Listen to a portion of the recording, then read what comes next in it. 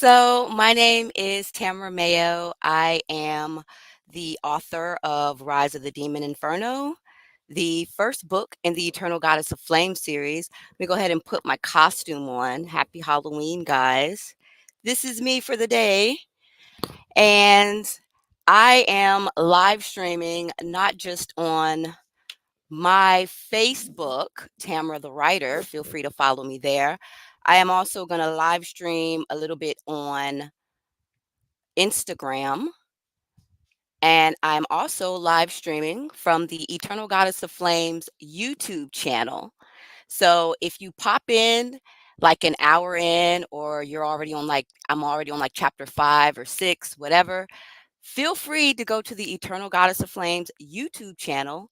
Then you can rewind it and you can catch up.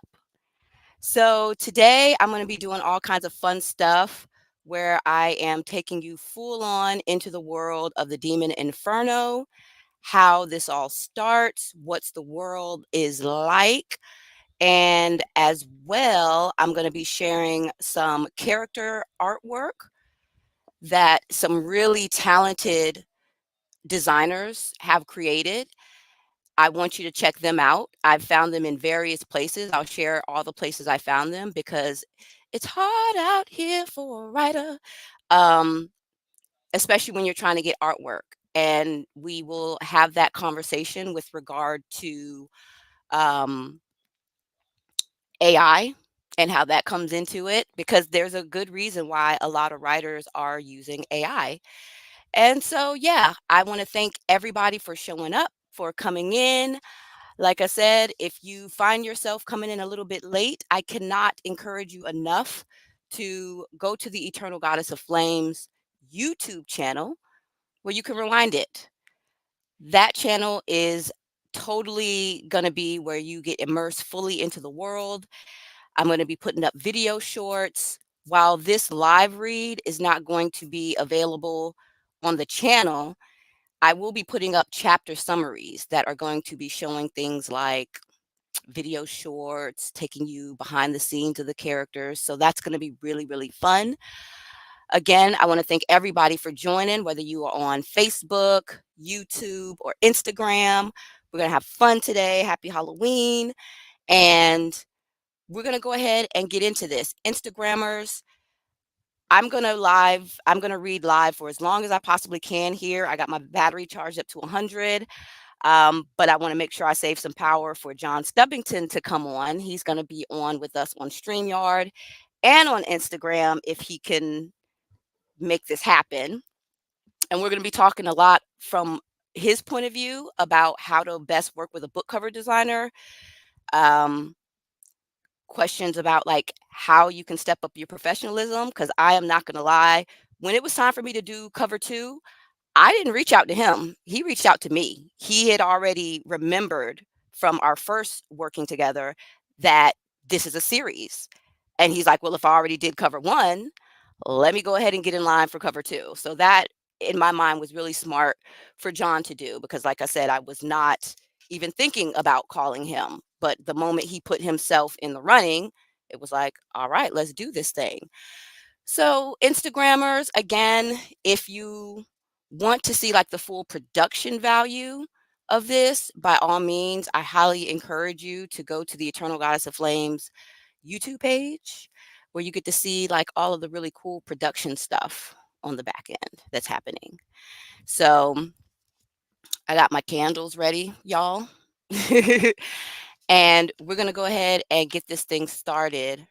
While you guys are watching me prepare, the people who are watching this live are going to get to see a nice little um, trailer really quickly. So let's see if where that is. Reaching the tipping point. Siblings Luke, Matt, and Shayna Carter are not happy they have to move from Philadelphia to a small town in South Carolina when their mom loses her job. But they quickly realize that fitting in at their new high school is the least of their worries. Because a secret war has been raging inside their new hometown. One that began long ago between two sisters who are now battling for the fate of humanity itself.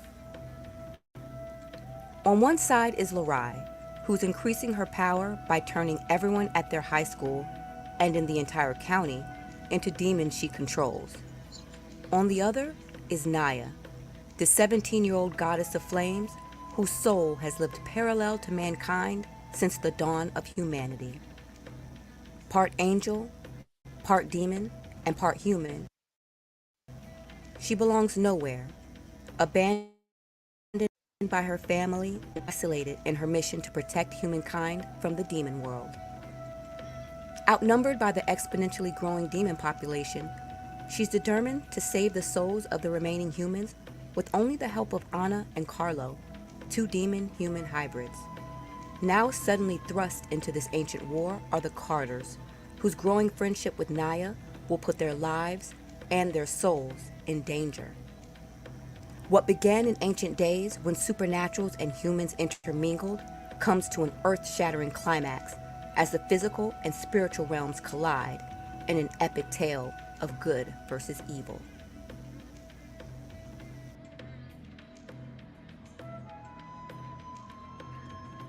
All right, all right, all right. Here's the thing.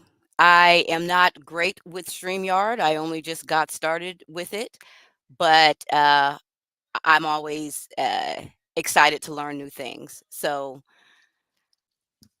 here's a quick background of Eternal Goddess of Flames. First and foremost, this is the special edition cover. It was done by a really talented Black woman artist named Akifa Sharif. I wish I could find her, but she is great. She took the design that I had in my mind and explained to her, and she did it perfectly. Then I hooked up with John Stubbington because I wanted a cover that was a little bit more, and let me lean out of the way. I wanted a cover that was a little bit more new adult and not so much YA. Because while this cover is fire, I told John, I said it screams YA, and I want something that's more new adult. And so when I described this concept to John, he got it immediately and he was great with it. So I want to thank him, and he will be on later today. Um, I'm going to go ahead and I'm going to get started on reading this little baby. And it is my hope that you enjoy. Um, you got to see a little bit of the synopsis, what this is about. And let's see what this one is. Oh yeah, this is some artwork by Fayadu. So let's go ahead and let's bring that in right there. Is reaching the tipping point. Let's bring that back because that's Fayadu's artwork and it is fire. So, Rise of the Demon Inferno, The Eternal Goddess of Flames, Book 1. My editor hates me because I am not second recording this reading. So I'm going to go ahead and pull up a power recorder for him. And I'm going to go ahead and I'm also going to record myself reading this so that way he does not have a heart attack realizing that I read the entire book and didn't record myself doing so. So I want to thank you for bearing with me while I get all of that up. Yeah, that's Fayadu's artwork. He goes by Brian K, I think now, but he is amazing. Absolutely amazing. So I'm gonna go ahead and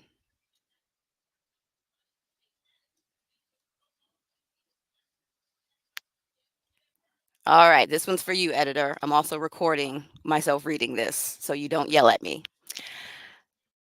All right, so we're gonna go ahead and get started on the read. Thank you for joining me again, and happy Halloween.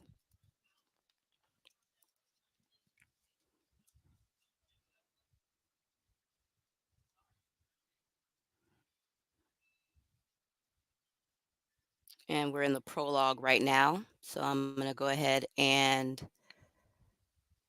start from there.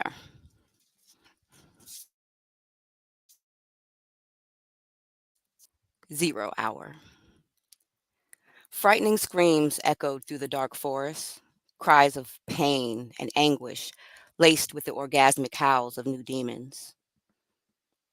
A thick and ominous fog hid the source of the screams, blanketing the area with a heavy aura of evil.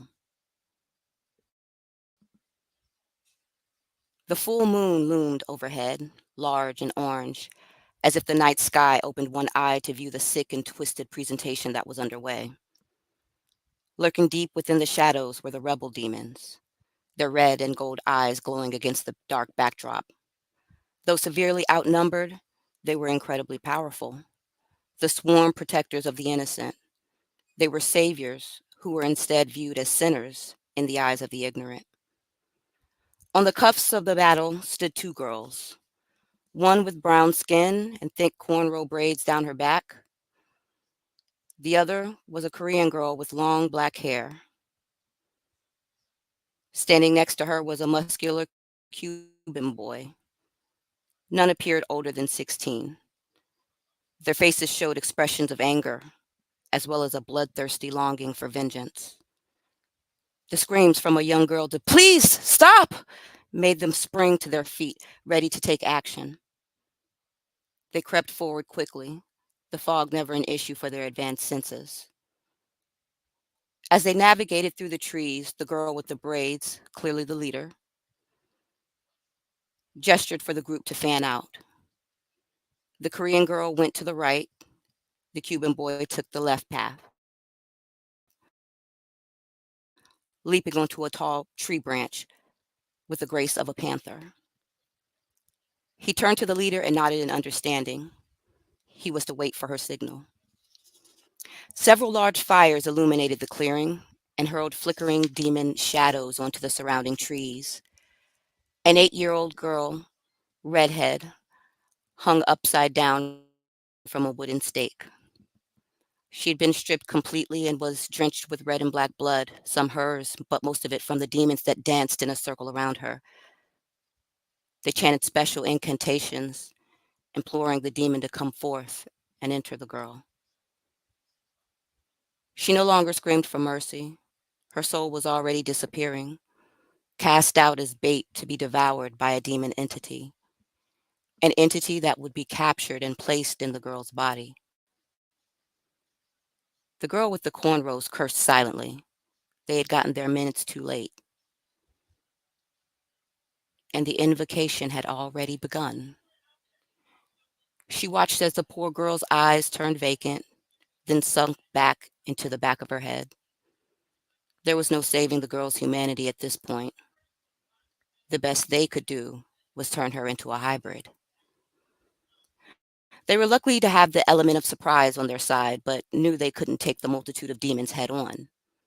There were over 200 of them in the clearing, not counting their powerful leader.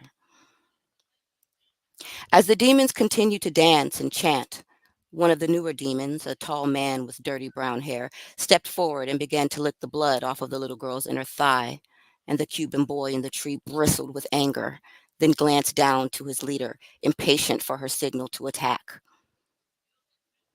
Her head was bowed as she slowly rocked back and forth, chanting a powerful summons. The boy smiled knowingly and extended his arms, calling forth his own fire. She would be giving the signal soon, and the water flame needed to be ready.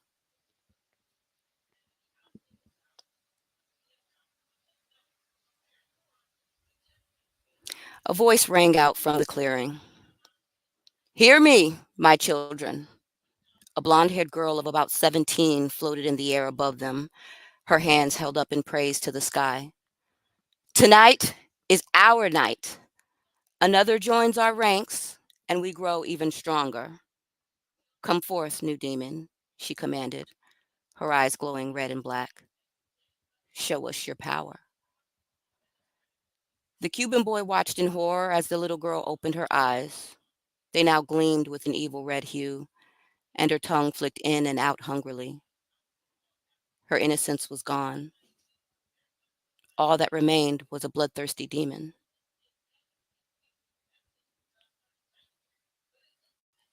Come forth, brother, the blonde commanded. Her twin brother floated up beside her and kissed her deeply. When they separated, the blonde ordered, trap the demon and quench the hunger. She looked at the snarling girl with slight disdain.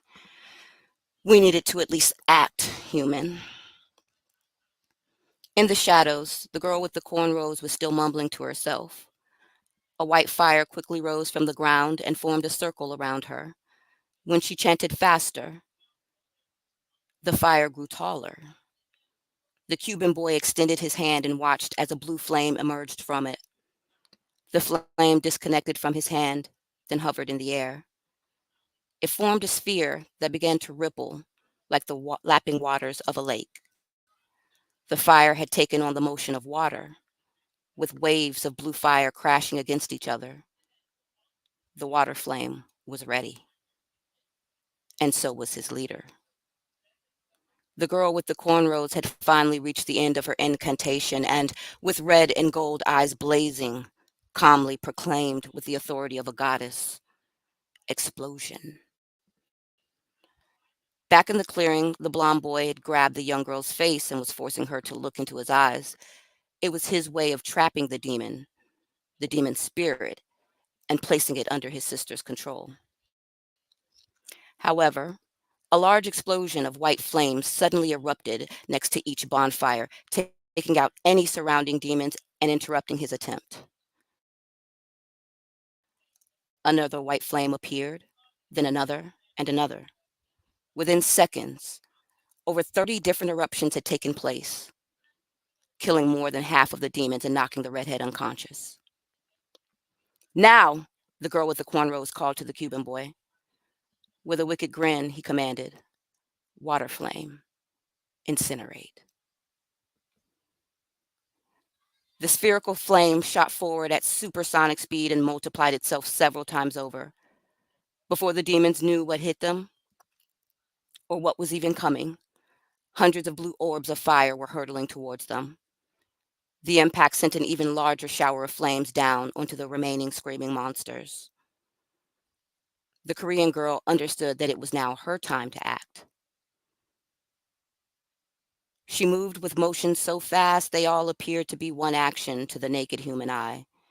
She quickly leaped down from the trees, grabbed the red haired girl, then flew back into the brush, the forest hiding her within seconds. I got her, she yelled to her companions. Let's go. The three took off at top speed through the woods, easily hopping from branch to branch. A couple of minutes later, at least a mile separated them from their enemies. So they stopped and put the girl on the ground. I hope we haven't lost too much time, yeah? The Cuban boy said with worry. They gasped when the girl's eyes sprung open, followed by a menacing glare that expressed a desire to claw their throats open. As she leaped forward to attack the Korean girl, their leader muttered a quick chant, ending it with bind. The charm forced the young redhead to stop in mid flight. Then her arms and legs snapped together like they were bound by invisible cords. She dropped to the ground with a loud thud. Shit, just in time, the Korean girl sighed in relief. You know I would have killed her if she even touched me, right? Their leader didn't respond, just gestured for them to quickly begin their own ritual. They were going to pull the girl's soul back from beyond and force it back into her body, the opposite of the demon invocation that had just taken place. Because the girl's body was the soul's home base, her physical body would accept it naturally. However, one of the dilemmas they faced was the demon's soul currently bound to her body as well. It could only be banished by the blonde demon leader, the same girl they'd just pissed off a few minutes prior. The other problem dealt with there not being enough space in a human body to fit a full demon and human soul. They not only had to force the demon to vomit up the soul it devoured, but also try to banish the demon, which they already knew wouldn't leave. But they could push it out far enough to provide room to stuff some of the girl's original soul back in. It was a difficult, twisted process, but the few times they had done it, the results were remarkable. Even though the person's soul had been completely devoured by the evoked demon, they were still able to restore more than half of the human soul. After they gathered around the girl, the leaders started chanting as her accomplices drew a combination of different symbols in the dirt. They were just about to force the human soul out of the demon when a bolt of yellow fire struck the ground next to them. They quickly dove for cover as more bolts of fire came from the sky, narrowly missing them by inches. They saw the blonde demon floating above them, his red and black eyes hot with anger. "Now, sister," he whispered. The blonde girl flew out from the trees, grabbed the redhead, then soared away. "An eye for an eye," she called over her shoulder with a laugh. Her brother quickly followed behind. She thought they were in the clear, but the battle for the young redhead wasn't over. Suddenly, a rope of white fire wrapped tightly around her ankle. Another quickly laced around her other ankle. They meandered up her body as more flamed cords whipped through the sky and coiled around her arms, halting any further attempts of escape. The blond boy glared down at the girl with the cornrows, who was controlling the fires with a firm poise. His annoyance towards her increased. She wasn't going to get away with with attacking his twin that easily. "I see you still choose to fight for the wrong side, sister." He bared his teeth at the girl with the cornrows. He summoned hundreds of yellow flare bolts and whispered tightly, "Flare bolts, merge and tumble." At his command, the bolts melted into a monster-sized pillar of flames, then collapsed on itself, a towering inferno plummeting to the earth. As the fires tumbled towards the girl with the cornrows, purple flames rose from the ground and formed the massive head of a tiger. The Korean girl smirked and ordered, "Fire beams, barricade, and protect." The tiger opened its mouth and let out a mighty roar, a shower of violet flames spilling out and forming a void that sucked the lightning bolt out of the sky. The blond boy flipped his glare to her and remarked in an impressed tone, "You've gotten stronger." With a flick of her long black hair, she retorted, "You ain't seen shit." She raised her arms to the sky, and her flames engulfed the ground, as well as the surrounding trees with a strange purple fire that didn't burn them. Instead, her flames brought the trees to life and strengthened them. The trees began to sway their fiery branches like arms, shooting sparks of fire at the golden-haired twins floating above them. The blonde-haired girl was amused, despite being bound by the white cords as she floated high above. "Thank you for actually giving us a real fight this time," she called. Her lips curled with disgust as she called forth her own fires. "You still got nothing." Black orbs appeared and floated next to her adversaries, then multiplied several times over. Half of them shot underground, while the remaining orbs exploded in unison, forcing the rebel demons to dive for cover. Her other spheres hovered tenaciously next to their heads, following their every movement. The blonde girl calmly plucked one of the white coils off of her wrist, as if it were made of paper. She kissed it softly and winked at the girl with the cornrows, truly enjoying herself. It was poetic justice, leader against leader. "Kiss my enemy, blazing void," the blonde girl coaxed. Black fire snaked rapidly down the ropes that held her hostage, headed straight for the girls with the cornrows. Winding tenaciously along the incandescent path, it absorbed the white fire and took control over the coil. Her adversary stood unshaken and gazed up at the blonde calmly. She'd been doing this type of thing for over a millennium.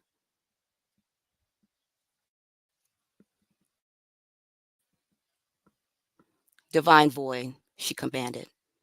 Spark and reflect.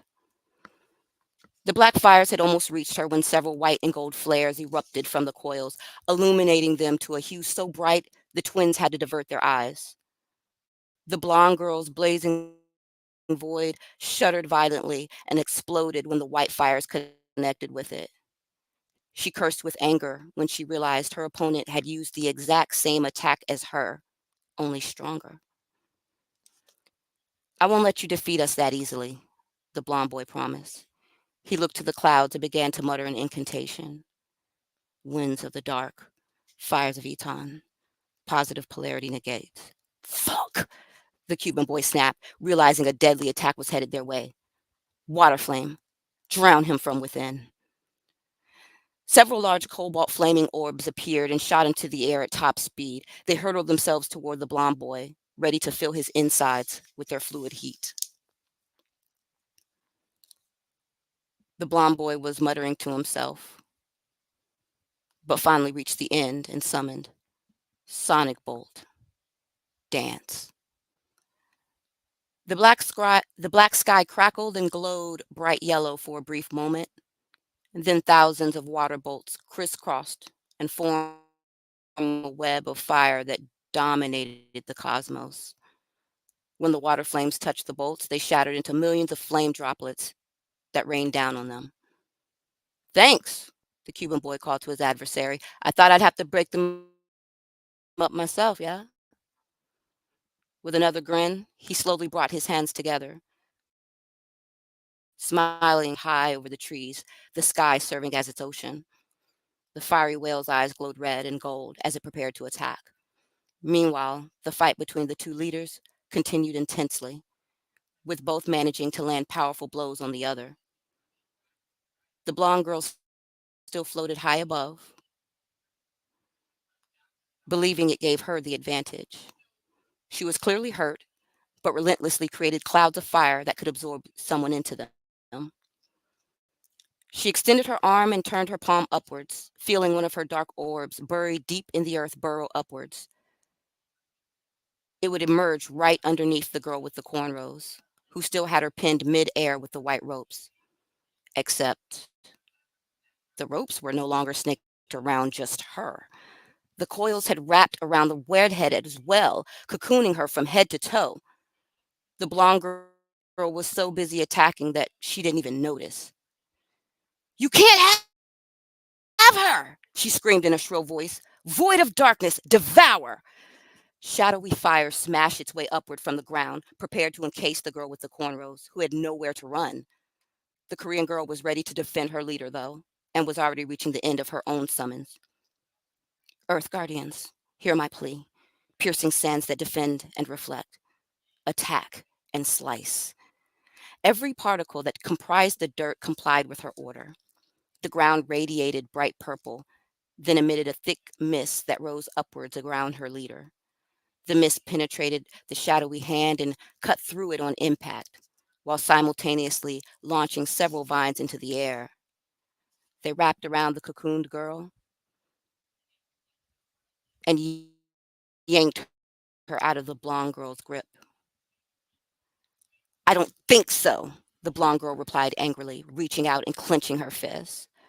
The girl with the cornrows sprang forward as a hand of black fire shot out of the ground and exploded beneath the Korean girl. She knocked her comrade out of the way, barely dodging the hand as it collapsed into an abyss of black flames. They looked up and realized the blonde girl had retrieved the redhead and was now flying away. Brother! The blonde snapped to her twin, who was still firing bolts at the flaming whale. Retreat! With a quick nod, he muttered, Flare bolts. Detonate. The lightning twisted and bent around the whale, then blew up immediately, sending shockwaves that blasted the rebel demons far into the trees. When the smoke cleared and they regained their senses, their enemies were soaring off with the young girl in tow. You can't let them get away, the Cuban boy said to his leader. We gotta stop them. The girl with the cornrows shook her head regretfully. We were cutting it too close. The girl was already too far gone by the time we got to her. Locking eyes with the two of them, she finished with a solemn look. I was actually casting a spell that was going to destroy her body, along with the demon, and send her soul to her proper resting place. The Korean girl groaned in pain and looked at her arm, which hung limply at her side. Disconnected, she diagnosed, then grabbed her arm and popped it back in place with a sickening snap. That was fucking brutal, man. I can't even lie. I'll be feeling this shit all night. We win some, we lose some, yeah? The Cuban boy shrugged and threw an arm around each girl's shoulders. We lost her, but we cannot lose her sister, their leader said in a foreboding tone. No matter what happens, we must protect the older one. They nodded in agreement, then headed off into the darkness. End of chapter. Okay, so that took me like 30 minutes to get through. So that lets me know that I will try to get through this as quickly as humanly possible. But this was fun also doing it with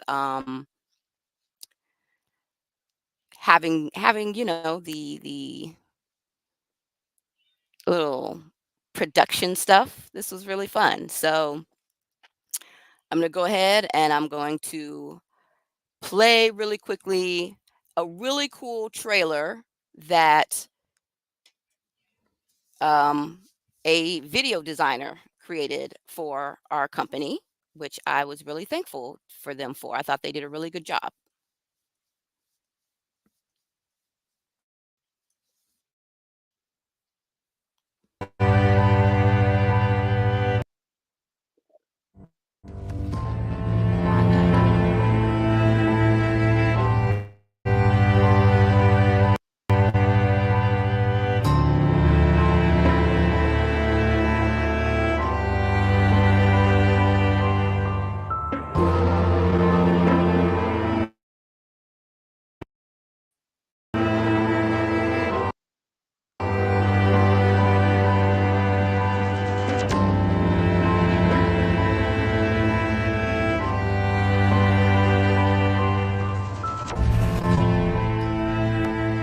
That's pretty cool. Pretty cool.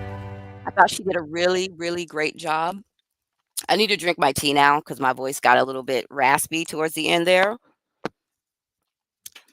And so now we've got chapter one coming up. And let me go ahead and get comfortable. Got my snuggie. And I want to thank anybody coming in now. Thank you for joining in on the live read of the Eternal Goddess of Flames, Book One, Rise of the Demon Inferno.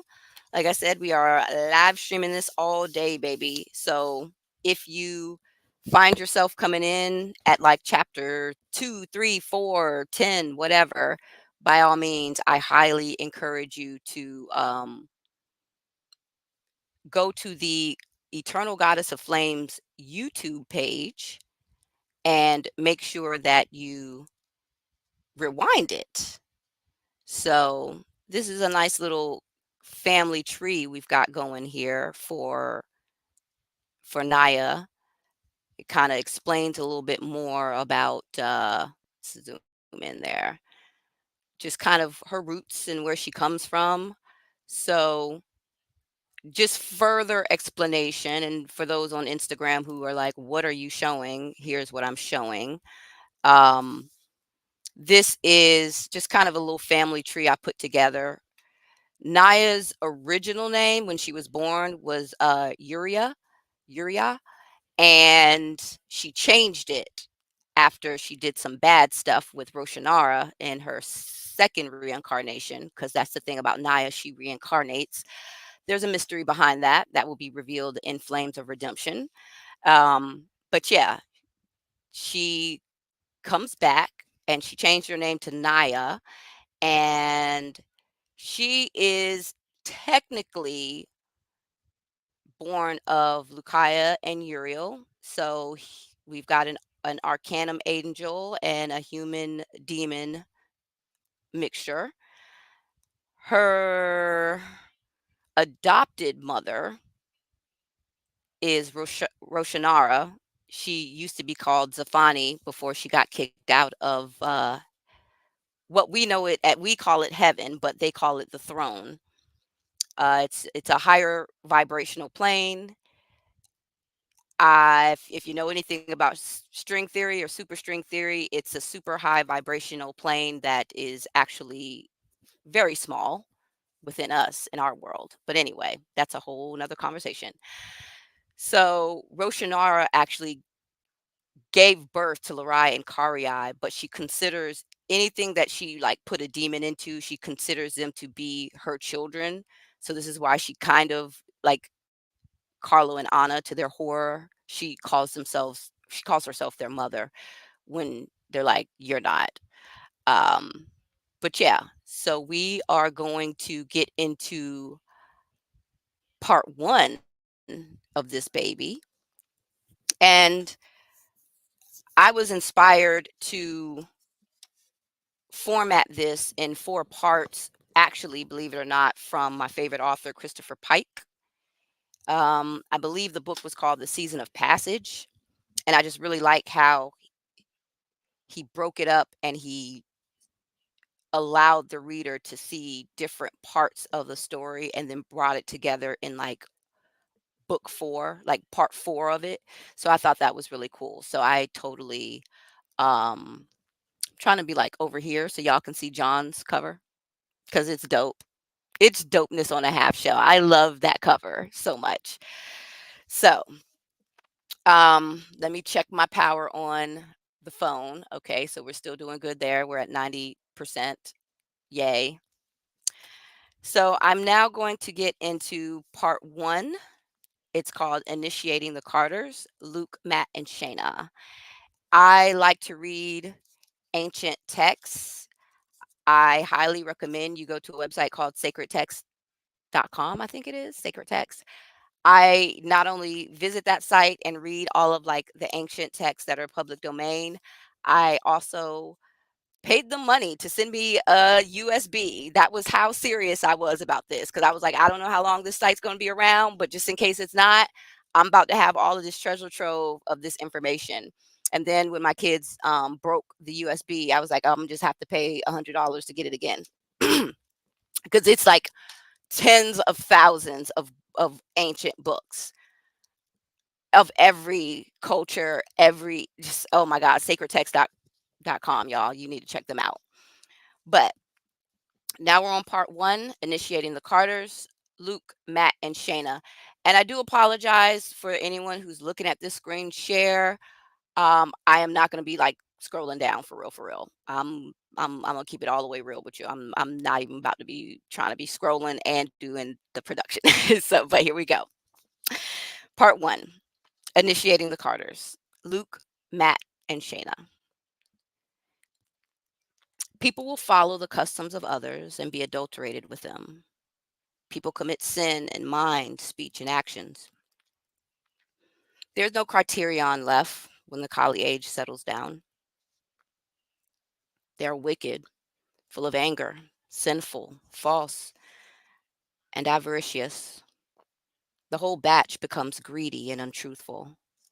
There will arise various sects. Power will be the sole definition of virtue. The pretense of greatness will be the proof of it. And powerful men with many severe faults will rule all the classes on earth. Thus, in the Kali age, humankind will be utterly destroyed. The Puranas. Excerpt from the Puranas.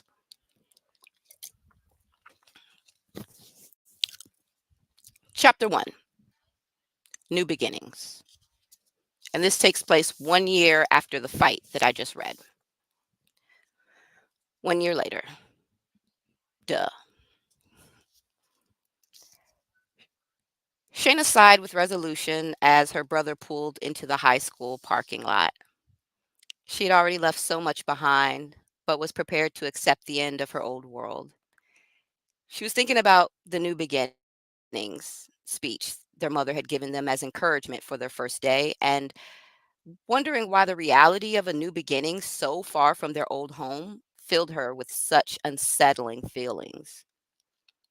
Who knew what the future would bring? The other students appeared carefree, full of anticipation for the coming weekend. The world outside was a total contrast to the dark feelings inside of her. She looked at the towering 3-story high school that was destined to be her prison for the next 3 years and sighed again. What's your problem, youngin'? Her older brother Luke smirked at her as he grabbed his backpack from the back seat. In doing so, he playfully slapped their napping brother Matthew in the head. Wake up, Matt, Luke ordered with a wide grin. Class is in session, bruh. When Matt didn't move, Shayna leaned over and poked him lightly. Come on, man. We gotta go in there sooner or later.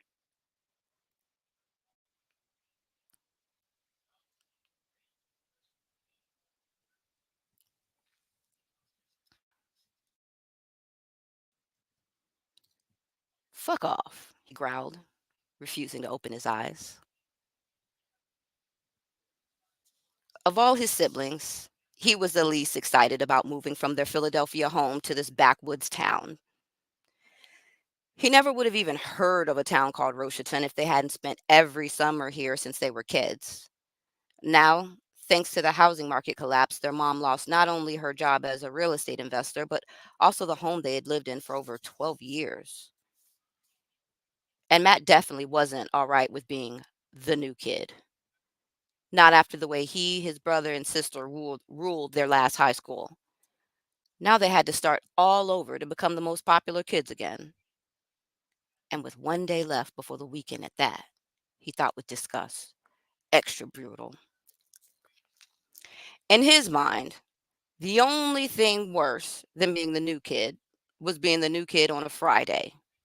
All the plans the other kids had, he was automatically excluded from for coming into the game too late. At least it was still September, with school starting only 3 weeks ago. It would have really sucked coming in later into the semester. The odd silence from his brother and sister was what made him finally open his eyes. A second too late, though. Matt felt someone grab both of his ankles and yank as hard as they could. In less than a second, Matt was airborne, then his back collided with the hard asphalt ground. Shit! He cried, rubbing the back of his head. I was going to get out. God damn. You'd have to drag me out and let me fall, bro. Could have broke my back. Luke and Shayna stood over him laughing, ignoring the curious stares from the other students. The Carters were the new kids in town, but tried to remain unbothered by it. A naturally confident trio, they tended to command the attention of everyone around.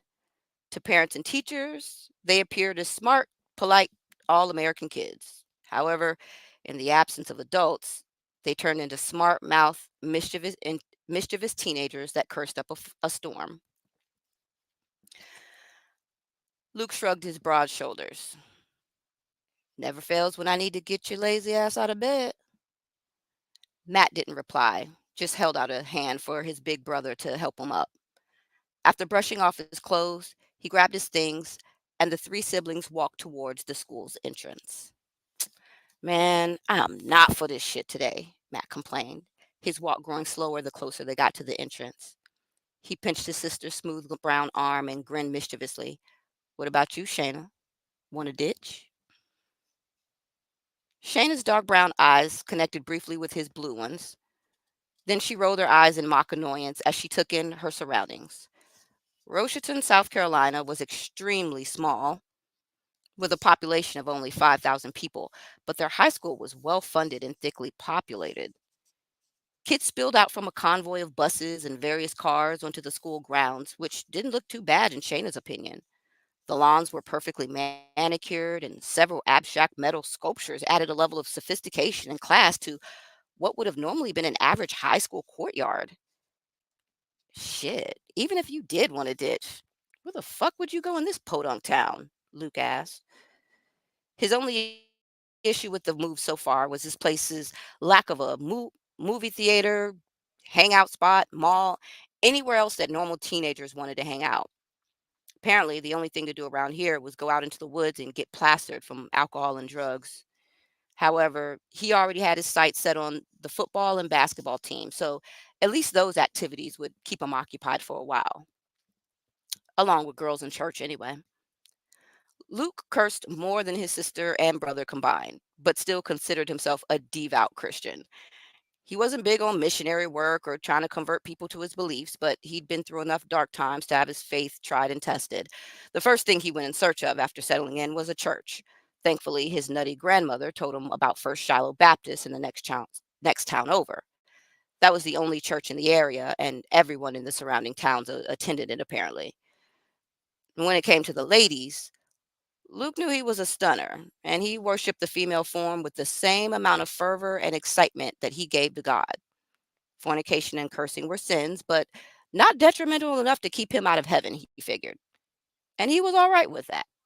His philosophy was that in case he didn't experience heaven in the afterlife, at least he'd find it in his current one, preferably between the legs of a pretty girl.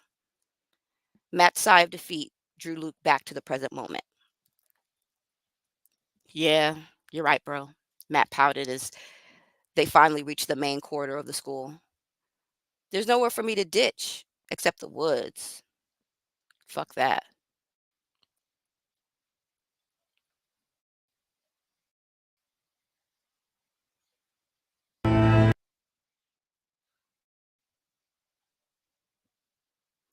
They stopped in front of the administrative office, which was decorated from floor to ceiling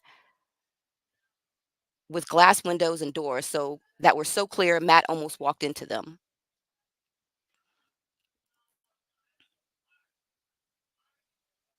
At least the school isn't a dump, he finished, thinking about the poorly funded school they just transferred from as he admired the decor in the hallway. Shannon couldn't help but agree. Compared to the rest of their poverty stricken town, the place looked like a palace, complete with high ceilings, bright, spacious hallways, and classrooms equipped with top of the line technology. She clapped her hands in excitement. She wanted to run off and explore every corner of the school now. Turning to her brother, she remarked, I heard this school is so big, they have their own planetarium. No fucking way. Matt shook his head in disbelief. Colleges barely have that kind of stuff. But it's true in our case. A female voice with a sweet southern accent assured them from behind. The siblings turned around and they saw a redhead girl who was holding way too many books and papers for her own good.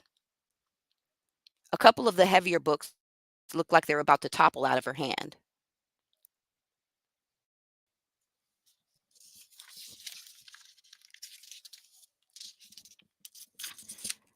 I'm sorry, she smiled sheepishly, a slight brush beginning to color her cheeks. I didn't mean to eavesdrop. She put her books down, then extended her hand and introduced herself.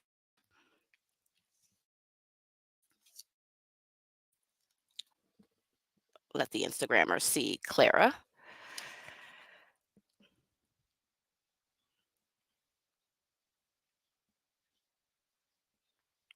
And that's Clara May Connolly, you guys. I'm Clara May Connolly, but friends call me Clara or Claire, and so can y'all. Y'all must be the Carter clan. How did you know? Luke spoke for his family. No one knows us here. We only got back to town 2 days ago. Luke took in her features, quickly deciding Clara May was too young for him. She was certainly cute enough, though. She was short, with silky, straight red hair that hung practically to her bottom. Her eyes were the same dark green as the ivy growing in abundance over the campus brick walls, and her cheeks were rosy without the need of makeup. She seemed bubbly without being annoying, and it appeared she had a natural excitement about life, something Shayna hoped they could form a friendship over. Smiling brightly, Claire explained, I'm here to formally welcome y'all to our school and our town, she added as an afterthought with a giggle.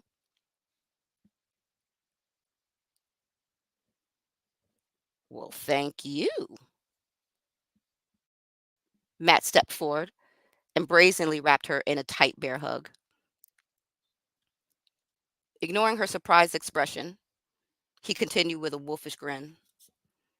I'm Matthew Carter, and it's a pleasure to make your acquaintance, beautiful. If Luke was a stunner, then Matthew was a lady killer. Back in Philly, they were notorious for wooing girls with the romantic flair of modern day Casanovas. Both were tall and handsomely flawed, but in different ways. Luke was the taller of the two, with large muscles from years of lifting weights. He also had dark chocolate skin that contrasted with a white, sparkling smile. Matt had been blessed with striking blue eyes and wavy brown hair that he let grow longer than their mother would prefer. It stopped just before his shoulders and had so much bounce. He recently started a joke that he should star in a shampoo commercial to help her pay the bills. He had crooked teeth but didn't care since he rarely showed his teeth when he smiled. While Luke had noticeable muscles, Matt was leaner and refused to work out. He'd battled cancer in his youth and it affected his weight drastically, weight he had never been able to gain back. Girls still found him to be Girls still found him to be incredibly good looking, with an endearing charm and wit. It was usually after the first date that Matt and Luke's true differences came into play. Both would plead guilty to the love 'em and leave 'em strategy to avoid commitment. However, the condition of the hearts they left behind put the two players at opposite ends of the spectrum. Luke was gentler and more compassionate with a woman's heart. Even after girls realized Luke wasn't looking for a commitment, they still felt like $1,000,000 because of the respect and affection he continuously showered with them with afterward. Matt, on the other hand, was a self-proclaimed asshole and damned proud of it. In fact, he believed a national law should be passed that mandated he would never have to be monogamous. Much to his pleasure, girls saw him as a challenge, and he actually got more play than Luke. And even after he treated them like nothing more than nameless, faceless ways to drain his sack, for some reason they could not leave him alone. They wanted to, but lust and misplaced love made people act foolishly. It wasn't uncommon for Shayna and Matt to walk down the street and unexpectedly be verbally accosted by some random girl that mistook Shayna for his new fling. Usually, after the second or third bastard and motherfucker insult, she'd calm down to a point where his suave words and the sexy tilt of his grin made her want to spend another night with the Lothario. After years of watching her brothers in action, Shayna had good reason to be extremely wary of guys. She finally stepped in to save poor Clara, who was starting to look like a human tomato. She shoved her brother out of the way and grinned at Clara. Matt, leave her alone, Shayna drawled. Ain't nobody trying to hear your tired ass game. So she turned back to Clara and beamed widely. What's next on the agenda for the new kids? Clara's blush began to fade, but flared up again when Matt blew a kiss at her. She stammered, I gotta show y'all where your homerooms are. Did you get your schedules yet? When they shook their heads no, Clara whipped them out from their binder and matched Shayna's grin. She loved making sure things were organized and could be slightly anal about it at times. Surprise! She sang as she waved the papers. I picked them up from the office just before y'all walked in. Luke, your homeroom is on the second floor in the west wing. That's where all the seniors' homerooms are. She handed him his schedule, adding, you guys are allowed to be late to homeroom today, but only because I have to give y'all several short tours. The campus is so big, I'll never be able to show y'all everything before homeroom is over. Matt grinned again and held out his hand for his schedule, letting it loom dangerously close to Clara's chest. Instead of losing her cool this time, she merely ignored him and handed Shayna her schedule. We're actually in the same homeroom, Clara informed with excitement. She liked Shayna from the start and was hoping that they could form a friendship as well. I didn't know you were a sophomore. You look older, like you could be a senior with Luke. It's just 'cause I'm tall, Shayna remarked, gesturing at her long brown legs. Shayna had always been the tallest in her class ever since she was 8 years old. Always mistaken to be older than she actually was by grown men, which she hated, she'd learned early on how easily and how often their bodies were transformed into mental objects of desire. She towered over Matt for years until he sprouted up faster than a dandelion at age 13. At just under 6 feet and still growing, she was only an inch shorter than Matt and 3 inches shorter than Luke. And since her mom had taught her from a young age to own her height and never slouch, she always exhibited a statuesque appearance, even when lounging tomboy style. Well, y'all are probably the tallest kids in our school. Bet you y'all intimidate a lot of folks when you get together, huh? Clara asked, staring down the hall, starting down the hall and gesturing for them to follow her. Yeah, tell us about it, Luke muttered as he exchanged glances with his brother and sister. He wasn't the only one that noticed how the kids had stared at them when they entered the school. 3 years ago, they affectionately nicknamed themselves the Titans after Matt had his growth spurt. Their towering heights made them stand out more than the fact that they were different races. No one was dumb enough to call them by that nickname, though. The Carter kids were a nice bunch, but their height was somewhat daunting, especially when they were angry. Matt quickened his step to catch up with Clara. He was already addicted to provoking her. It was so cute how easily she blushed, and like a third grader who couldn't stop pulling the pigtails of the girl he liked, he didn't stop his flirtatious assault.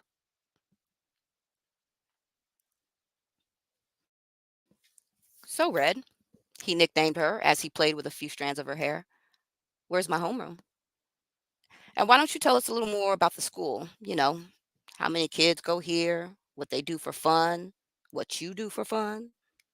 He winked. The works. Clara lightly slapped his hand away. You ask a lot of questions for someone who doesn't seem too interested in the answers. She looked Matt squarely in the eye, defiantly denying his advances with a sweet smile. But let me bust your bubble now, handsome, she laughed. I gotta tell you that your efforts on me are wasted. I am a child of God, and I intend to remain a virgin until I'm married. Matt grinned wickedly and immediately shot back. Challenge accepted. A group of kids heard her remark as they passed and began to laugh rudely. Clara was a gigantic bore in their opinion, the walking epitome of uncool, and they never let her forget it. Clara merely raised her head higher and muttered quietly to herself, I know who I walk with, just like I know who y'all follow. A pudgy girl with frizzy brown hair pushed roughly past Clara and Matt, causing all of Clara's books and papers to fly across the hall. Excuse you, Bible thumping bitch, she snapped with a glare. Clara merely smiled politely and silently moved to the side, but Shayna and Matt stiffened with anger. Hold up. Shayna moved her tall frame to block the rude girl from walking further. Who the hell you think you talking to? The girl went on the defensive immediately. I wasn't talking to you, she grumbled, glaring back at Shayna. Yeah, I know you wasn't talking to me, or else you'd have got these kicks in your ass before the sentence was done. Shayna snarled back, gesturing to her Air Force One sneakers. She hated when the nice kids got picked on, especially since the ones doing the bullying were often the scared little punks themselves. You guys, just forget about it, Clara pleaded, her face doing the tomato thing again as a crowd began to gather. It's not a big deal. I'll just pray for her later or something. We got to get out of here. She'll need prayer when I'm done with her. Shayna continued to glare at the would-be bully, who now quivered with anger. Luke started laughing loudly, wondering how long before Shayna was rumbling with this chick. He was well aware of his sister's distaste for bullies and had witnessed many great battles because of it. Shayna, leave her alone before she pisses her pants, Luke warned, still chuckling, or winds up in the hospital. Matt interceded with exaggerated, polite sarcasm. Nah, I disagree, big brother. I think this chick owes our Clara here an apology. and Shane is not going to let her pass till we get one. Clara began to sweat nervously,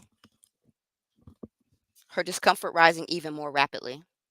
She scanned up and down the hallway for her. Whenever she finally showed up, Clara, as well as the Carters, would be in deep trouble. The last thing they needed was for her to set her sights on them.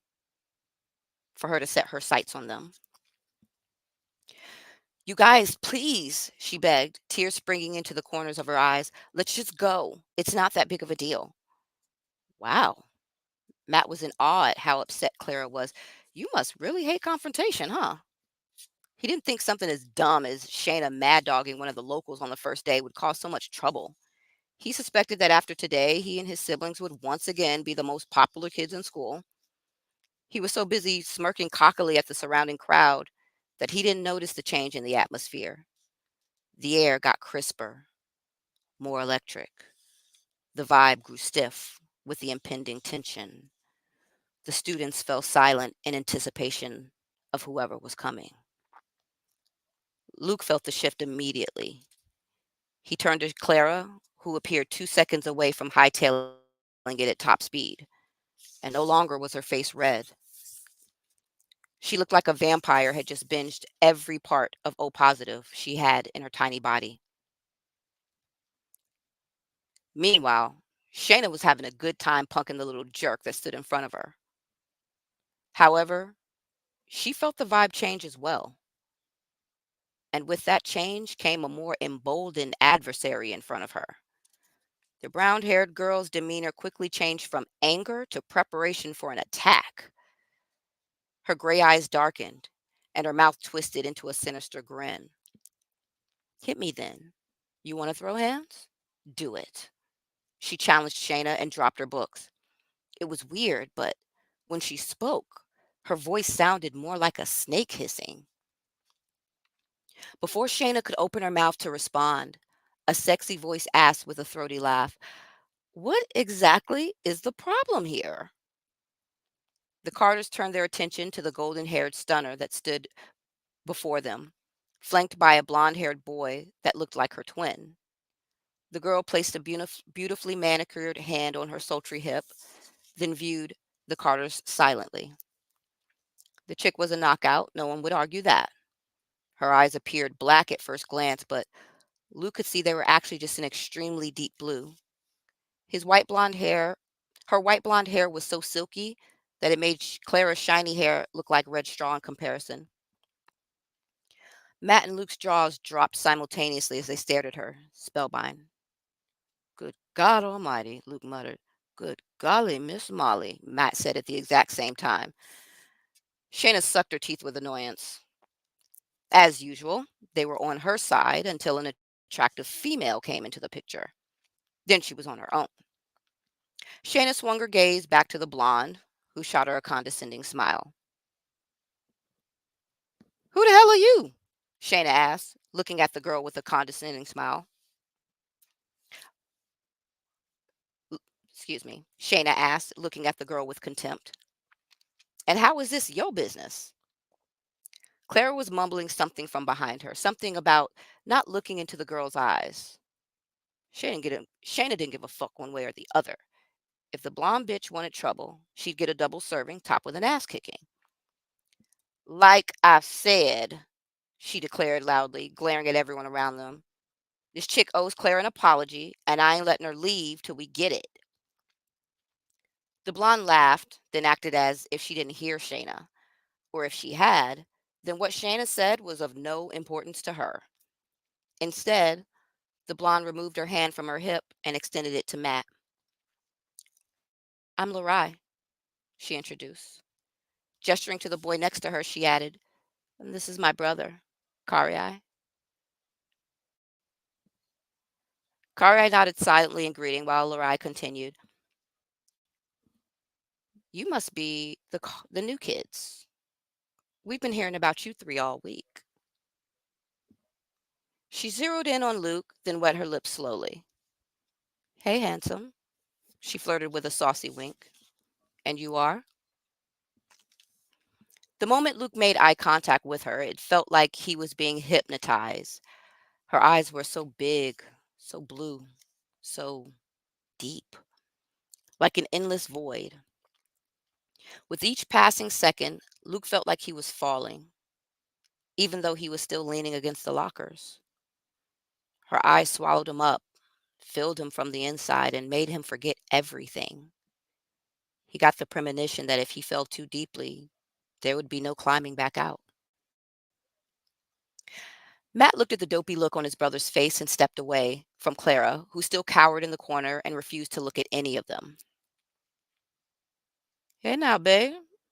Name's Matt, and it seems your beauty has struck my brother Luke deaf, dumb, and mute. Larai looked on in amusement. Her new playthings had finally arrived. She was a bit surprised to see that the Carter family included a white guy. Kari was slacking on his intel gathering. Meanwhile, it was clear that Luke was related to the scowling black girl that currently towered over her. Silly child, she thought as she broke the spell she had over Luke and shot a quick glare of fire at his sister. Her gaze then shifted to Clara May, who was down on her knees, mumbling to God and wiping tears from her eyes with a tissue. Lorrai curled her lip in revulsion as she looked at the red-haired girl. So fucking dramatic sometimes. Didn't she realize they had new guests and that she shouldn't blow the town's cover so quickly? She would be perfect to have in my army, Lorrai lamented with a sigh, since her purity offered the greatest potential for more power. But Clara was such a prude that sometimes Lorrai couldn't stand to be around her for more than 5 minutes. Plus, whenever Lorrai bothered with Clara, the nemesis showed up. Come to think of it, Lorrai mused as she watched Matt and Luke push each other out of the way so they could shake her hand. Where is Naya?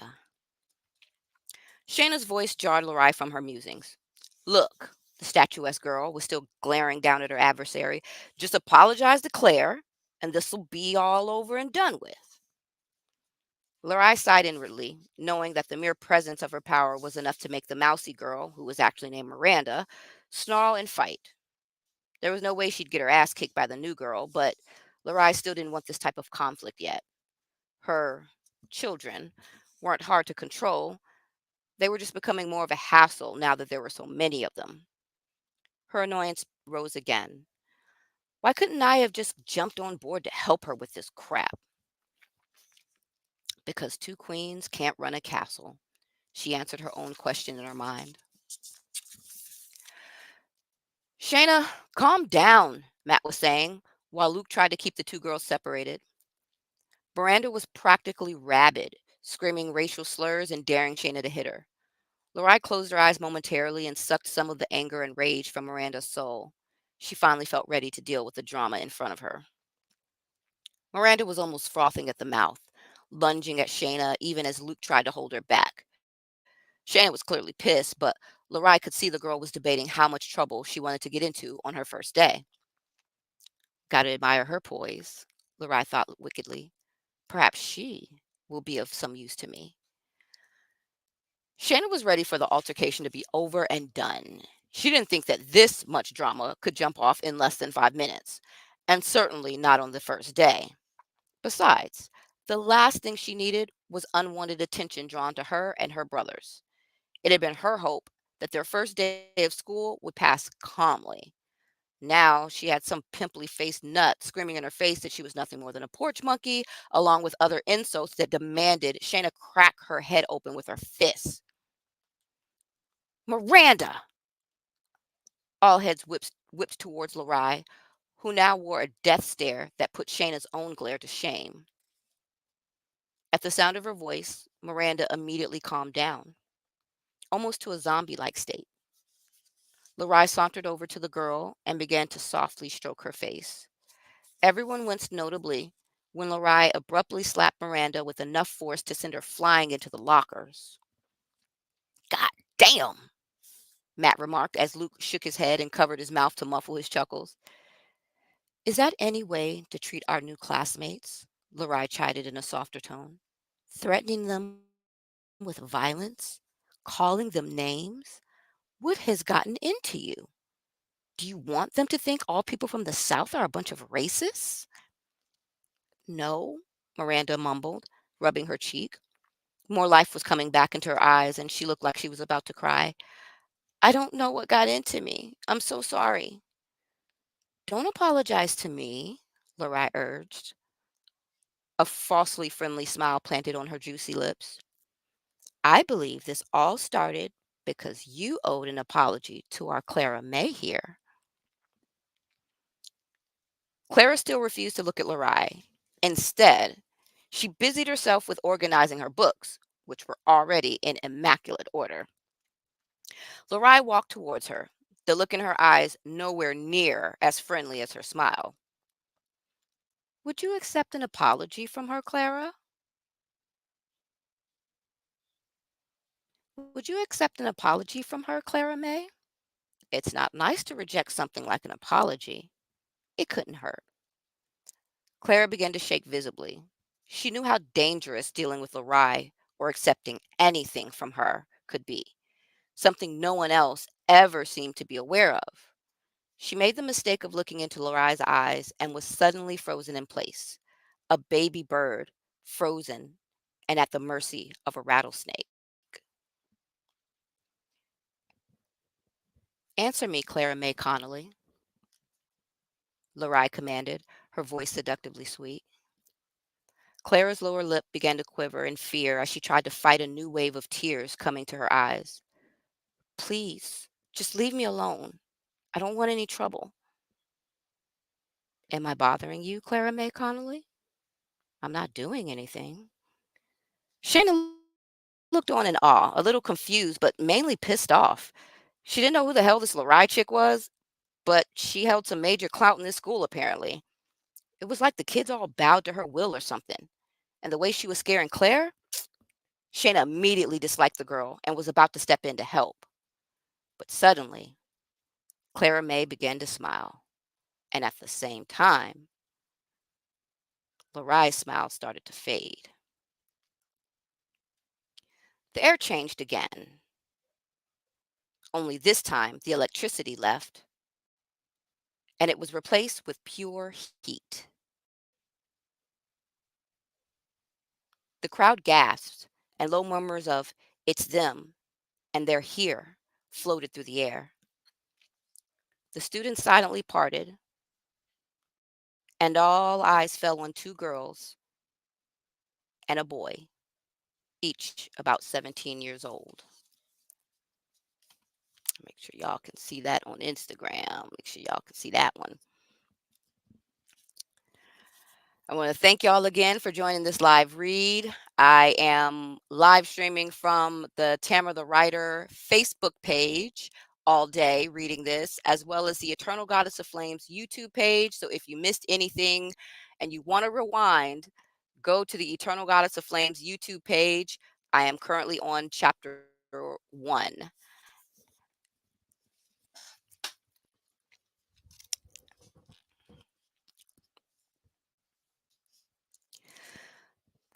The boy was clearly of melanated Cuban descent. He had his flaws, but was still handsome, with a face that looked younger than the rest of his body.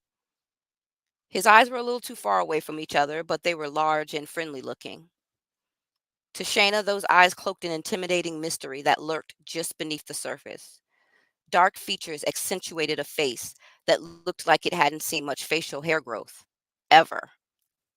However, he had muscles as prominent as Luke's, and based on how the blonde boy Karai tensed up when they arrived on the scene, he clearly knew how to use them.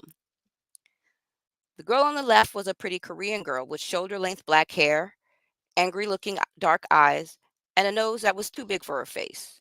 She had a perpetual "don't fuck with me" expression on her face, but a playful smirk touched the edges of her lips as she crossed her arms intimidatingly, already anticipating a showdown with Lorai and her twin bitch, Karai. The one in the middle was a curvy, brown-skinned black girl with cornrows running down her back, and a beauty that could only be described as ethereal. As she placed an authoritative hand on her hip, subtly taunting Lorai with the same gesture, Lorai couldn't help Luke couldn't help but marvel at how she looked younger than them while strangely appearing older at the same time. Damn, Luke thought in amazement as his eyes roamed slowly over her curves. Is she 17 or 70? They stood there without smiles. The Korean girl had her arms crossed over her chest and was actually scowling. There was no need for them to speak. Shayna could already feel the power emanating off of them.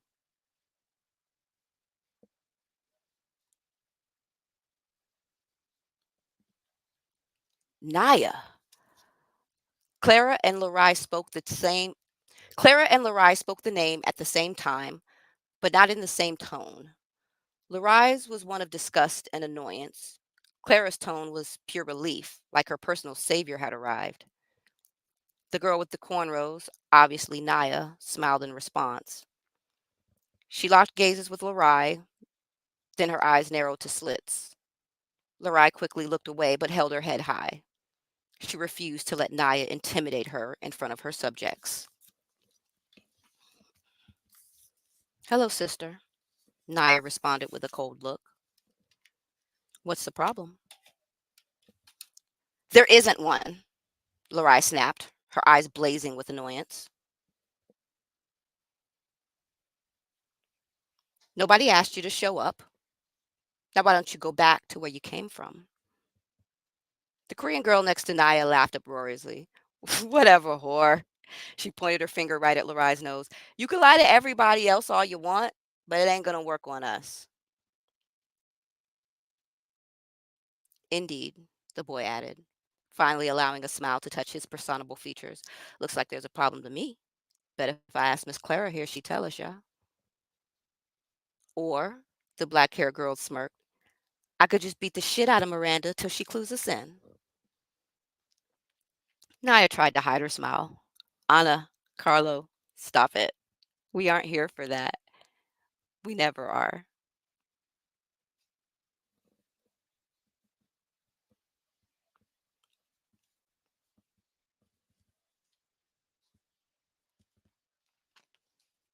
Turning to Clara May, she finally addressed her. In a lone tone, she asked, Are you unharmed? Shayna was confused. Unharmed? All Arai did was try to intimidate the girl. No one even raised a fist. Why all the concern? This Naya chick was treating Clara May with kid gloves. Something that seemed unnecessary. And why did the dark feelings Shayna had been carrying all morning officially morph into a feeling of dread and doom? Like they'd unknowingly walked into a world that held something sinister lurking just beneath the surface. Just who the hell were these kids?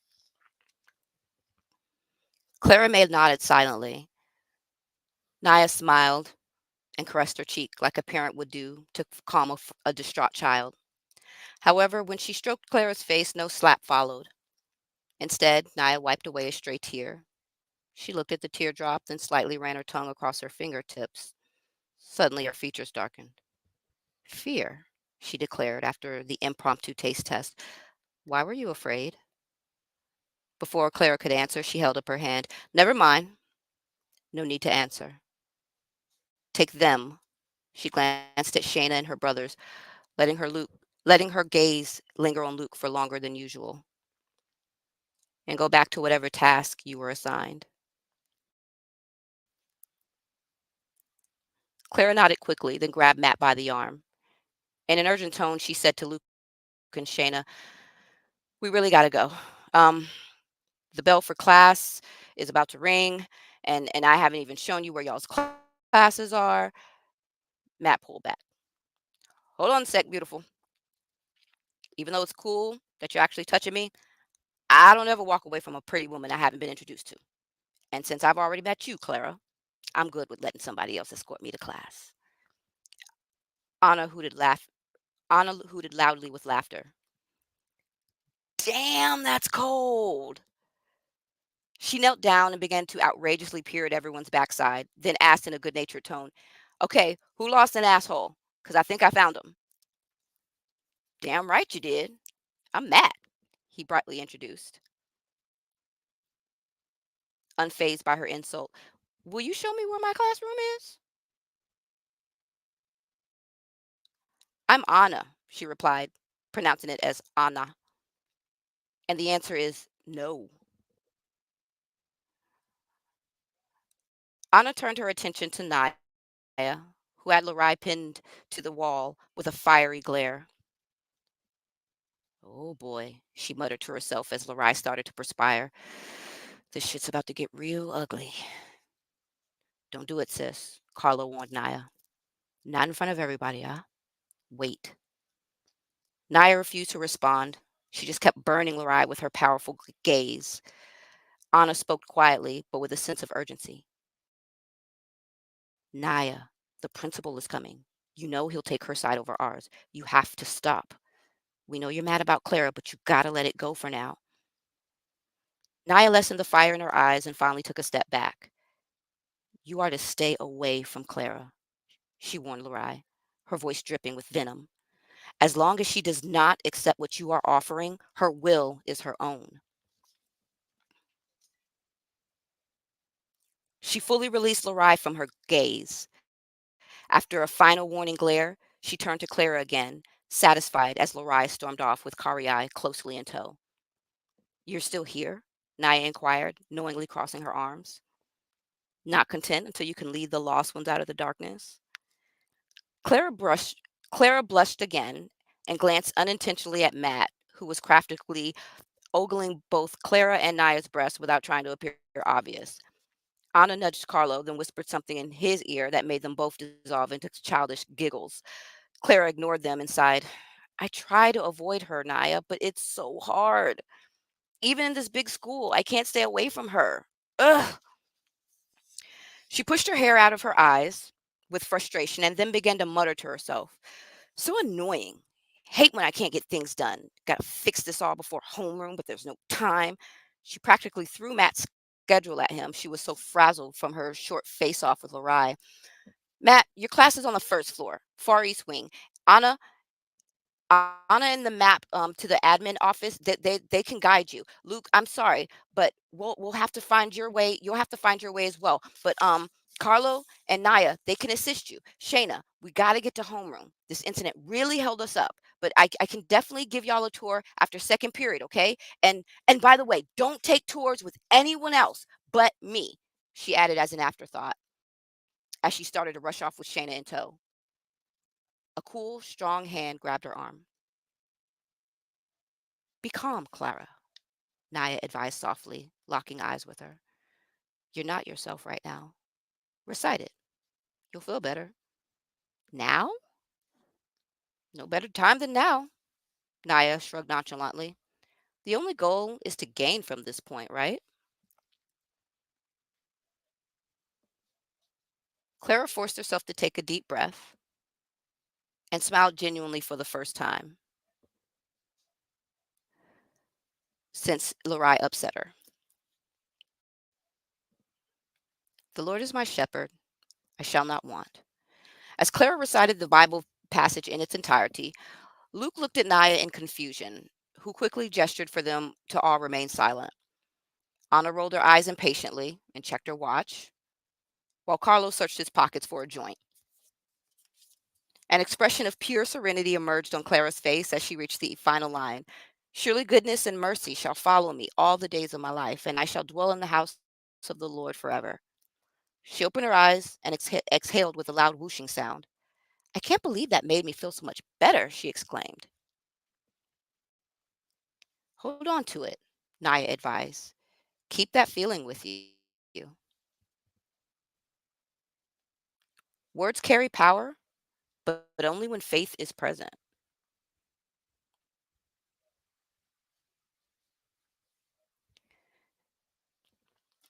She looked at Matt and Luke, continuing, "Clara, we will be able to show them to their homeroom. No worries. You and Shayna go on your way." Anna glared at, Anna glowered at the last nosy stragglers and threaten, "Get the fuck out of here before I really get pissed." The heat from her stare was enough to make them quickly scatter. She swung her gaze to Matt, who was now blatantly checking out her ass. "What the fuck, man? Are you for real right now?" "Problem?" Matt asked innocently. "Naya, we better get this kid to class now before Anna busts his nuts wide open," Carla remarked with a loud laugh. "Hell, she's so fine. She might make my other nut drop," Matt joked, winking unabashedly at Shayna, winking unabashedly at Anna. Shayna, Carlo, and Luke immediately collapsed against the lockers with laughter. Even Anna couldn't keep a grin off her face. She was growing to like the weirdly charming horn dog. Once Shannon recovered from her bout of laughter, she looked at her brothers. "Hey, we're still going to meet up for lunch, right?" "Yep," Luke said. "Where should we meet?" "Most kids eat outside in the center courtyard," Clara chimed in. I'm going to show y'all where it is during the tour. Y'all will definitely know how to get there by the time lunch period gets here." "Okay," not Matt nodded decisively. "Let's all meet back for lunch there then." He smiled at Clara again. "No offense, guys," he said without breaking his gaze from Clara, "but I'll still have Clara show me where my homeroom is. I don't care if I'm late." The Carters gave each other quick hugs, then split into two groups. Shayna, Matt, and Clara headed off one way, while Naya, Anna, and Carlo led Luke towards the stairwell. After a minute of walking in silence, Clara finally asked Shayna finally asked Clara, "What the hell happened back there?" "Yeah," Matt wanted to know. "What was that shit all about? I've never seen anyone as freaked out as you were." Clara pursed her lips tightly, refusing to speak. "Come on." Shayna pressed her for an answer. "Yeah, Clara, don't leave us in the dark." Matt gently bumped Clara's hip with his and chuckled a little. "Look at her," he thought, "acting all secretive and shit now, like we're supposed to be scared or something." Clara didn't share his laugh. "Funny you should say that." Her tone turned ominous. "They're surrounded by darkness inside. They're surrounded by darkness, inside and out. Definitely not normal." Her eyes clouded as her thoughts focused on Lorai and Kari. "Who? Who's surrounded by darkness?" Shayna wanted to know. "You didn't feel it when they arrived? When Lorai looked at you so mean, Shayna?" Shayna thought back to that moment. At the time, she was too pissed at Miranda to notice, but now she remembered feeling a cold, dark, and heavy pressure surround her when everything jumped off. It started when Lorai and her brother arrived. Then the pressure increased momentarily when Shayna and Lorai locked eyes for that split second. Something about Lorai was off, that was certain. She shuddered, feeling a cold sensation creep into her soul and settle right next to the feeling of dread she had when they first got to school.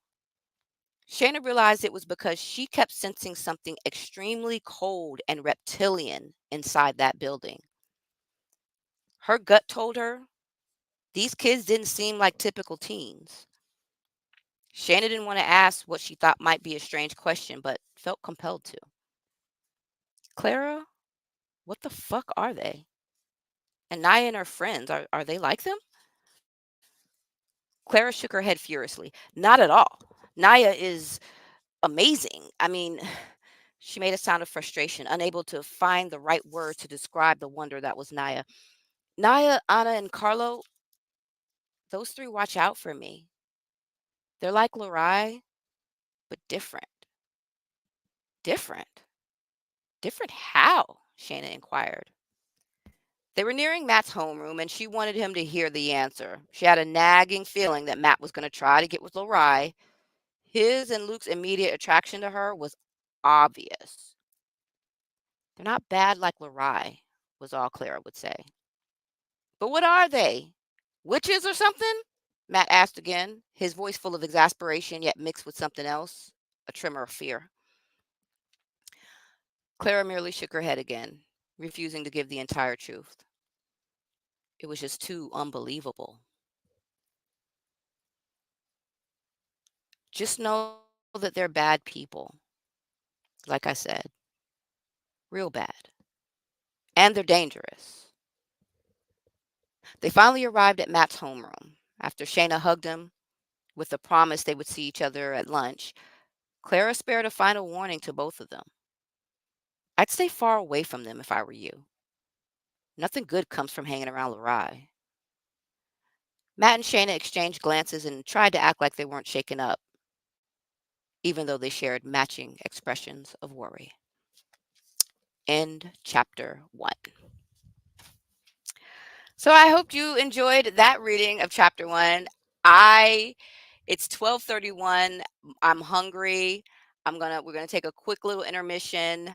I've been live streaming on Instagram for like a good hour and a half. I want to thank everybody for joining in. We're gonna do a quick intermission for like 20 minutes because I'm tired and I need to eat something. I was legit like, what am I thinking? Like, what am I thinking here? What am I thinking doing this all live all day? Okay, so I'm going to go ahead and remove some things from the studio, some of this chapter 1 stuff, and we'll go ahead and we will play this little synopsis again. Siblings Luke, Matt, and Shayna Carter are not happy they have to move from Philadelphia to a small town in South Carolina when their mom loses her job. But they quickly realize that fitting in at their new high school is the least of their worries. Because a secret war has been raging inside their new hometown, one that began long ago between two sisters who are now battling for the fate of humanity itself. On one side is Lurai, who's increasing her power by turning everyone at their high school and in the entire county into demons she controls. On the other is Naya, the 17-year-old goddess of flames whose soul has lived parallel to mankind since the dawn of humanity. Part angel, part demon, and part human, she belongs nowhere, abandoned by her family and isolated in her mission to protect humankind from the demon world. Outnumbered by the exponentially growing demon population, she's determined to save the souls of the remaining humans with only the help of Anna and Carlo, two demon-human hybrids. Now suddenly thrust into this ancient war are the Carters, whose growing friendship with Naya will put their lives and their souls in danger. What began in ancient days when supernaturals and humans intermingled comes to an earth-shattering climax as the physical and spiritual realms collide in an epic tale of good versus evil.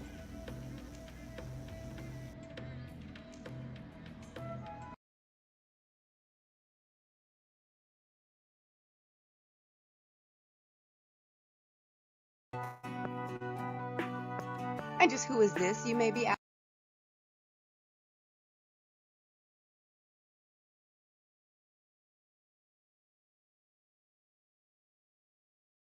Let me unmute my mic.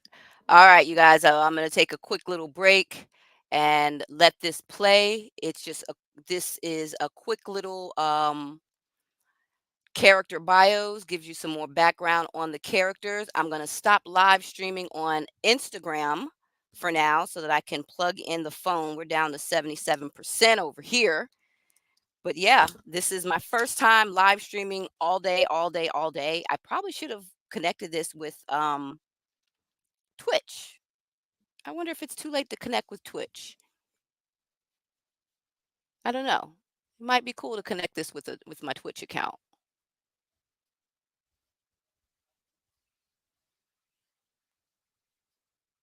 You know what? I got it going on Twitch now because why not? Why not? So yeah.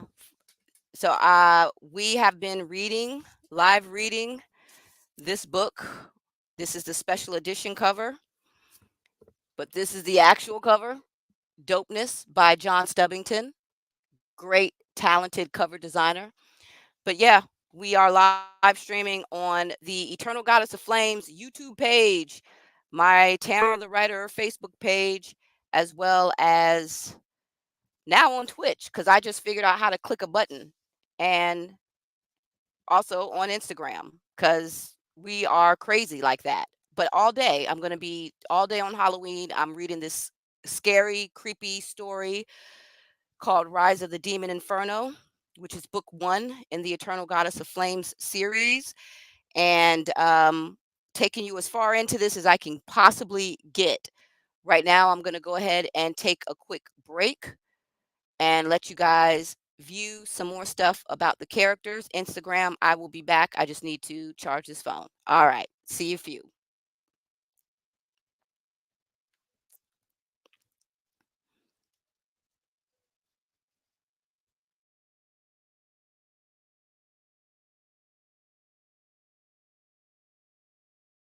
Asking? This is the protagonist of our story and the eternal goddess of flames, Naya. And just who is Naya? She's a very mysterious supernatural being. She's the only one of her kind, and she's a strange mixture of 3 races: human, demon, and archangel. She's potentially the most powerful of all the demons. She emits a quiet type of strength and doesn't really speak much upon first meeting her.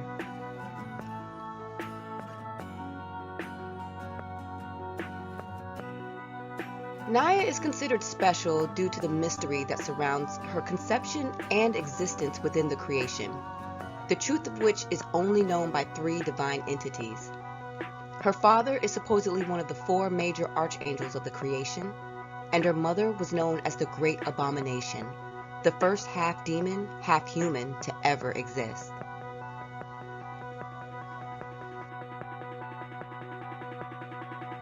Like all supernatural beings, she's lived many lives and has seen most of the Earth's history. However, despite her great power, her existence has always been a lonely one, where she lives most of her incarnations in solitude and set apart from humanity.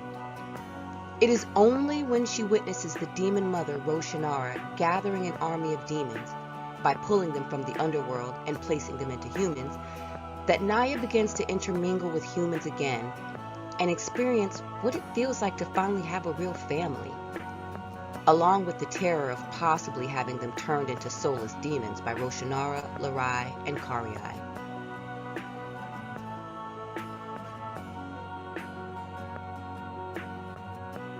Naya has the power to summon white and gold flames that take on the essence of elements beyond fire: earth, air, water, ether, and the divine. She uses her abilities to protect humanity from a rising wave of demons threatening to overtake the global population. And just who is this, you may be asking? This is Anna. She's one of Naya's closest allies and her ride or die.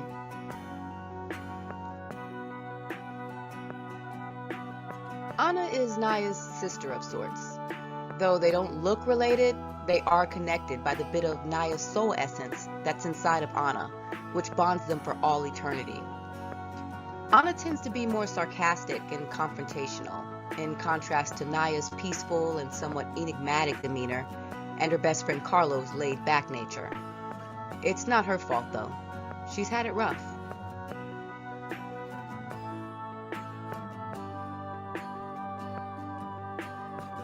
As an immigrant from South Korea, she's had to endure years of abuse from a neglectful father willing to sell his soul for the American dream, while also trying to navigate the cruel jabs and taunts from her classmates since the 3rd grade. Alone and friendless, fate crossed her path with Carlo when they were both 11, known only as the foreign kids, and struggling with feeling like outcasts in an unfamiliar place.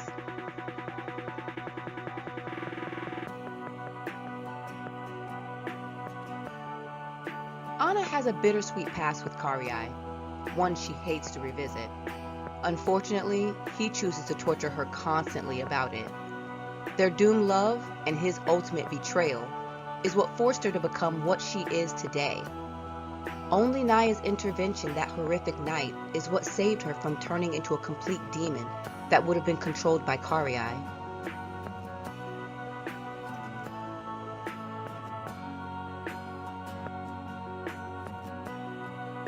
She has pledged her allegiance to Naya's calling to fight alongside her in their battle against the monstrous wave of demons overtaking their town. Anna has the power to control fire in a combination with earth. Due to her intense efforts to learn her abilities and increase her powers, she can also control nearby foliage using her fires, compelling the plants to attack her enemies.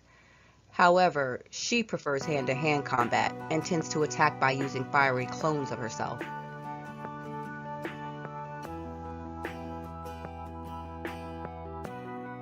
And just who is this fellow, you may be asking? This is Carlo. He's Naya's ally and Anna's best friend. He's Naya's laid-back, easygoing brother of sorts.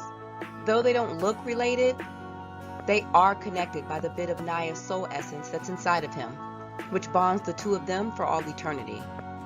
Carlo is more than just Anna's best friend. He was the person to introduce her to what a real family felt like. The one who tried to warn her away from the cute blonde boy that kept promising her the world. The one who came to her rescue during her darkest hour. And the one who lost part of his humanity trying to protect her from Karii and Larai.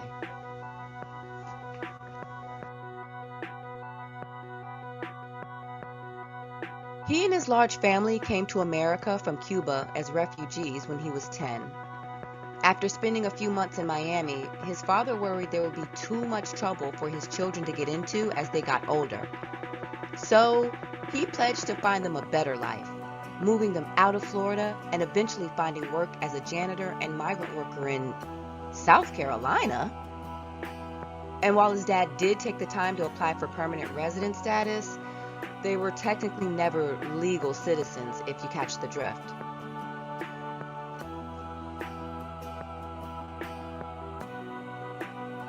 So, as the new, shy, and undocumented kid in town who didn't speak any English, Carlo just tried to fly under the radar and remain as invisible as possible. A very lonely existence for an 11-year-old boy.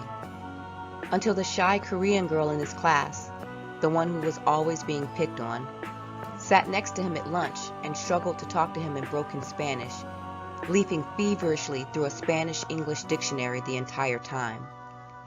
She began to teach him English shortly after that, and they were fast friends from that point on.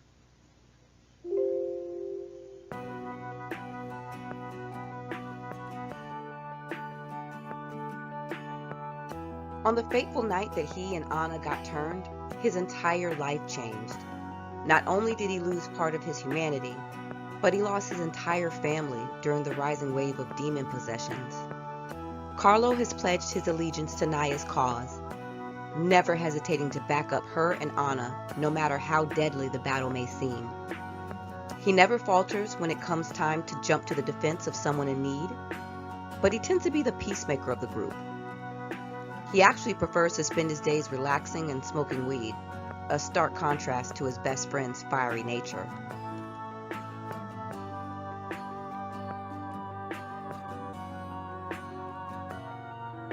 Due to his naturally optimistic and helpful nature, oftentimes his personal problems are not actually addressed or even noticed. In actuality, Carlo is constantly tortured by the demon soul attached to his, but he chooses to endure the pain with weed, an unceasing smile, and an optimism that the group truly needs in these dark times. Carlo has the power to control fire in combination with water. His most common attack is the water flame, a powerful fireball that takes on the motion of water.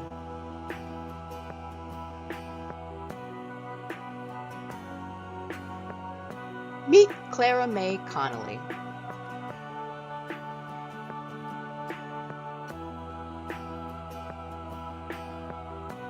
And who is Clara May? Well, she's better known as Clara, or Claire, and she's the first person the Carters meet on their first day at their new school. A sweet, funny, devout Christian that the Carters immediately take a liking to.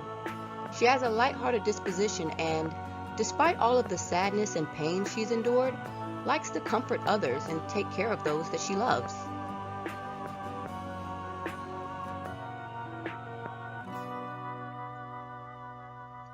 Clara knows the dangerous secret that the town holds. A year before the Carters arrived, Larai and Karii kidnapped Clara's 8-year-old sister Chelsea Lee.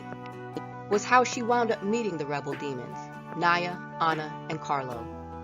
The trio attempted a rescue of the poor girl in a brutal fight with Larai and Karii, only to fail at the last moment.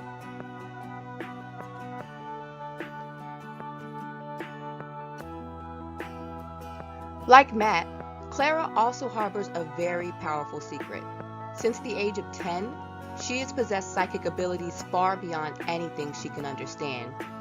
She's able to see things outside of the physical realm, but can also imagine and project anything she wants into the third-dimensional world. Shaken by this ability, she has trained herself to ignore it and thus allowed it to grow dormant.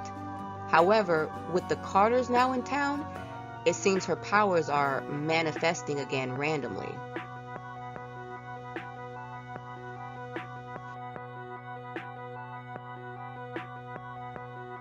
She immediately develops a crush on Matt upon meeting him, even though she knows he's a player. Despite being a sweet girl, she has a sharp, playful wit and can usually hold her own when Matt gets extra flirty with her. Clara has aligned herself with the rebel demons in an attempt to protect herself from the rising demon population. When the Carters arrive, she positions herself effectively to shield them from Larai and the rest of her demons, making her even more of a target in the demon high school.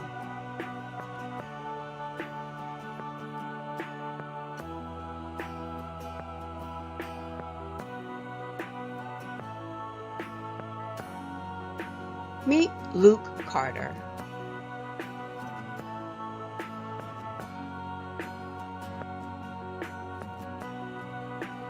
And who is Luke? Luke is the oldest of the 3 Carter siblings and the love of Naya's life.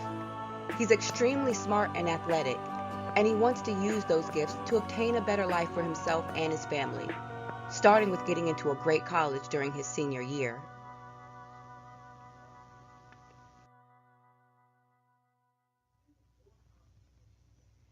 As the oldest, he feels the pressure of seeing himself as the man of the house, the one who has to go the extra mile to help their single mom. As a result, he tends to inadvertently fall into the de facto dad role of the crew when shit hits the fan, even though he has no idea what a good dad looks like since his own left when he was 7.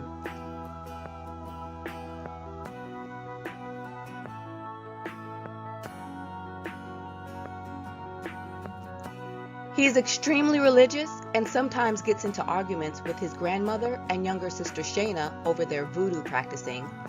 He's not judgmental, he just works really hard to try to be a good son, big brother, and good person in general.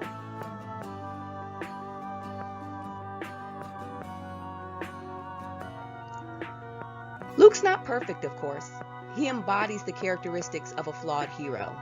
For example, he's kind of a hypocrite when it comes to his little sister Shayna, whom he is extremely protective over. Despite whatever his dating habits may look like, as far as he's concerned, she had better still be a virgin. And he and Matt make sure to cockblock every guy in sight to quote-unquote protect her virtue.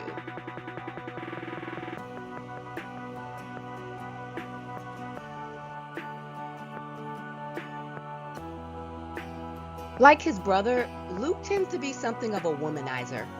Religious as he is, he still sees women as God's gift to man and likes to indulge in said gifts whenever the opportunity arises. However, his lust for the flesh could be Luke's fatal flaw.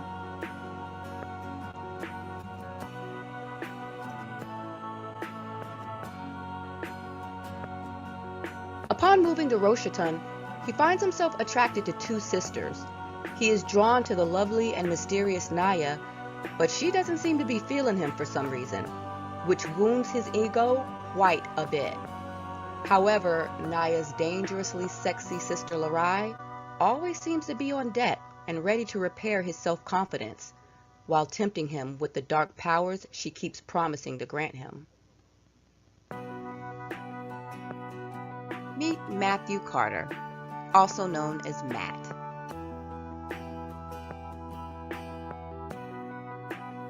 As the second oldest of the three Carter siblings, he's the complete opposite of Luke. White, skinny, totally unathletic, lazy, and the one who tends to get his other siblings into trouble.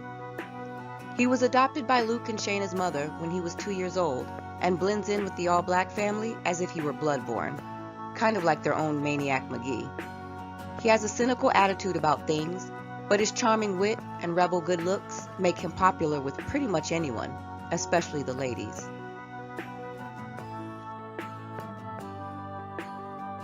Despite being such a charmer, he still has a tendency to ruin the good things in his life that bring him happiness, something he despises and can't understand about himself. He loves being a part of the Carter family and constantly worries that he'll do something to drive them away. To avoid any unnecessary harm coming to his family, he chooses to harbor a very powerful secret about himself. Since the age of 8, he has possessed psychic abilities far beyond anything he can understand. From being able to see all sides of a person, to the ability to use invisible hands to touch and manipulate anything in the third-dimensional world, Matt has found himself able to wield a power that scares even him, and he isn't easily shaken.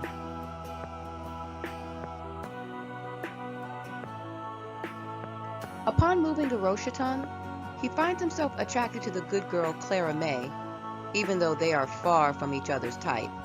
When he and his younger sister Shayna stumble upon a horrifying ritual in the woods one night, one where humans are being converted into demonic entities, he sees that Clara is the one being targeted by some powerful enemies. He realizes that he needs to start using his powers to protect not only Clara, but his own family as well. Meet Shayna Carter. She's the youngest of the three Carter siblings and the only girl. She's bubbly, curious, and loves to explore. She hates bullies and tends to get into a lot of confrontations with them, despite her hatred of real-life fighting and confrontations. She only likes the fighting that exists in the video games she plays. She meditates, studies, and practices spiritual arts like voodoo, much to the chagrin of her older brother Luke. However, she and her grandmother, Mambo Joe, quickly form a bond over it. She's a highly spiritual person who loves to dabble in all aspects of the mystical arts, not just limiting herself to the things her grandmother taught her.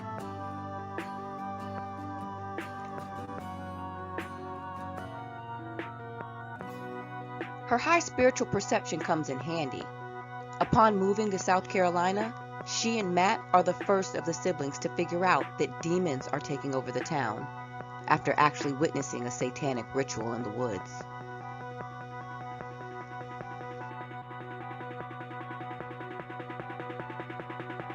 From that point on, her goal is to keep her older brother Luke away from the scheming and temptingly sexy demon princess Larai until the rebel demons, Naya, Anna, and Carlo, can finish her off. Even if it means casting a few spells, using a few charms, and yes, violating some free will here and there. But is Shayna opening dark portals that are better off left closed? Only time will tell.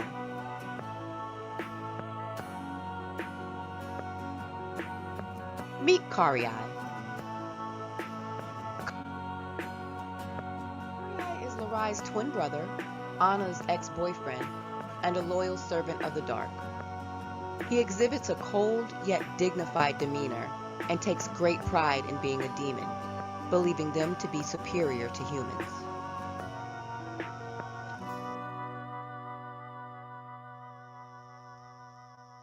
Kari is powerful, but not as strong as Naya and Larai.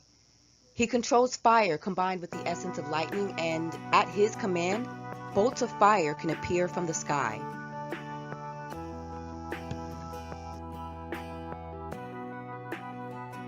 His obsession with Anna, and reclaiming her, as he calls it, is what drives him. He is the one who began to turn Anna, only to have Naya intervene and save her.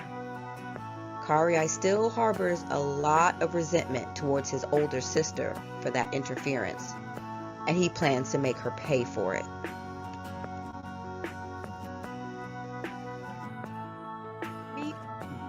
Meet Larai. And just who is Larai, you may be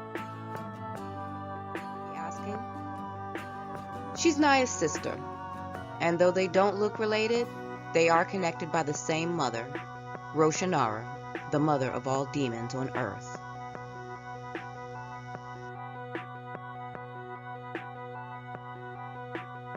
Larai is seductively beautiful, with long, curly, white blonde hair and deep blue eyes. She is by far the most popular girl in school and uses her wealth and popularity to change more and more of her classmates into full-fledged demons that submit to her will.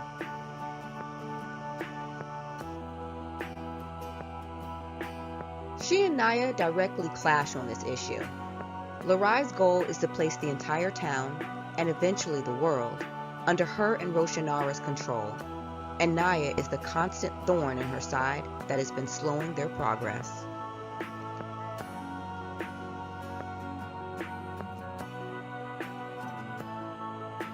Like all demons, Larai also has the power of fire, but because she has immersed herself deeper into the darkness than anyone else in order to grow more powerful, she also has the power to actually pull demons from the underworld and compel them to attack her foes.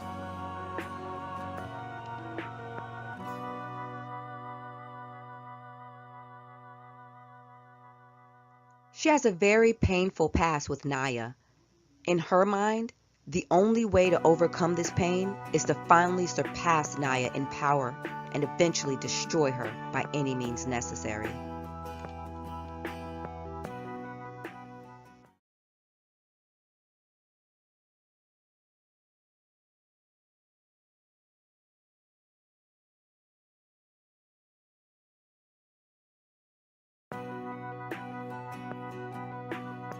And just who is this, you may be asking? This is the protagonist of our story and the eternal goddess of flames, Naya. And just who is Naya? She's a very mysterious supernatural being. She's the only one of her kind, and she's a strange mixture of three races: human, demon, and archangel. She's potentially the most powerful of all the demons. She emits a quiet type of strength and doesn't really speak much upon first meeting her.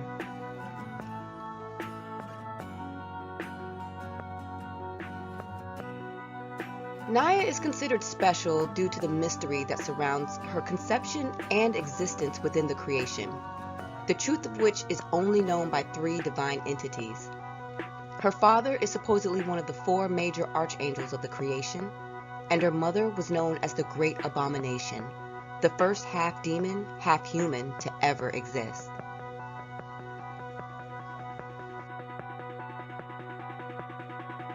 Like all supernatural beings, she's lived many lives and has seen most of the Earth's history.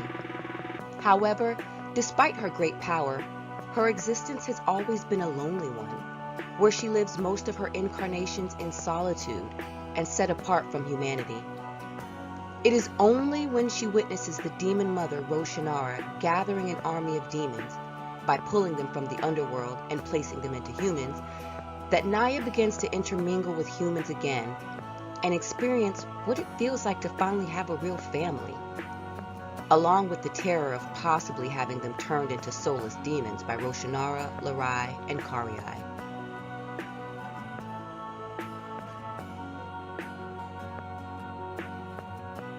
Naya has the power to summon white and gold flames that take on the essence of elements beyond fire: earth, air, water, ether, and the divine. She uses her abilities to protect humanity from a rising wave of demons threatening to overtake the global population. And just who is this, you may be asking?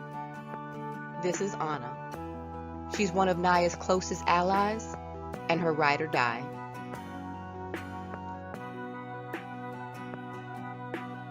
Anna is Naya's sister of sorts.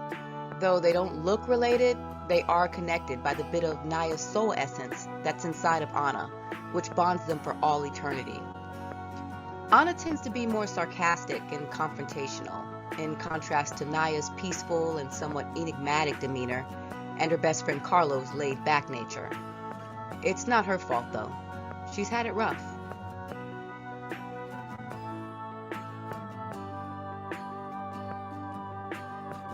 As an immigrant from South Korea, she's had to endure years of abuse from a neglectful father willing to sell his soul for the American dream, while also trying to navigate the cruel jabs and taunts from her classmates since the 3rd grade. Alone and friendless, fate crossed her path with Carlo when they were both 11, known only as the foreign kids, and struggling with feeling like outcasts in an unfamiliar place.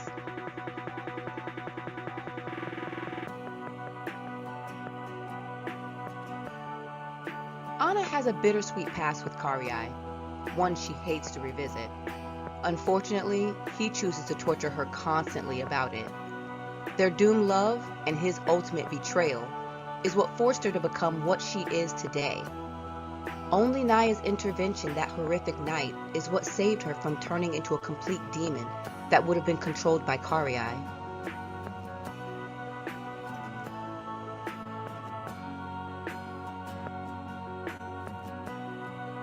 She has pledged her allegiance to Naya's calling to fight alongside her in their battle against the monstrous wave of demons overtaking their town.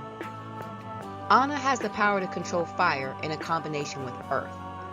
Due to her intense efforts to learn her abilities and increase her powers, she can also control nearby foliage using her fires, compelling the plants to attack her enemies. However, she prefers hand-to-hand combat and tends to attack by using fiery clones of herself.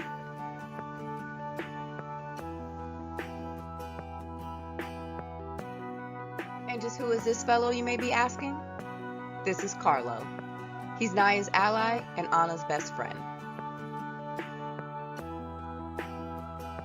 He's Naya's laid-back, easygoing brother of sorts. Though they don't look related, they are connected by the bit of Naya's soul essence that's inside of him, which bonds the two of them for all eternity. Carlo is more than just Anna's best friend. He was the person to introduce her to what a real family felt like. The one who tried to warn her away from the cute blonde boy that kept promising her the world. The one who came to her rescue during her darkest hour.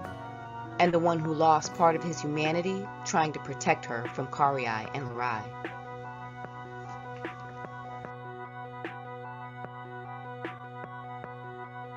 He and his large family came to America from Cuba as refugees when he was 10.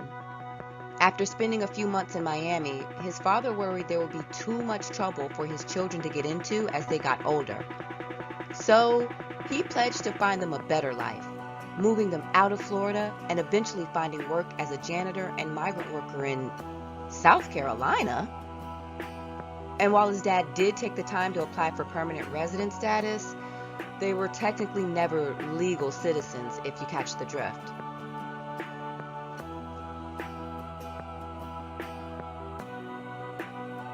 So, as the new, shy, and undocumented kid in town who didn't speak any English, Carlo just tried to fly under the radar and remain as invisible as possible. A very lonely existence for an 11-year-old boy. Until the shy Korean girl in his class, the one who was always being picked on, sat next to him at lunch and struggled to talk to him in broken Spanish, leafing feverishly through a Spanish-English dictionary the entire time. She began to teach him English shortly after that, and they were fast friends from that point on.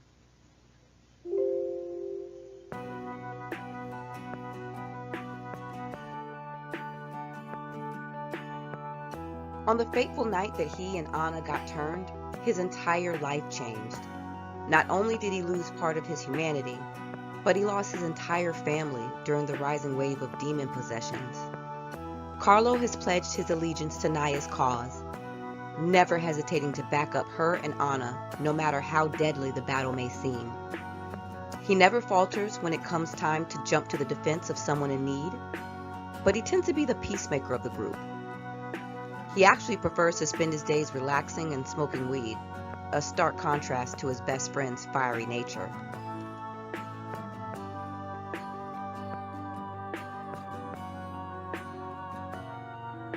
Due to his naturally optimistic and helpful nature, oftentimes his personal problems are not actually addressed or even noticed.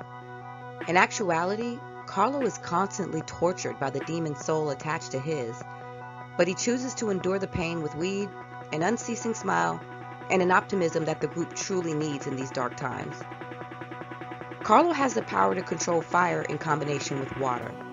His most common attack is the water flame, a powerful fireball that takes on the motion of water.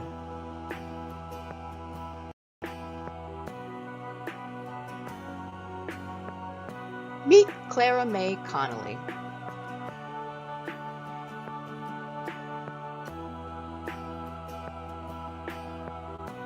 And who is Clara May?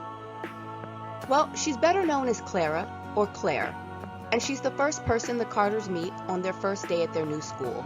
A sweet, funny, devout Christian that the Carters immediately take a liking to.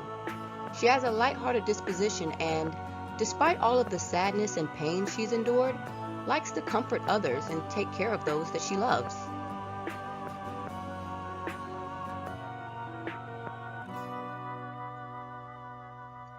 Clara knows the dangerous secret that the town holds. A year before the Carters arrived, Larai and Karai kidnapped Clara's 8-year-old sister Chelsea Lee. Was how she wound up meeting the rebel demons, Naya, Anna, and Carlo. The trio attempted a rescue of the poor girl in a brutal fight with Larai and Karai, only to fail at the last moment.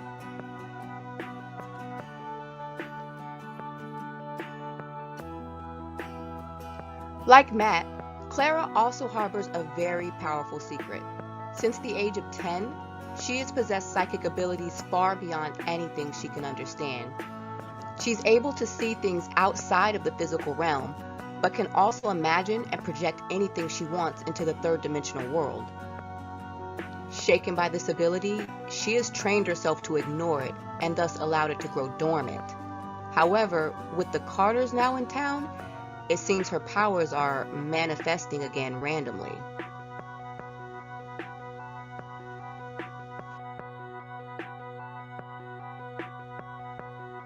She immediately develops a crush on Matt upon meeting him, even though she knows he's a player.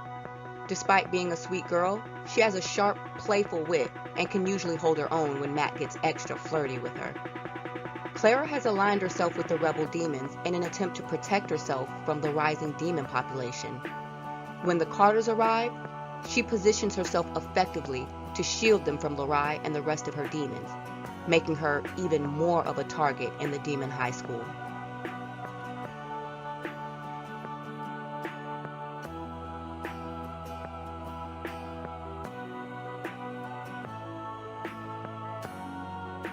Meet Luke Carter.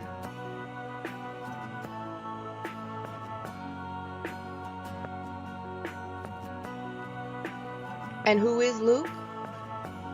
Luke is the oldest of the 3 Carter siblings and the love of Naya's life. He's extremely smart and athletic, and he wants to use those gifts to obtain a better life for himself and his family, starting with getting into a great college during his senior year.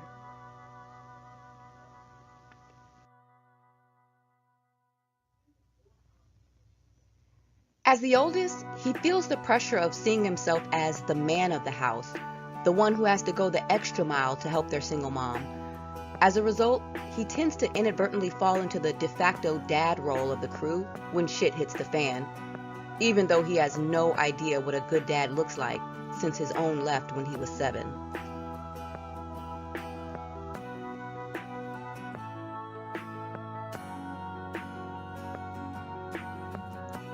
He is extremely religious and sometimes gets into arguments with his grandmother and younger sister Shayna over their voodoo practicing. He's not judgmental, he just works really hard to try to be a good son, big brother, and good person in general.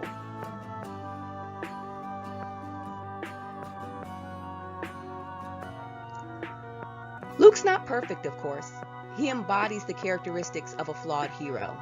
For example, he's kind of a hypocrite when it comes to his little sister Shayna, whom he is extremely protective over. Despite whatever his dating habits may look like, as far as he's concerned, she had better still be a virgin.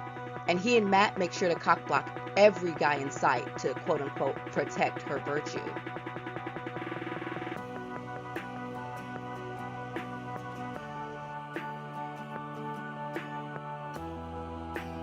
Like his brother, Luke tends to be something of a womanizer.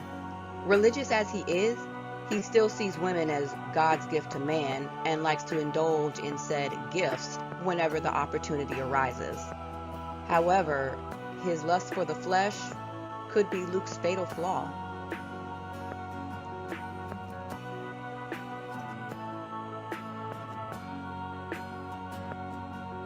Upon moving to Roshaton, he finds himself attracted to two sisters. He is drawn to the lovely and mysterious Naya, but she doesn't seem to be feeling him for some reason, which wounds his ego quite a bit. However, Naya's dangerously sexy sister Larai always seems to be on deck and ready to repair his self-confidence, while tempting him with the dark powers she keeps promising to grant him. Meet Matthew Carter, also known as Matt.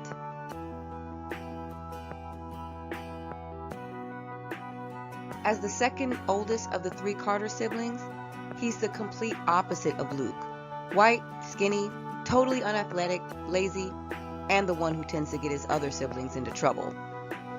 He was adopted by Luke and Shayna's mother when he was 2 years old and blends in with the all-black family as if he were bloodborne, kind of like their own Maniac McGee. He has a cynical attitude about things, but his charming wit and rebel good looks make him popular with pretty much anyone, especially the ladies.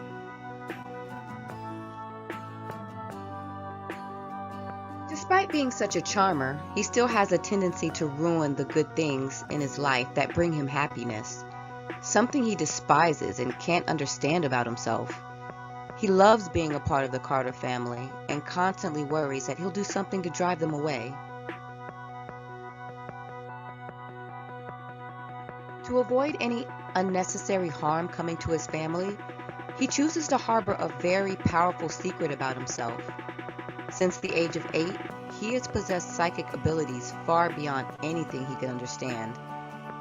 From being able to see all sides of a person, to the ability to use invisible hands to touch and manipulate anything in the third-dimensional world, Matt has found himself able to wield a power that scares even him, and he isn't easily shaken.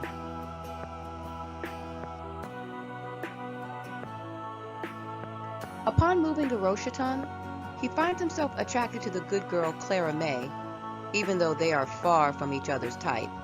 When he and his younger sister Shayna stumble upon a horrifying ritual in the woods one night, one where humans are being converted into demonic entities, he sees that Clara is the one being targeted by some powerful enemies.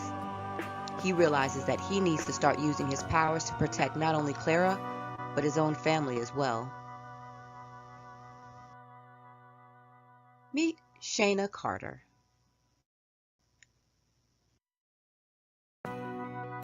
She's the youngest of the three Carter siblings and the only girl. She's bubbly, curious, and loves to explore. She hates bullies and tends to get into a lot of confrontations with them, despite her hatred of real-life fighting and confrontations. She only likes the fighting that exists in the video games she plays. She meditates, studies, and practices spiritual arts like voodoo, much to the chagrin of her older brother Luke. However, she and her grandmother, Mambo Joe, quickly form a bond over it. She's a highly spiritual person who loves to dabble in all aspects of the mystical arts, not just limiting herself to the things her grandmother taught her.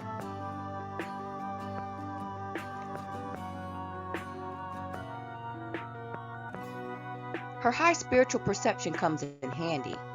Upon moving to South Carolina, she and Matt are the first of the siblings to figure out that demons are taking over the town, after actually witnessing a satanic ritual in the woods.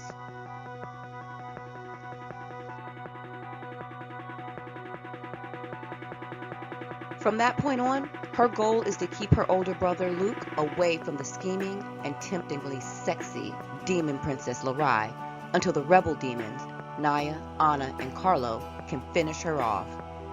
Even if it means casting a few spells, using a few charms, and yes, violating some free will here and there. But is Shayna opening dark portals that are better off left closed? Only time will tell.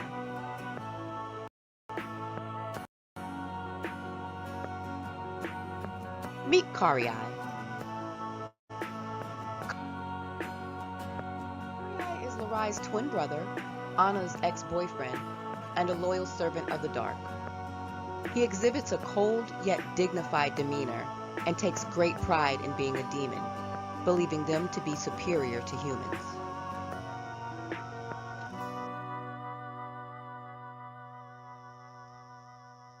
Karii is powerful, but not as strong as Naya and Lorai. He controls fire combined with the essence of lightning, and at his command, bolts of fire can appear from the sky.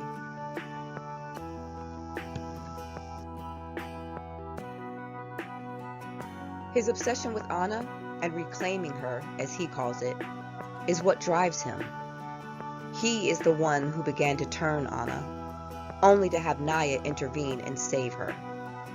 Karii still harbors a lot of resentment towards his older sister for that interference, and he plans to make her pay for it.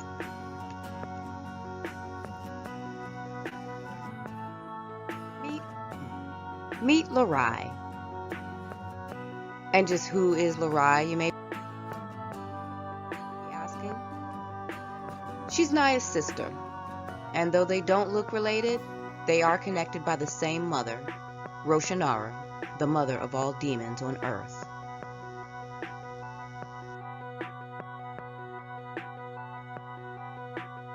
Lorai is seductively beautiful, with long, curly, white blonde hair and deep blue eyes. She is by far the most popular girl in school and uses her wealth and popularity to change more and more of her classmates into full-fledged demons that submit to her will.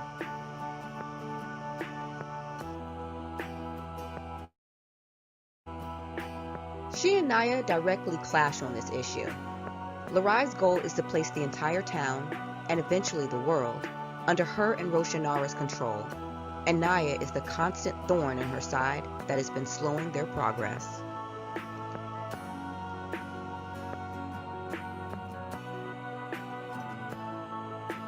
Like all demons, Lorai also has the power of fire.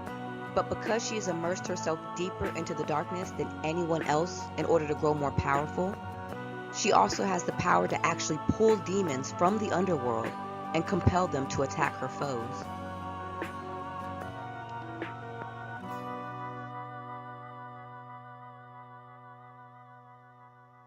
She has a very painful past with Naya.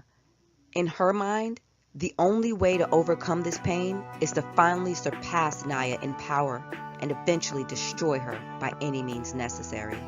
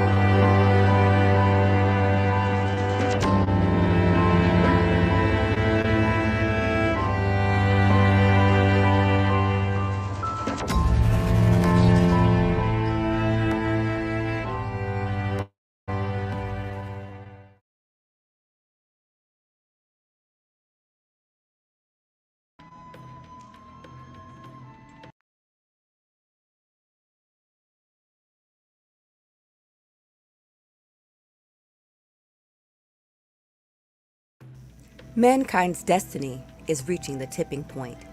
Siblings Luke, Matt, and Shayna Carter are not happy they have to move from Philadelphia to a small town in South Carolina when their mom loses her job. But they quickly realize that fitting in at their new high school is the least of their worries. Because a secret war has been raging inside their new hometown, one that began long ago between two sisters who are now battling for the fate of humanity itself. On one side is Lorai, who's increasing her power by turning everyone at their high school and in the entire county into demons she controls. On the other is Naya, the 17-year-old goddess of flames whose soul has lived parallel to mankind since the dawn of humanity. Part angel, part demon, and part human, she belongs nowhere, abandoned by her family and isolated in her mission to protect humankind from the demon world. Outnumbered by the exponentially growing demon population, she's determined to save the souls of the remaining humans with only the help of Anna and Carlo, two demon-human hybrids. Now suddenly thrust into this ancient war are the Carters, whose growing friendship with Naya will put their lives and their souls in danger. What began in ancient days when supernaturals and humans intermingled comes to an earth-shattering climax as the physical and spiritual realms collide in an epic tale of good versus evil.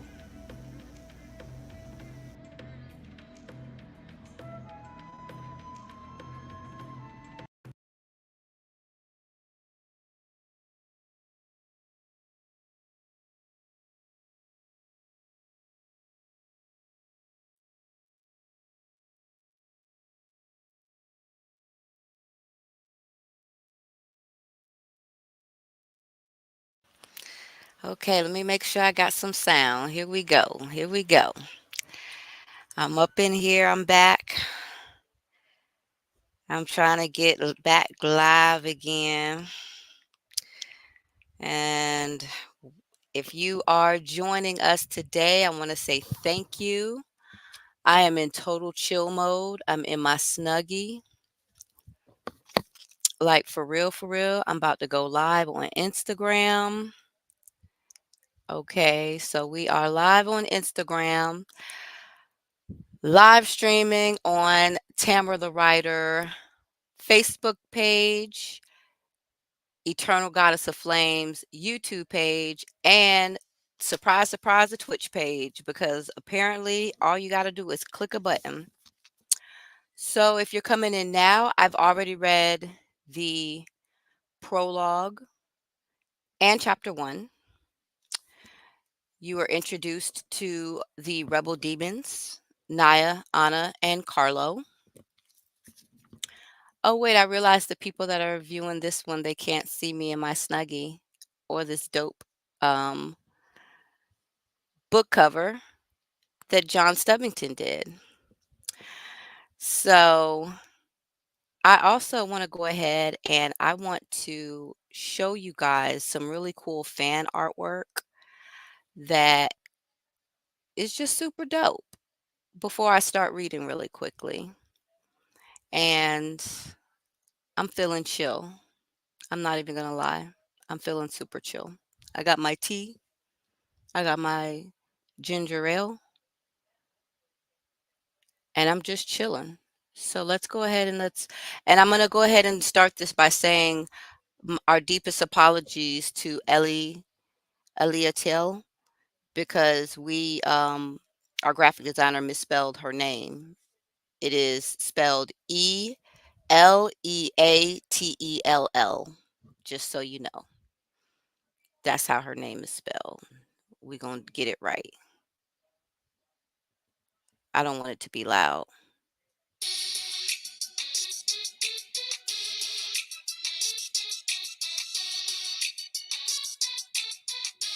That's dope.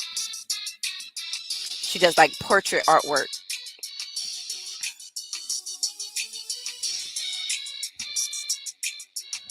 I'm loving that. That's Carlo. I love that. Oh, you guys can't see it. I'm sorry. Let me put y'all on too.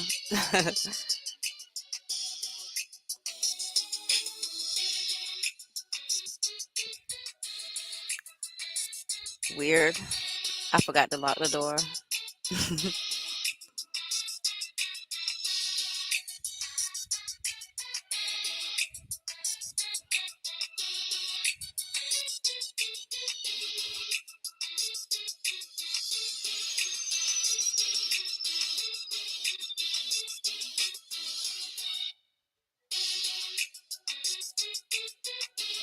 I did that with People Builder. It's fun when you can make comic book characters that are like kind of wacky.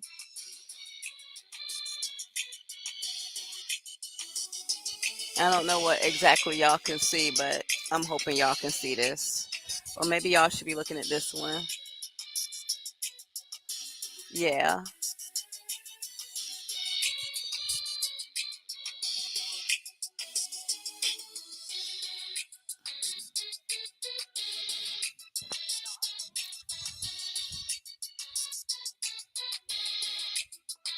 These are like, he calls it boondock style artwork. I just feel like it's kind of like just anime, cool anime stuff. Get out of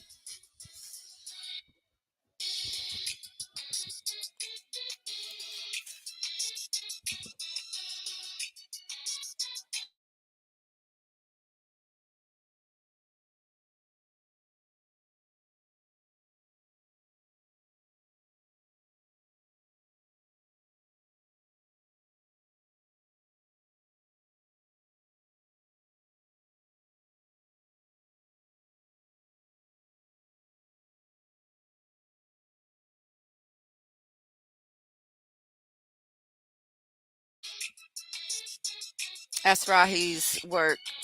She does anime artwork too. I mean, a lot of this artwork, I've been blessed to find some really, really dope designers and have them cross paths with me. You know, they're all so good. This is by Fayadu. This is his action artwork. He goes by Brian K.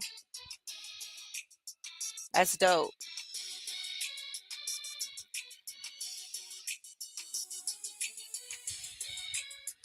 That's dopeness.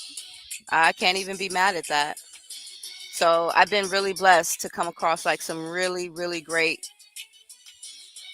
just artists who can do some amazing things. So yeah, so that's what's going on there. Um, Let me go ahead and stop sharing. And I'm going to go ahead and get back on this read. Happy Halloween. Happy Halloween.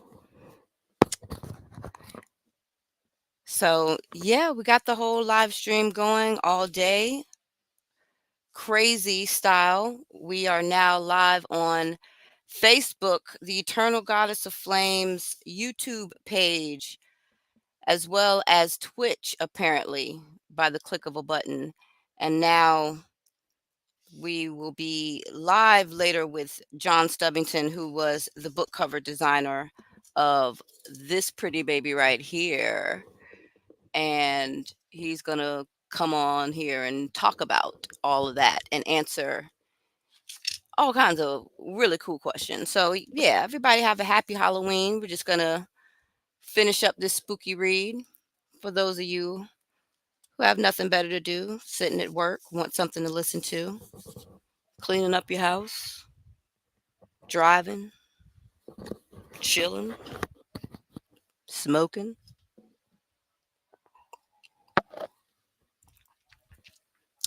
It's a rainy day where I'm at, so we're having a good time here. Um, so yeah, when I left off, I introduced you to Team Hybrid. They had a fight scene, so you saw the good guys and the bad guys. Now in chapter 1, the kids from Philly are here, and it turns out Shayna's able to pick up immediately that something's not right. But her two brothers, they don't seem to get it. They see a pretty girl and they were like, I'm getting that. And that's kind of that is going to be that's going to be a downfall. That's not going to be a good thing. So, my mom says she would be willing actually to take some of this slack for me later, which I think is really cool. where she said she's willing to read chapters 4, 5, and 6 for me, which I think is super great because I am chill. I'm in chill mode right now. So let me go ahead and I need to get like this. Ah, all right. Let me get comfortable. Gotta get comfortable. Y'all can see that over there on Instagram. That's what y'all can watch too. All right. So we're chapter 2. It's called Luke and Naya. Naya flicked the lighter on and off, slightly frowning in disgust at the tiny flame. She was lying on one of the wooden picnic tables in the school's far east courtyard, having just woken up from one of her many frequent naps. Whenever she was bored and not in class, she liked to talk to fire. Only this particular flame was increasing her boredom even more. That was the problem with canned fire, as she liked to call it. It never told her anything of use. It just begged for more fuel. She flicked the lighter on again, watching the fire move slightly with the breeze. Hungry, I'm hungry, it hissed. More food, more fuel. She tossed the lighter away and laid back on the table, closing her eyes again. Her thoughts swung back and forth, carrying her emotions with them. When she thought of Lorai and how she terrified Clara, the white hot fire inside of her flared like it had been doused with ethereal kerosene. Lorai used to just annoy Naya. Now it was a mutual hatred in the midst of an all out war. A war Naya had to win at all costs, even though it meant annihilating her entire family. Naya's mind reverted back to Luke, who had been dominated her thoughts since she'd first laid eyes on him. She was already extremely attracted to him, something she hadn't felt in many incarnations. The last time someone made her hormones rage like this was sometime in the mid 800 AD, when Naya had reincarnated as a male aborigine in Australia. The woman she had fallen for was a warrior princess from a rival tribe. She'd been tall, graceful, and strong. She carried herself with great pride and nobility, even after Naya's tribe conquered theirs. Her dearest Alinga. Her name meant the sun in their ancient language. Alinga and her pain was the sole reason Naya made the vow to never violate another human's free will again. Alinga, my Alinga, Naya whispered as a black tear trickled down her face. The mere sound of her name made Naya's heart ache with longing. How I miss you, my love, my son. The way Luke carried himself, his poise and strength, the nobility he radiated without even trying, reminded her of Alinga. She briefly wondered if Alinga had perhaps reincarnated as Luke in this lifetime. She had promised Naya that she would return for her, no matter how long it took.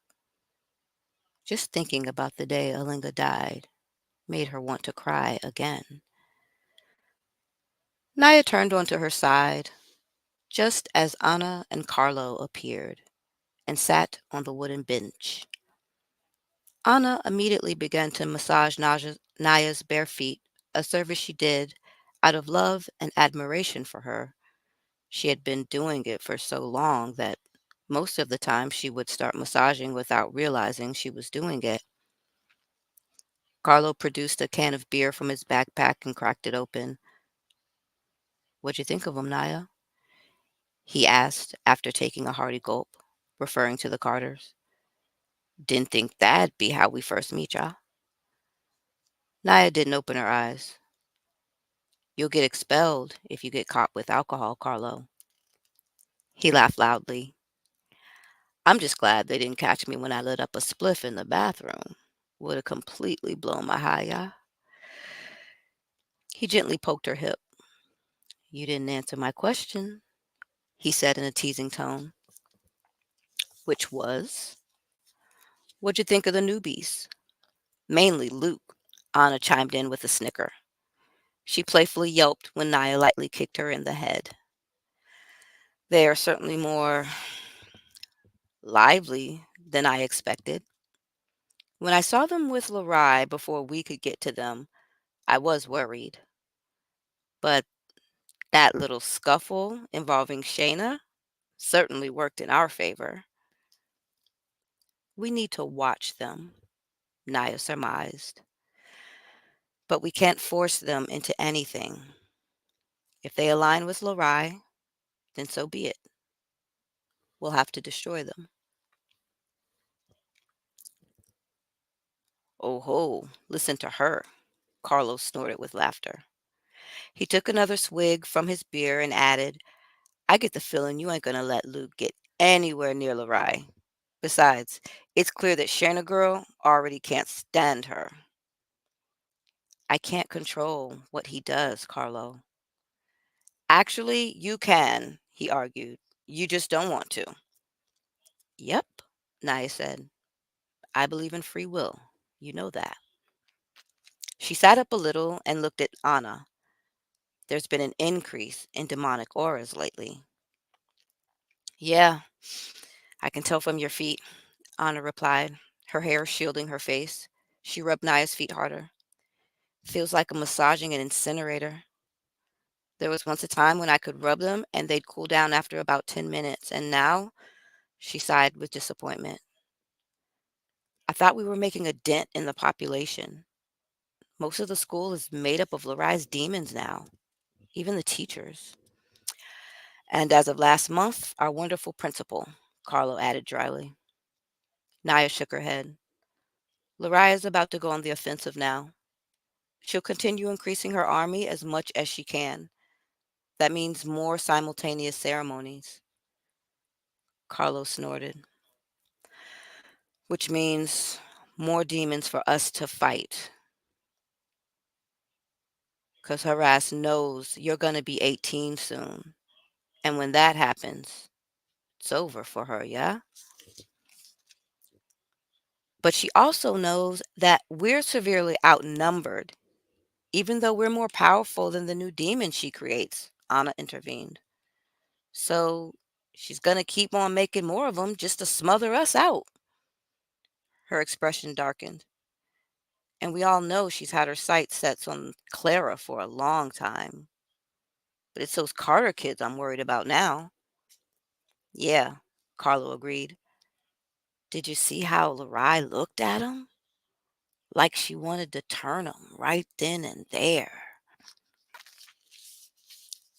Larai won't make her moves so obvious, Naya said with a long yawn.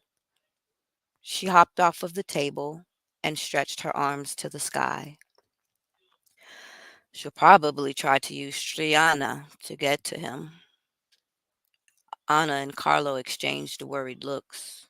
Striana, also known as the puppet spell, was a dark sexual magic that caused the victim to grow completely obsessed with the spellcaster. Derived from two Sanskrit words that referenced being ruled like a puppet, the spell penetrated deep into one's psyche, completely perverting them and their desires. It twisted the person's mind with thoughts of sex, only darker and more sinister. They saw when Larai started to hypnotize Luke. No doubt the bitch was laying the first seeds of Striana inside of him then. The puppet spell was more of a mental spell than a physical one, the ultimate mind fuck. Once the victim had sex with the caster, they were gone for good. Legend had it that unconditional love could combat the spell, but even then, the last embers of Striana's flame still remained. You know, Carlos said in a casual tone, I was checking out Luke's schedule today, and turns out you guys have a lot of classes together. He answered with a knowing grin. Advanced Chem and Calculus were just two that I saw. Kid's pretty smart, I guess. Eyes glittering mischievously, he added, why don't you check in today, yeah? The calc teacher hasn't seen you in class in a month. Oh, I gotta switch positions. Okay, and get nice and comfortable again in my snuggy wuggy.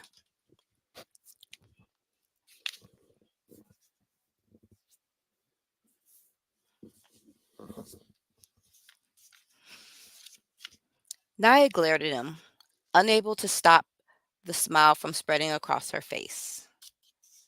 I get the hint, dear brother. Walking off, she called over her shoulder that she'd meet them at lunch. Later, sis, he hollered back, trying not to laugh. Watching her saunter away, Carlo remarked to Anna, there's a different kind of vibe surrounding the Carters. You felt it too, yeah? She nodded, her dark eyes curious. Definite potential there, but I'm not sure what they're capable of. She shrugged, still watching Naya as she headed off to the wonderful world of calculus. I ain't surprised, though, considering their grandmother is the most powerful voodoo woman in the region. Meanwhile, Luke was struggling to stay awake in calculus, something he had in common with the 16 other students in the class. The teacher was a dusty old fart that had smoked cigarettes for over 50 years and now smoked with a throat box. Nice, Luke thought sarcastically. Nothing better than learning antiderivatives from somebody who sounds like they're a dry-throated fucking robot. Propped his book up. He propped his book up so it hid his face, then put his head down on his desk. It was going to be a long first day. A small grin emerged on his face when he thought of the events that occurred before homeroom. His sister was a trip. And that blonde named Larai? Definitely on his to-do list. He'd never seen anybody with eyes that shade of blue as hers. The shit would have been scary if she wasn't so damn sexy. If that was what school had to offer, even double pneumonia wasn't going to keep him from missing a day. He let his thoughts wander to Naya, the cool, quiet girl who moved like she was an ancient queen or something.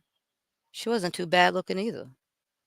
Just as gorgeous as Lurai, yet quietly intriguing all the same, especially with those sexy ass lips.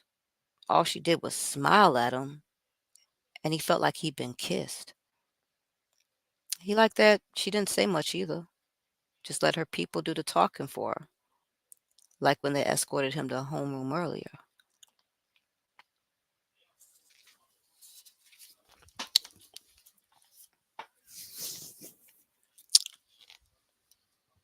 And so now Luke is thinking back to earlier.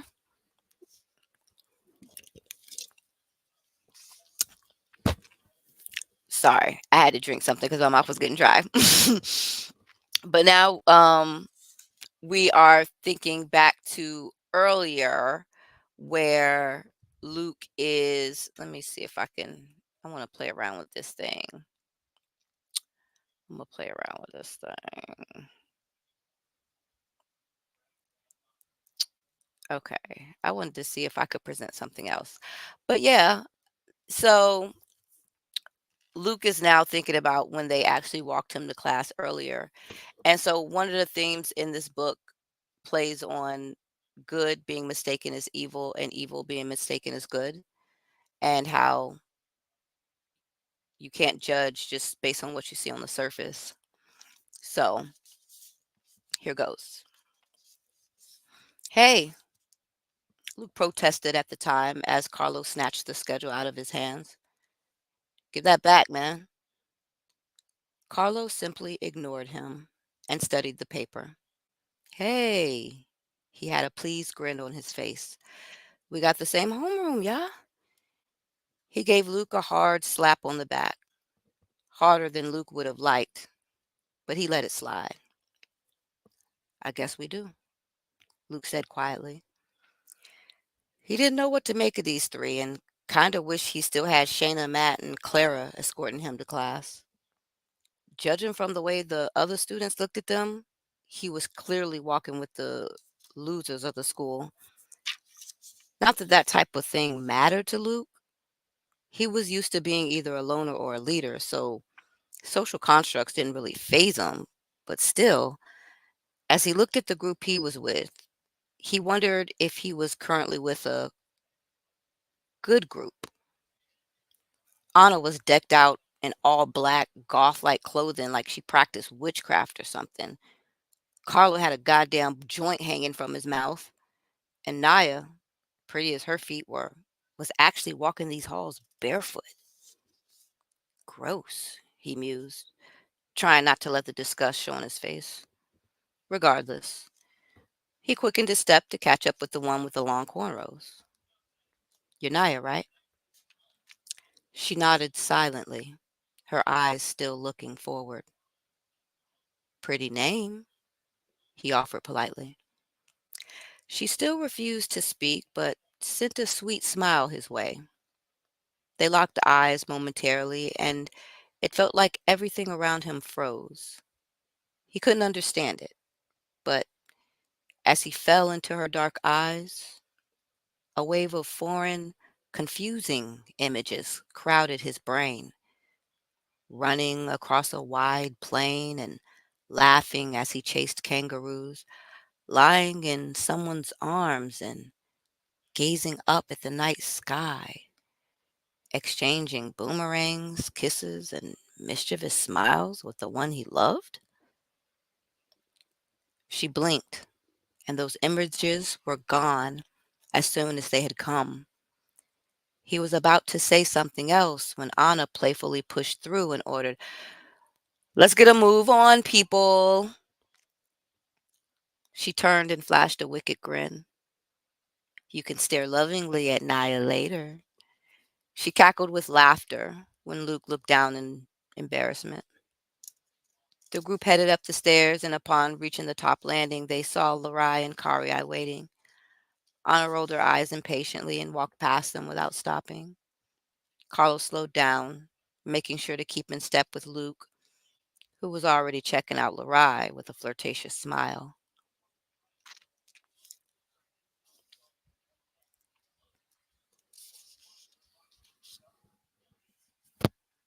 I'm checking out what's going on. Hi, Instagram. Just checking in with you guys again. I always have to check with the Instagram crowd because I'm live on IG, but they're not able to see the same thing you guys are seeing. So, again, if you want to catch up and see what's going on, I encourage you to go to the Eternal Goddess of Flames YouTube page where you can actually see what's going on and rewind. And I need to take a drink because my mouth is dry. But this is my live stream all day where I'm going to read as much of this book as I can. But if you want to dive deeper into the characters, definitely follow them on Instagram at Eternal Goddess of Flames. It's in the ticker, and be sure to follow on YouTube because I'm going to be posting shorts that show the chapter summaries. That'll be a lot easier. This is the only one time that I'm reading this out loud, and it's not going to be saved on anything except for my editor. Only for my editor, literally. Like, seriously, I know I added this. I'm saying this to my Instagram people. I know I added this to the readers series, but I'm going to go in 24 hours and delete it. Delete it. Oh my God. I'm going to delete it. So, y'all seeing the green screen, Instagram seeing the green screen. But I'm having a good time. I need my pillow. Can I get my pillow, y'all? Hmm? Y'all don't care. Ain't nobody, don't nobody care. I'm about to go get this pillow. This pillow. My back hurt. And my mouth feel like it's dry. Nobody tell me that a all day live stream was gonna hurt this bad.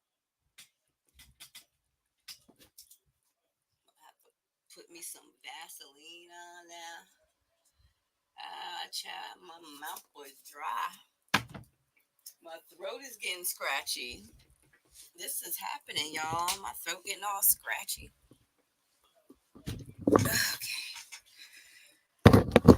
Okay. Okay. Hold up. Hold up. Hold up. Hold up. Hold up.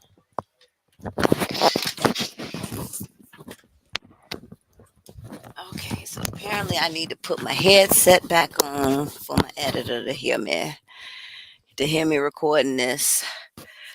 Lord have mercy. I did not know all day. I don't know how these streamers do it.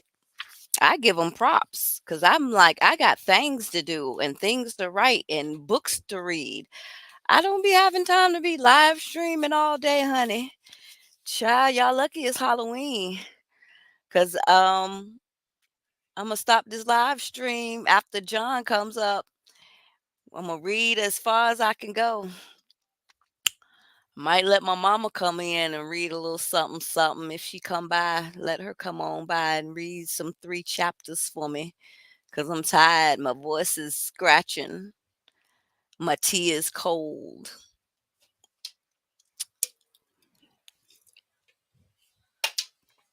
All right. So we doing this. We're doing this. This is a live read. Let me put my costume back on. Let me put my costume back on, y'all. Happy Halloween, y'all. This is what I am for Halloween. Just let everybody see that's what I am for Halloween. And that's what's going on. So I'm currently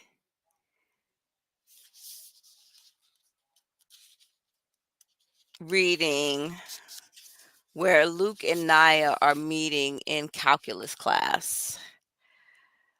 Um, to sum up the last scene that they were in, they were walking Luke to class. Larai and Karyai intervene. Larai, she does the power move she always does, where she like positions herself between like Luke and Naya so that Luke is only looking at her. And so Naya didn't even feel like playing the game, so she just walked off because just like Naya, she doesn't do that type of stuff, which is actually going to be kind of her hamartia here. You got to understand, like she's not a Mary Sue. She's not perfect. Like she has faults, and it also goes again. It like one of her faults comes up due to the fact that she really hasn't interacted with humanity. So she doesn't really it's like she's observed it, but she doesn't really know it. So when it comes to like matters of the heart, it's very easy for her to get scared and want to like just go the other way and then hide behind this kind of shield of pride. And so that's one of like her fatal flaws, her hamartia, as you will, that I had learned from my AP English teacher, Dr. Borby Davis. Shout out to him. He legit used to do like drive-bys on our papers. He would like drive by with a red pen and just murder our papers. I'm talking papers that we spent hours on. He would mercilessly slaughter those papers. And it's because of that I can say my writing is more than halfway decent. It's because of him that my writing is more than halfway decent because he came with it. Like, and right in front of your face too, would like have the nerve to look up at you as you're doing it. Like he as he's doing it, he would like look up at you as he's just slaughtering your paper. Say, 'cause that takes a special gift. That takes a special skill. So we're back to the live read, live of the Demon Inferno. Okay, so we're about to see a very interesting dynamic occur between Naya and the calculus teacher, Mr. Schmidt. And Luke's about to witness this. Spoiler alert, Mr. Schmidt is not one of Roshinar's demons. Boom. Just let you know that. Back in calculus class, Luke wondered when and if he'd see Naya again. He thought to himself, damn, shit is crazy. When I was with Larai, it was like Naya didn't exist. But how come when Larai's gone, all I'm thinking about is Naya? The melodically boring drone of the teacher was lulling him into a state halfway between sleep and wake. Just as he nodded off, he was startled into full alertness by the man's stern words. With a voice box, his monotone never changed, but his face showed his level of rage. Nice of you to join us again, Naya. Mr. Schmidt pinned Naya with his icy stare, the one that famously made their hard as nails principal break into sobs once. Nice to be here, she replied with a sarcastic undertone. I trust you're ready to turn in the assignments you missed during your absence, the teacher queried. Luke perked up when he heard Naya's name. He tried not to get excited, but when he heard her soft, potent voice, then saw her in skin-tight jeans and a red halter that exposed a slender yet curvy body, he couldn't help it. He looked down and saw his fingers drumming a nervous beat on the desk, in perfect rhythm with his out-of-control heartbeat. Naya merely gazed back at the teacher, her cool expression indicating just how much she didn't care. As the teacher launched into a long-winded lecture about tardiness, attendance, and responsibility, Naya looked directly at Luke and smiled, while exaggeratedly rolling her eyes. Luke played it cool and smirked back. Minutes into the lecture, Naya decided she'd had enough. Mr. Schmidt was mid-sentence and gathering steam when Naya walked off and headed towards her desk, completely tuning the man out. Mr. Schmidt wore an expression of pure shock at her nonchalant rudeness. His face turned bright red, and his eyes bulged as he tried to yell, "Where is your sense of decency and respect? Where are your books and notes even?" The voice box made it impossible for him to raise his voice, but his face reflected pure fury. Looking at Naya's bare feet, he added, "And where are your shoes?" Her tinkling laugh echoed across the room. She loved when he tried to yell at her with that metallic box, and sometimes tended to push his buttons purposely.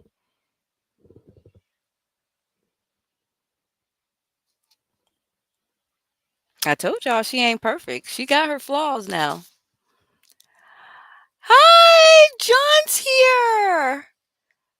Let me find John. I just missed him. John, I was so busy reading. Come back here, John. Where's John? Hold on. I'm gonna invite John to join you guys. I think he's ready.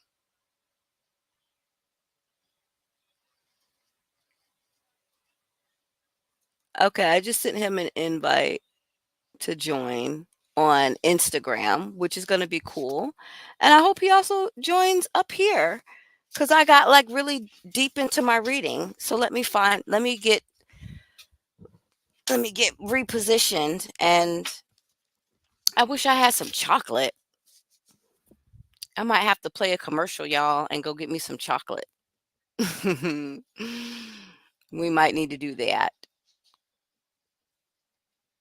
Okay, so what are we doing here? I just sent a thing to John. John also has the backstage link. I don't know how to find out if he's here. I have no idea. I just realized that. Why was he unable to join? He was unable to join.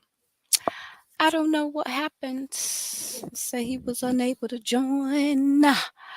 And we about to do this live stream thing. I'm gonna figure it out.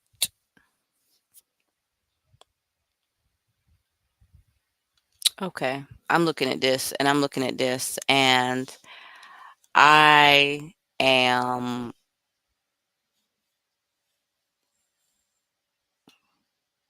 gonna play a commercial. That's what I'll do because it's live anyway.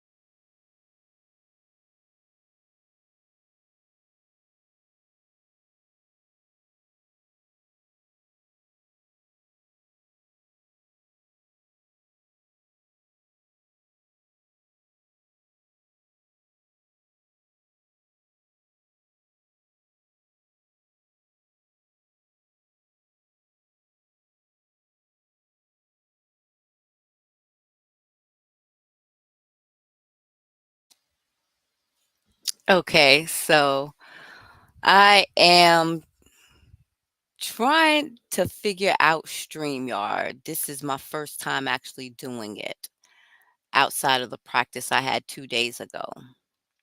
So what I'm thinking I did wrong is when I set this, perhaps I did not put in a backstage. Maybe I did not do that. Is that what is possible? So I am just really quickly double checking because I want y'all to be able to talk to John. I really want y'all to be able to talk to John Stubbington, who is an absolutely amazing artist. But, oh, here we go. Maybe in settings, guess. Um,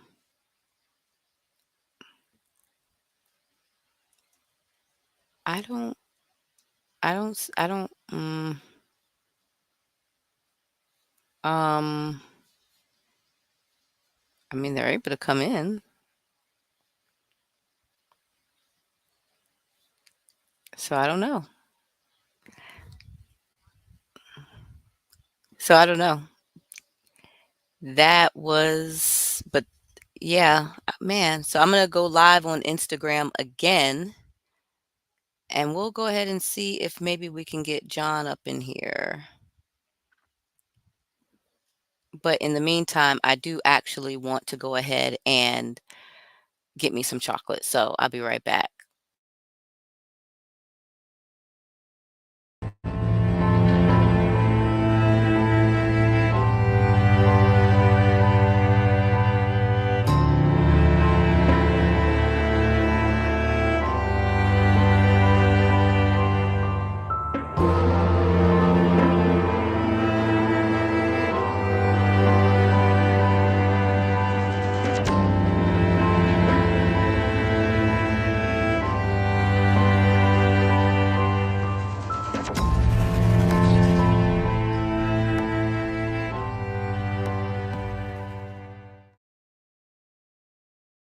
Is reaching the tipping point. Siblings Luke, Matt, and Shayna Carter are not happy they have to move from Philadelphia to a small town in South Carolina when their mom loses her job. But they quickly realize that fitting in at their new high school is the least of their worries. Because a secret war has been raging inside their new hometown, one that began long ago between two sisters who are now battling for the fate of humanity itself.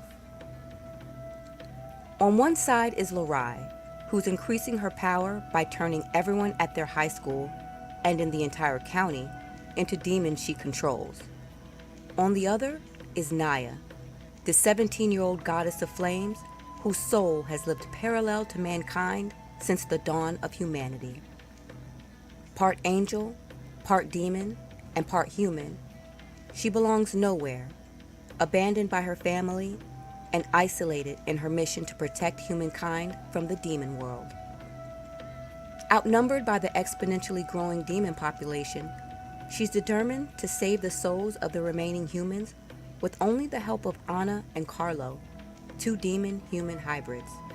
Now suddenly thrust into this ancient war are the Carters, whose growing friendship with Naya will put their lives and their souls in danger. What began in ancient days when supernaturals and humans intermingled comes to an earth-shattering climax as the physical and spiritual realms collide in an epic tale of good versus evil.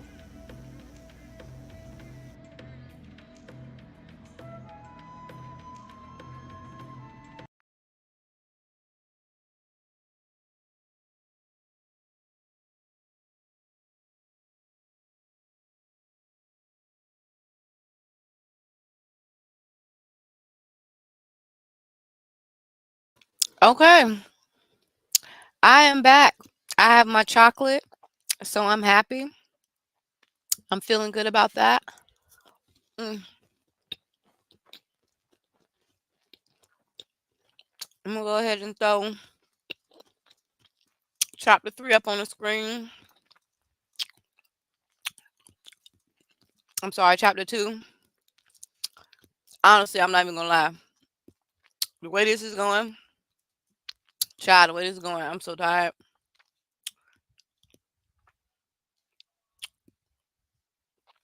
Whew. I'm not even gonna lie. The way this is going, child, I am tired. I don't know how these people do it. I don't know how they do this full time. I don't care how large them checks be. Child, this is a lot of work. I give props to everybody. Shout out to the streamers that's twitching and YouTubing and all of that TikToking. You don't stop stopping. Good job, cause I couldn't do it. Mm, mm. This is a cherry pie. Cherry pie. Cherry pie. I'm about to share the screen. About to share the screen. Let y'all see this story. I'm trying to see what's going on, but I feel good now. Yeah, I feel good. I feel like for today, I've done a good job. I got through the prologue. I got through chapter one, and I'm almost through chapter two.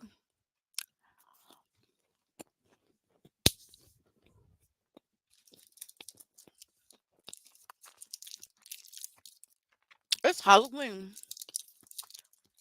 I'm about to tear this candy up.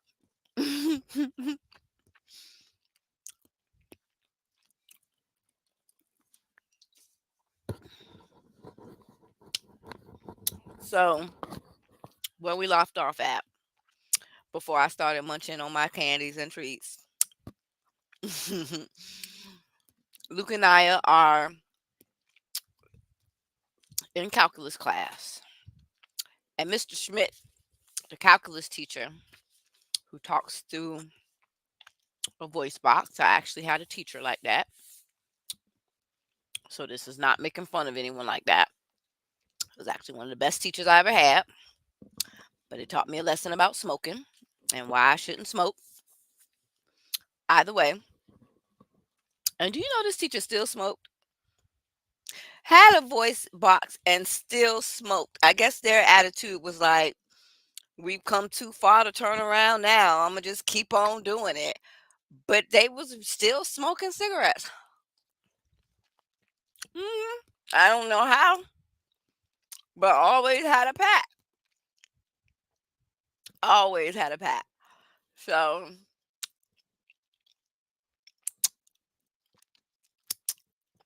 Luke and I about to get fussed out by this teacher.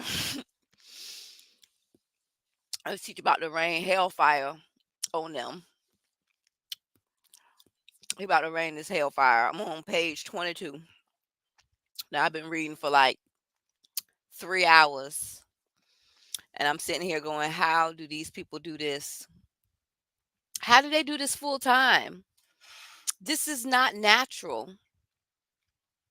It's not. It's not natural. You should not. Nobody should be in front of a camera for this long. Nobody. Look at that. I turned myself to fire on my Instagram live, y'all. That's looking on. Oh, they can't see it for real, for real. Let me see if y'all can kind of see it. See? So I was on fire. I don't want to be on fire though. That's not going to work. Let's just do some snow. Let's do some snow. Why is my face covered? What is happening here? This is the coolest. This is actually pretty cool, but it's still weird. All right. That way you can't see me as I'm reading. This is actually a pretty cool feel. I don't know if you really see my face or not, but I know I see a black thing over my face on this Instagram live. So, if you want to see my face, you have to go to the Eternal Goddess of Flames page. I'm gonna have me a little sip of some water. We're gonna plow through book two. I mean, through chapter two. And one of the advantages for me of rereading all of this, because I haven't read this in like years. So to like, yeah, child. Okay, I actually kind of like the blue. I kind of actually like it. I kind of like that. I kind of like that. Like, how do I get that back? How we get that back? I like where it was covering up my face. I thought that was cute. I thought it was cute when it was covering up my face. Whatever. But anyway, so I don't like live streaming all day. That's the whole point. I would like if I'm doing this right now, I would much rather be playing a video game. I'm not even gonna lie. So I just want to share kind of what the live streaming experience is like. I'm clearly not of the age to be doing this. Like seriously, I'm thinking in my mind like it is 2 p.m. on a Tuesday. There is so much I could be doing right now. There is so much I can be writing and creating and typing and just completing right now. And I was like, I'm legit like live streaming. I was like, how do people do this for a living? Like how do you get anything else done in life? Like there's other stuff you have to do in life. So live streaming, I know you're like, why are you not reading, Tamara? Here's why. I have the rant about a live stream. I don't understand. Help me understand. Maybe it's because I was born in 82. You do the math. But I'm just like, there's so many great video games that could be played. There's so many great books that can be read. There's so much great TV that could be watched. Like, I don't understand. But then I guess people are like, I do that. I just do it with a camera in my face recording me. And I'm like, okay, I guess that makes sense. But it's like, I have to ask my generation. I do. Because I'm a Zennial. I'm a Gen X mixed with millennial as someone born in 82. And I'd be like Gen X, Zennials, and millennials, upper millennials, rather. What happened? What did we do? Like, we're the ones who raised that. Well, I can't say I raised that generation. I had my kids when I was 33 and 36. So my kids are like past Gen Z. They like the new Gen Alpha or something, Gen Alpha, Beta. I don't even know what they're calling my kids' generation. That's how far past Gen Z my kids are. But we raised that generation. So I'm just like, what did we do? What happened to us? Because I'm not built for live streaming all day. There's stuff that needs to get done. And so bless y'all's hearts, the people who do this for a living. For real. I'm not like dissing y'all or nothing, but I just be like, yo, for real, it's like 2:20. I'm ready for my nap. Like there's so much that can be done right now. And I'm like, y'all really do this full time? We really raised y'all on cameras like that? Our generation got to hold that L. Gen X, millennials, we might need to hold this L. Why these kids in front of these cameras like this? So I wasn't built for it. I am no shame in my game. So, like I was saying, the point is I'm only human. And this is how far I've gotten in this live stream throughout the whole day. Shout out to the one girl who was like, she finished it in one day.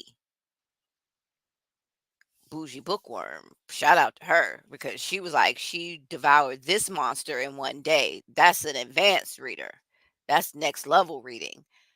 Follow her because her IGB lit. Her bookstagram is lit. But yeah, I was like, one day? You know how many people you have to ignore to not to get through this in one day? Girl, I admire you. And so here I am, rock you like a hurricane 3 hours in, and we on page 23.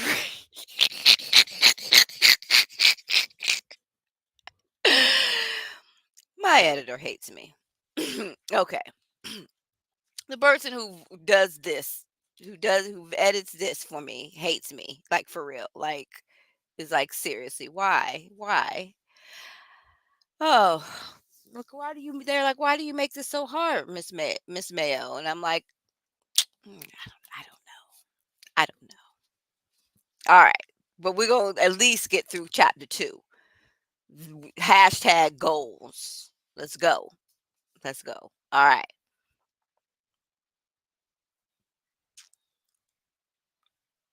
Where did I leave off? I left off. Naya was getting fussed out by the calculus teacher, but she's walking back to her desk. So that's what's happening. Naya sat down 2 rows away from Luke and smirked at the teacher. The answer to all 3 questions is, I don't know, she drawled lazily. The class erupted with laughter, and Naya sent Luke another conspiratorial wink, only this time she held his gaze with another smile. Luke wanted to play it cool again, but failed this time, since his thoughts seemed to freeze whenever he looked at her. He stared at her longer than he intended, his mouth slightly hanging open the entire time.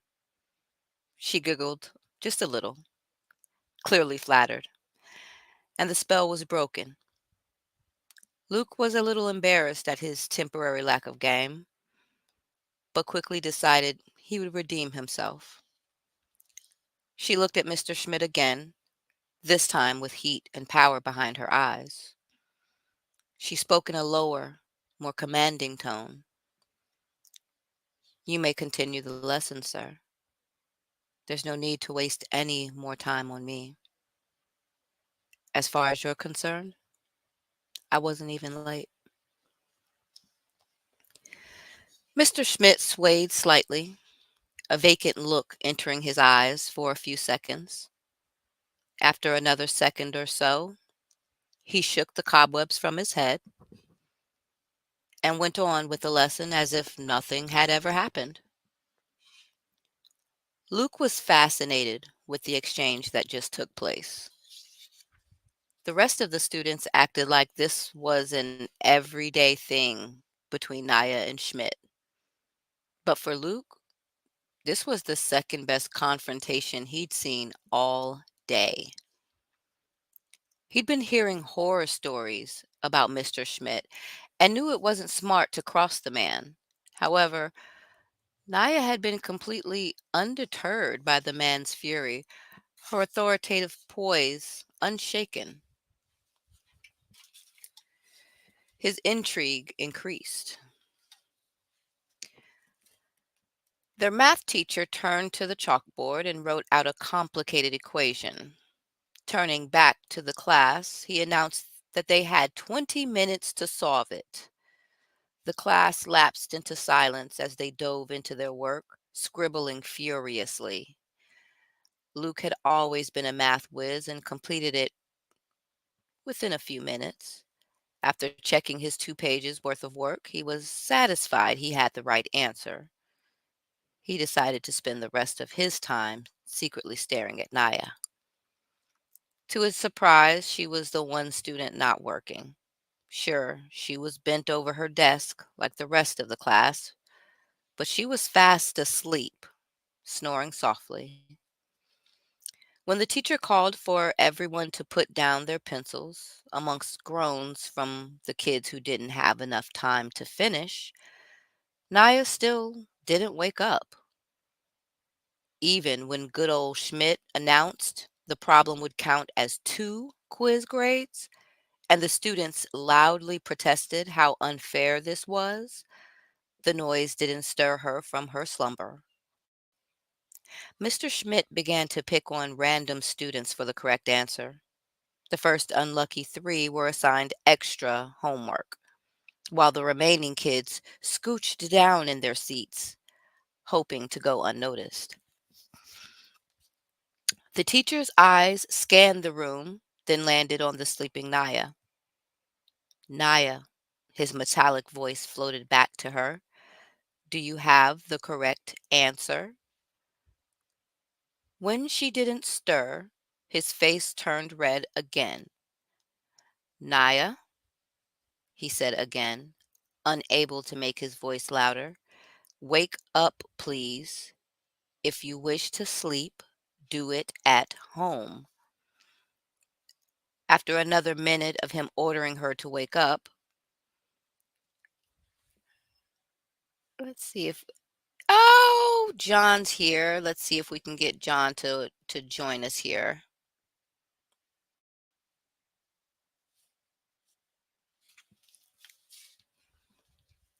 We're going to stop the reading temporarily if John is able to join right here,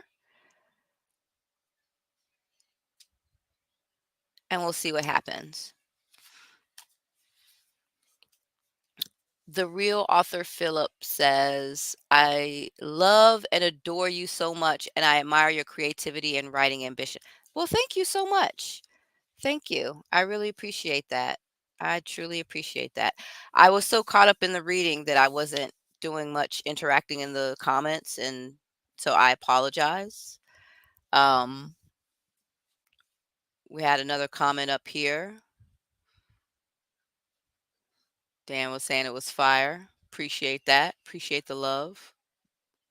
Hi, John. Hi there.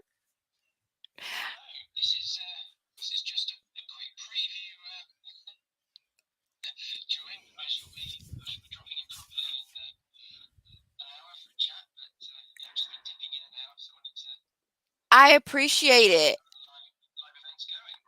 It's tiring. I don't know how these kids do this full time, but I'm glad you're here because now we get to do the whole cover reveal. I'm so excited. So I'm like, it's legit time to present this.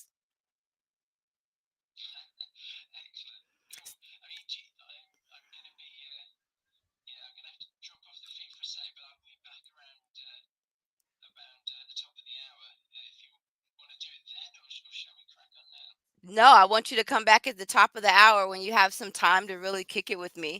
You're actually seeing my face, not on Vimeo. See? Like we're actually able to talk.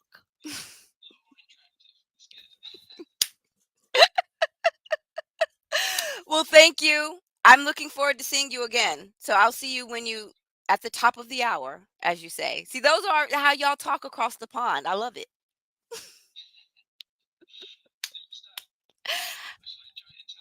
All right. Bye. Okay. And so yeah, that reminds me. I do need to go ahead and get I need to get the I need to get the cover ready. I do. I do. I need to get that ready. Um so let me go ahead and find the files.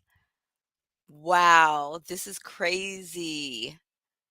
This is really crazy. I'm actually about to pull up the covers.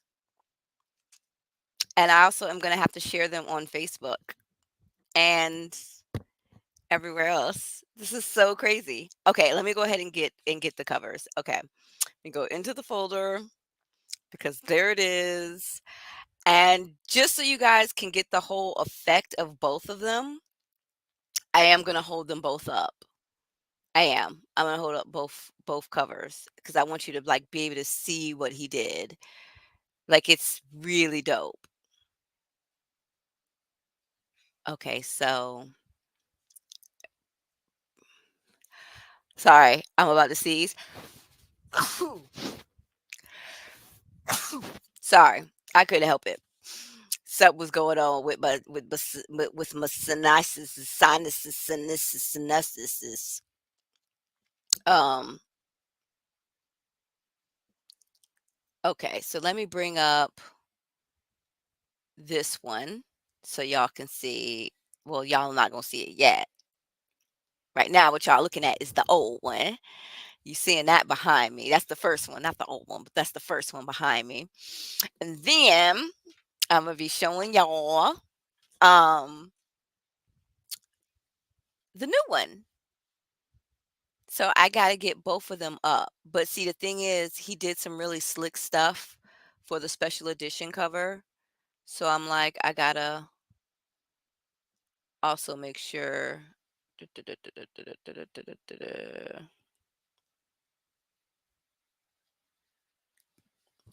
I want y'all to be able to see what he was able to do because he had to replicate a special edition cover, which unfortunately I think I'm gonna have to like let go of the design. But the point is he did it. He did that. Um and let me find the other ones. Let me find the other flames for the chat. Oh, he did such a good job. I was so proud of John, you guys. I was so proud of him. He did a really, really, really, really, really, really, really, really good job. So I was totally impressed. So yeah, totally impressed with John. All right. I'm pulling up Flames of Redemption, getting that one ready. Cause he did them. He did that. He did that. He did that. Mm. And then I don't know how to share it on Instagram, so I'm gonna just have to like make y'all face the camera. I'm sorry. I'm sorry. I don't know. I don't know how to do it on Instagram, but I'm gonna be sharing it on the Eternal Goddess of Flames YouTube channel live, and it's gonna be on my Facebook channel live, Tamara the writer, and I'm also live streaming on Twitch, and I don't even have a profile picture. Child, we doing this. No profile picture on Twitch. So yeah, let me go ahead and but this is good footage. At least I'm getting like really good footage. That's the main thing that's important to me. It's like I'm not trying to be having like no footage. Okay, so let's do this. Let's do this. Okay, so we want this to be near that one, and we want this to be over here.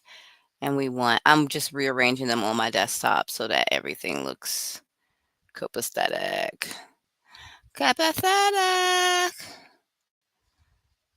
Copacetic. So, shout out to John because he was able to do that. He's doing it. I can't wait to show you. Okay, so let's do this one, and then we're going to bring up that one. Um, where is it? There it is. And then this one. And so I can decrease these two first because this is the most important ones. I'm so excited to show you guys these covers. I legit am so excited. Oh my gosh. Oh my gosh. Oh my gosh. And then I'm going to be able to post them on whatchamajiggy, the Instagram. I'm going to eat some more candy because it's Halloween.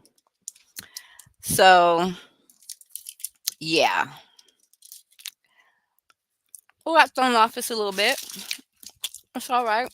It's like Tamara's treehouse. This is what happens when people pop by. When you pop on by. When you pop on by. I'm gonna give you some candy. If you pop on by. Would you like some green tea? When you pop on by. All right. We're finishing chapter 2. I am.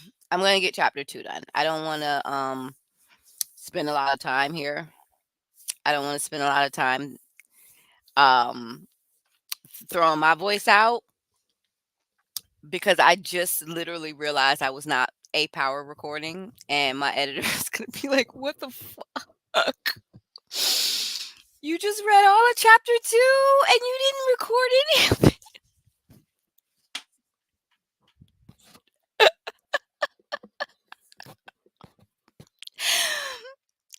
I read this whole chapter. I wasn't recording any of it. I was not recording any of it. Like none. None. A power recorder is up and I did not press a record.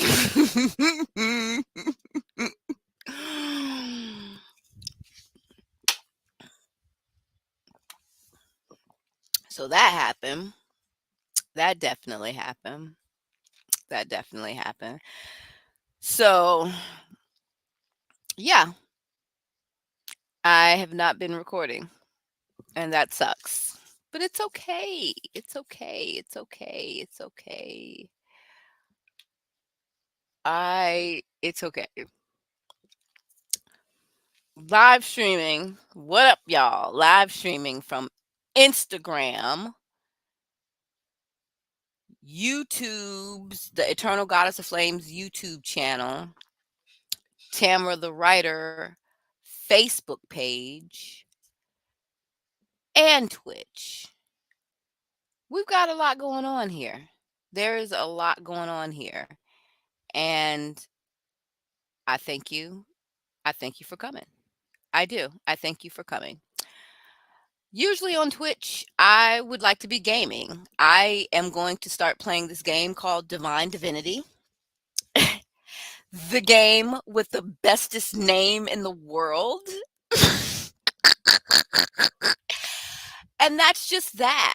It's got the bestest game in the world, and I'm going to play it, and we're going to, while everyone else is playing Kingdom Hearts, I'm going to play Divine Divinity.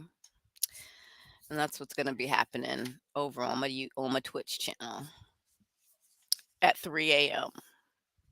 It's going down in Mommy Gamer Town. Just letting you know. Just letting y'all know. Okay, so where I left off is on page 24. Schmidt's back in a bad mood, and Luke is about to see just how different Naya is. And we'll just leave it at that. He's going to see how different and mysterious she is.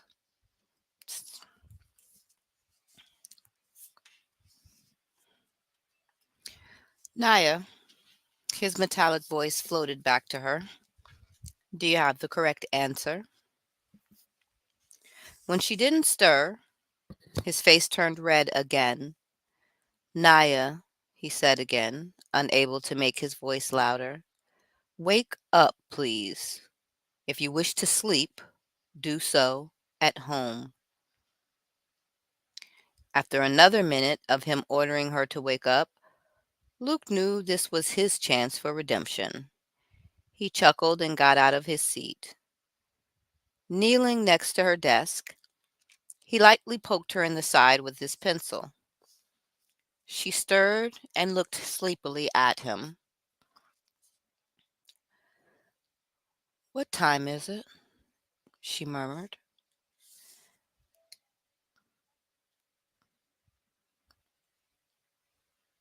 Sorry, I heard a weird sound.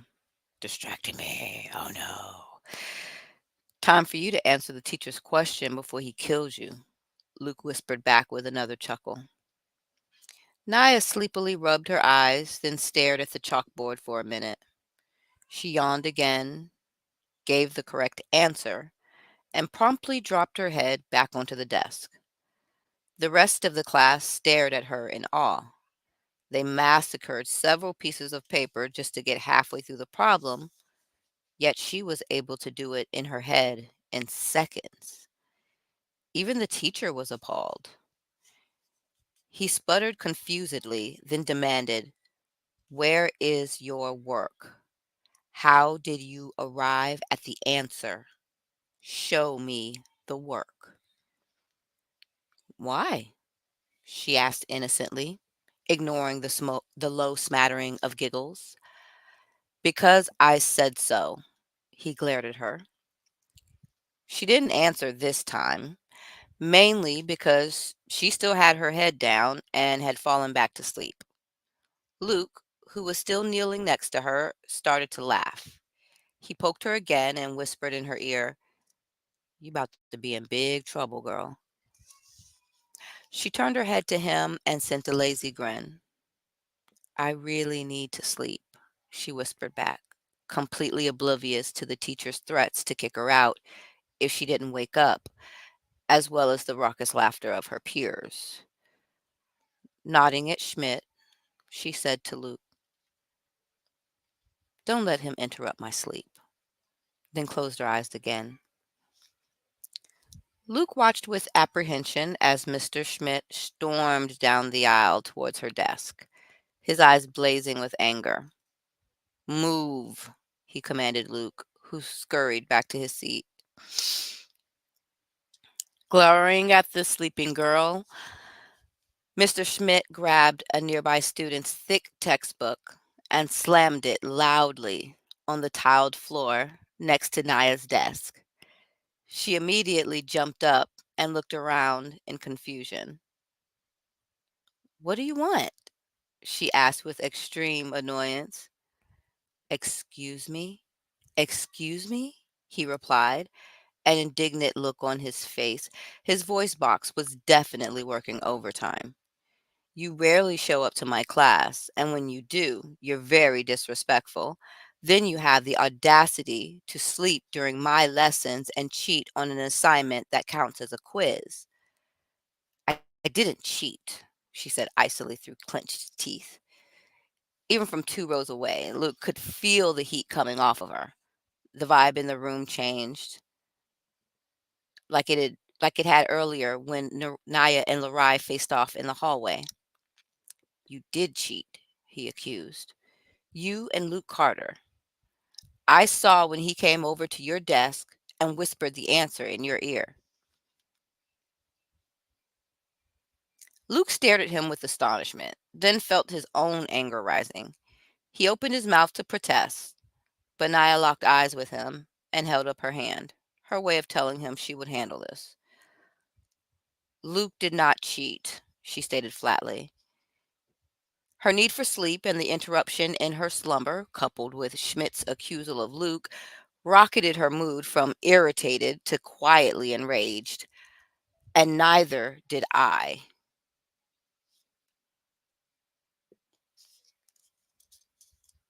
"Liar," he snapped back. "I could fail you both right now if I wanted. There is no way anyone could have done that problem in their head." He smiled impishly and continued, "Good thing I'm in the mood to give out F's today." Naya furiously pushed away from her desk and stood up abruptly, the force of her action toppling her chair backwards.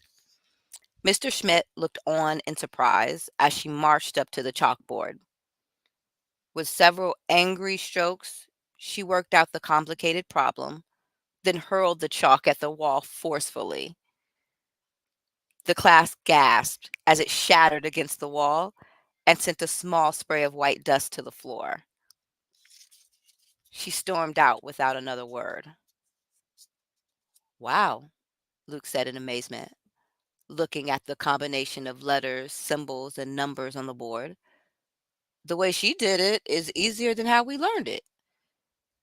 Still smarting from Naya's rebuff, the teacher turned his anger onto Luke.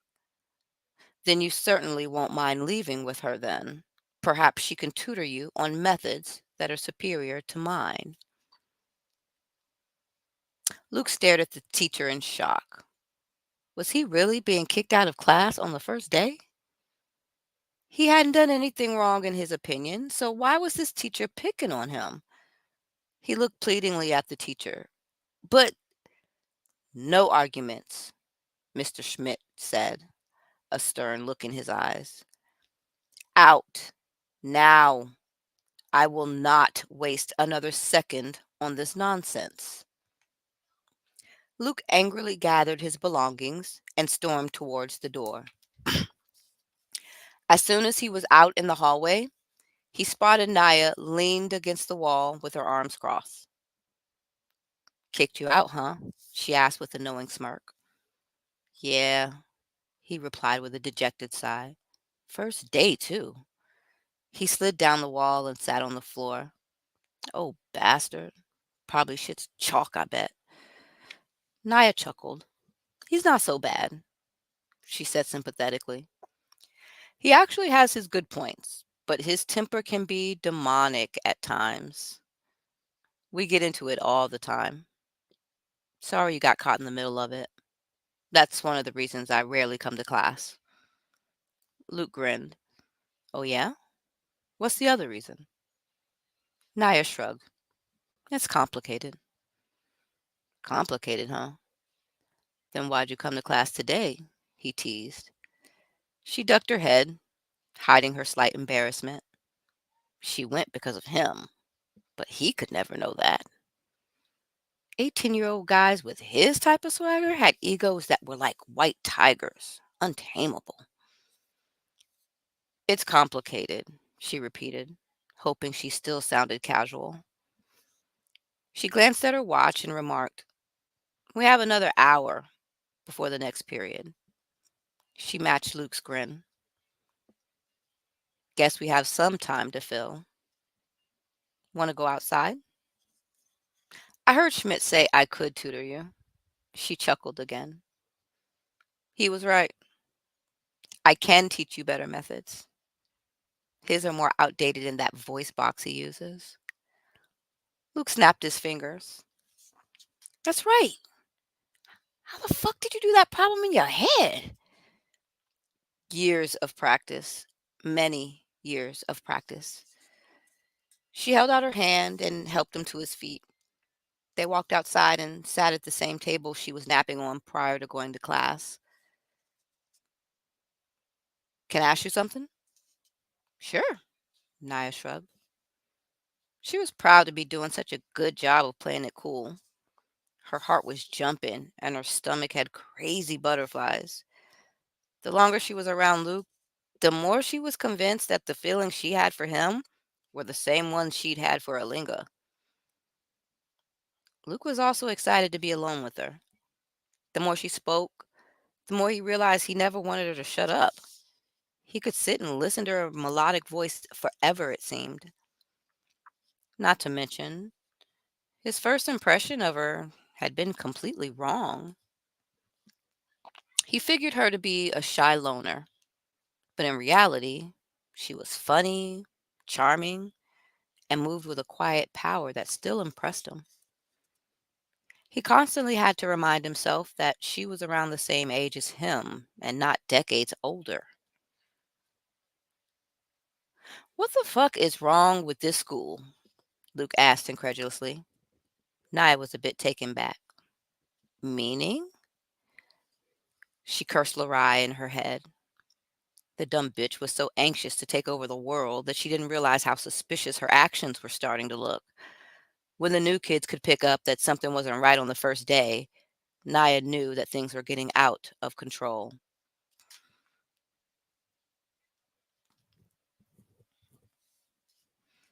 Meaning, why is there a brand new state of the art school in the middle of this rundown town? Why did the school have more kids that go to it than people that live in the town? And where the fuck does everybody hang out at? Naya was amused, and her laugh expressed it. While laughing, she pondered her options. Luke struck her as a good guy, pretty sharp when it came to things that others missed. She wouldn't be able to tell him the whole story. The Arcanum elders already informed her of that decision earlier during her nap. But she could leave a few clues for him, something to get him thinking and keep his suspicions up. It was easier for Lurai to take over someone who was completely ignorant to what was going on in this town. However, the suspicious ones like Clara tended to stay away from Lurai.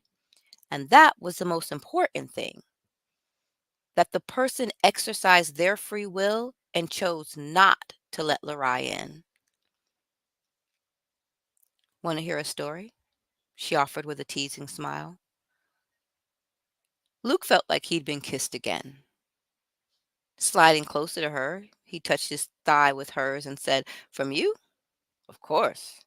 Hell, I'd sit and listen to you read boring ass law books all day. Long as you keep smiling at me." Naya was a goner. Damn, the guy was so appealing. Eyes twinkling, she started to talk, and she spoke of many things. She wound up answering a lot of Luke's questions and even managed to flirt with him a few times, something she never did. She didn't talk about demons or the dark aura surrounding the town, though. That was for another day. Chapter over. Okay, so we are still streaming live. So I'm gonna go ahead and I think what I'm gonna do is I'm gonna start sharing some really cool AI art that was generated that I've been able to generate. I think that's really cool. So let me go ahead and I'm gonna lower the book covers. I don't want y'all to see those yet, but I'm gonna show y'all some more of the Goddess of Flames artwork. Mom nose is getting stuffed up, and that's letting me know it's time for a nip, nip, nip, nap. A nip, nap, nip, nip, nap.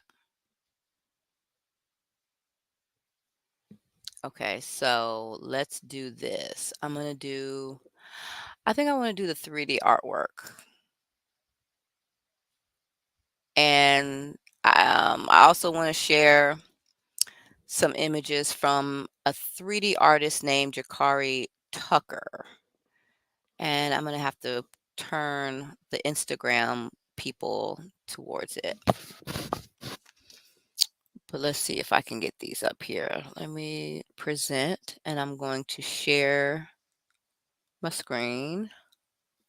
Share my window. Share my window.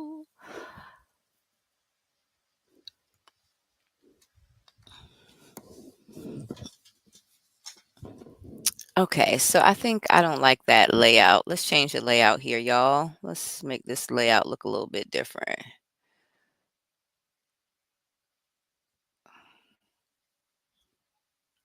Okay, that's a little bit better. All right, so this is the first one no, y'all ain't about to be looking all at my stuff. So, hold on, I think I'm sharing the wrong screen. Hold on. I shared the wrong screen. Stop screen share. Okay, so we about to share the screen again. We about to share the screen. I like getting this practice though. I am liking this. Okay, so let me do this. Okay, oh yeah, I'm gonna share the entire screen of screen two. That way the stuff that's happening, y'all can see it. Y'all can see it. So that is screen two. So that is, oh, y'all can't see it. Sorry. Oh, sorry. Okay, so y'all got a good view of the screen. So that's some 3D artwork made using a program called Mojo AI. So that was really cool. Um, I use Mojo AI in Canva. I'm gonna make this large, extra large icons. So this is Anna. I made like a whole bunch of renderings of Anna.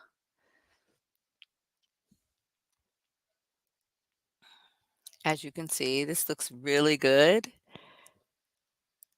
I like that, right? That looks good, right? And it was really easy in Canva to like remove the background. So I was able to like add her to like other artwork. Like, let me show you.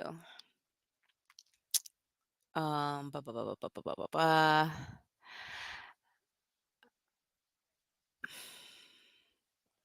I thought I honestly thought I had already downloaded them, but I guess I didn't. But yeah, these are actually really cool too. These are like anime. My bun is starting to hurt my head, y'all. I'm ready to take my bun out. I'm gonna take this bun out.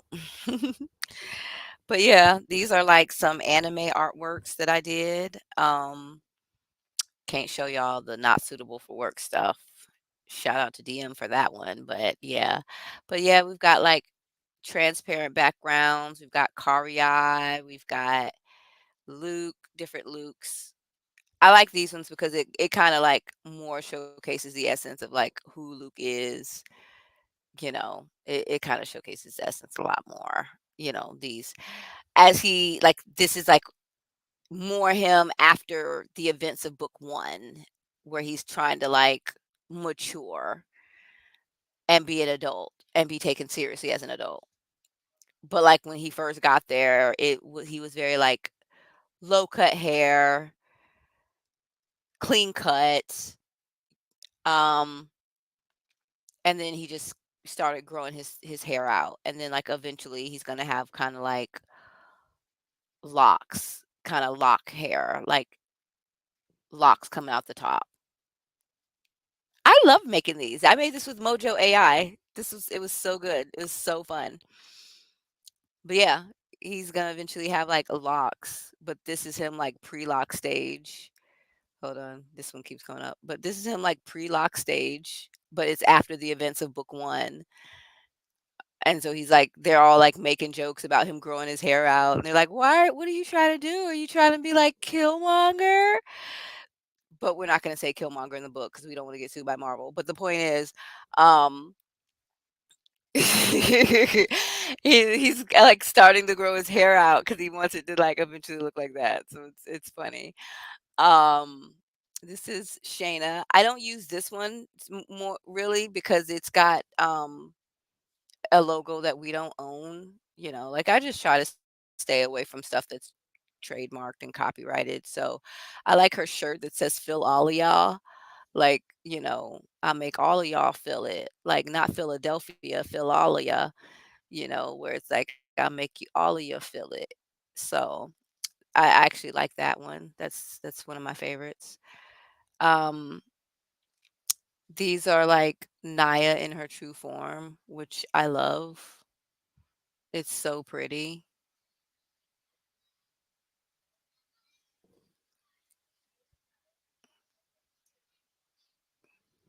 Are they not pretty? I hope you guys can see this stuff. I'm hoping Instagrammers can see it, but like this is like Naya in her like true form.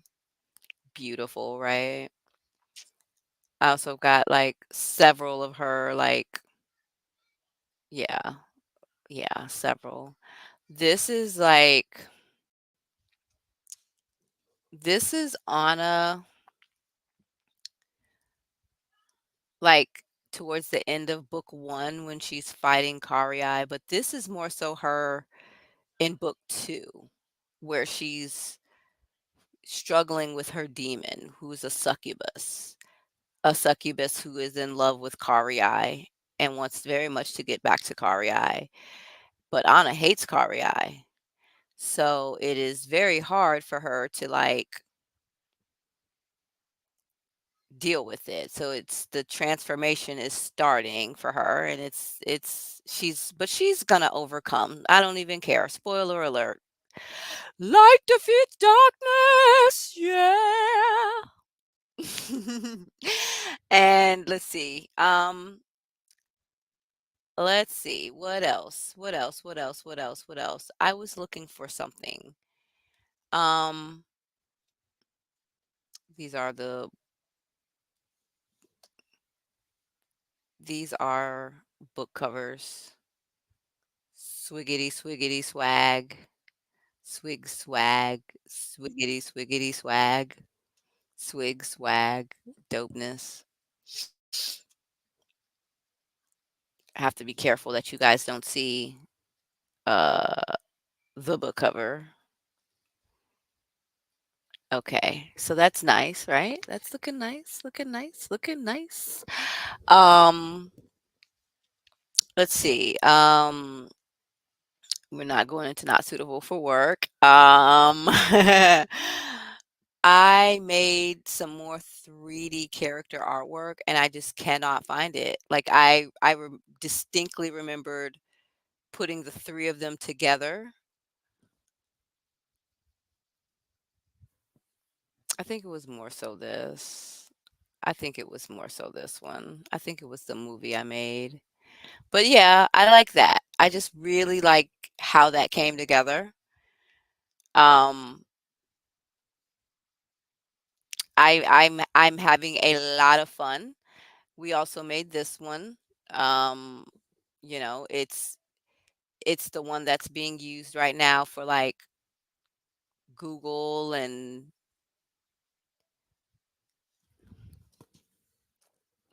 my phone's making sounds. I have to turn and look. Sorry. Okay. All right. Hi. So yeah. So this is some of the live artwork that we've got going on. I think that looks really dope. That looks really cool. Um, Let me make it a little bit bigger.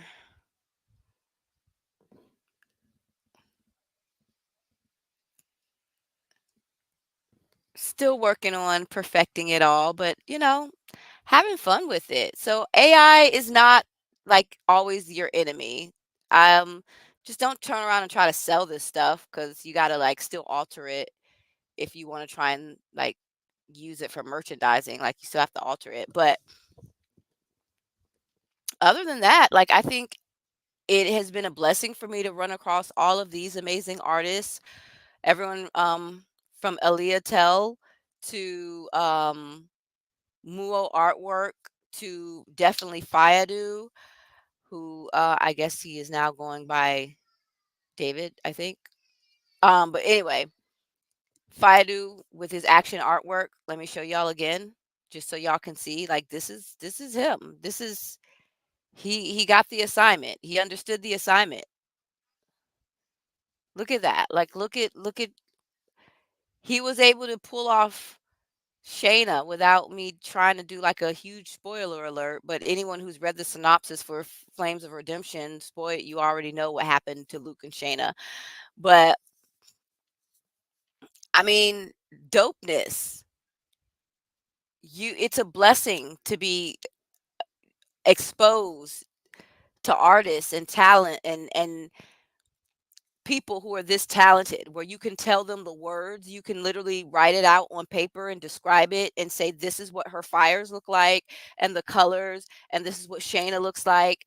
Like there was a whole process for this. Like let me find it. I'm gonna show you Fayadu's artwork. Like he goes in. He goes in.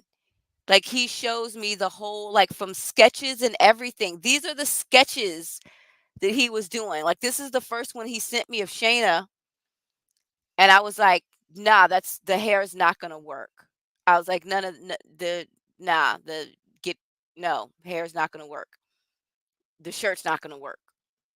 I was like, "But I like this pose. I like the feet. You see how the process came to like dopeness." So then he comes and he sends me this. He's like, "Hey, how's this?" He's like, what are you thinking? What are you thinking?" And I'm like, "Whoop, there it is. You got it. It's time to color. Get her colored." And we did. He did it. And this is what I got for Shayna. Dopeness. Okay? This is what I've been blessed to like have stumble across my path. This is what he started with Carlo. Okay? See? It starts with him just sending me sketches. It was beautiful. I've enjoyed truly the process of working with all of them. Fayadu was fun. He was fun. He got me excited every time he sent me sketches of like, yeah, this is where I'm. Well, he's like, is this what you were talking about with Naya when you sent me the description? When you sent me that website? Because every single artist had the website address where they got to basically see a description of each character. And I told them, based on what you see there, I want you to just create using your style. And each of them killed it in their own way, you know? Just so amazingly talented, these people. Um, yeah, just amazing talent. Some of it came from no, I don't use Midjourney. Some of it came from Night Cafe Studio. Here, let me show you. This is the link that every single artist got. Okay. So they got links to every single one of these characters. And on each and every one of these characters, what happens is you click on them and it takes you to a page. And that page will tell you flat out not just a background, a brief background of them, but also gives you the description of them in human form and like true form or demon form with even additional excerpts to help you figure out like, okay, this was done by Jakari Tucker based, and he's really talented, you guys, just based on this description of the true form. Illuminated gold skin, hair long white, eye color red with gold pupils, wings white and gold fire color. This is what Jakari was able to produce. And I'm going to bring it up so you can see it big. Dude is dope. Check him out. He is on Facebook and I know he's on Instagram. Check this dude out. He's dope. That's what he made. He makes 3D characters. He also made this one. And the good thing about this is I use Cartoon Animator 5. I was able to put this in Cartoon Animator 5 and her mouth and eyes and stuff. I can animate all of that because of how he built this for us. So thank you so much, Jakari. Great job. Great job. This was amazing. Amazing work. Again, Ellie Teal's work. Aaliyah Teal. She did that one for Naya too. No, not that one. This one. She did this one for Naya. Just dopeness. I'm so blessed. But yeah, everyone built what this one was Mool Arts. Everyone built their own artwork based on these descriptions. You feel me? Like that's just dope. I'm so excited and happy and blessed that I got to run across some really amazingly talented artists. I mean, there's everybody. Like everyone just kind of did it their own way. Like here's Matt.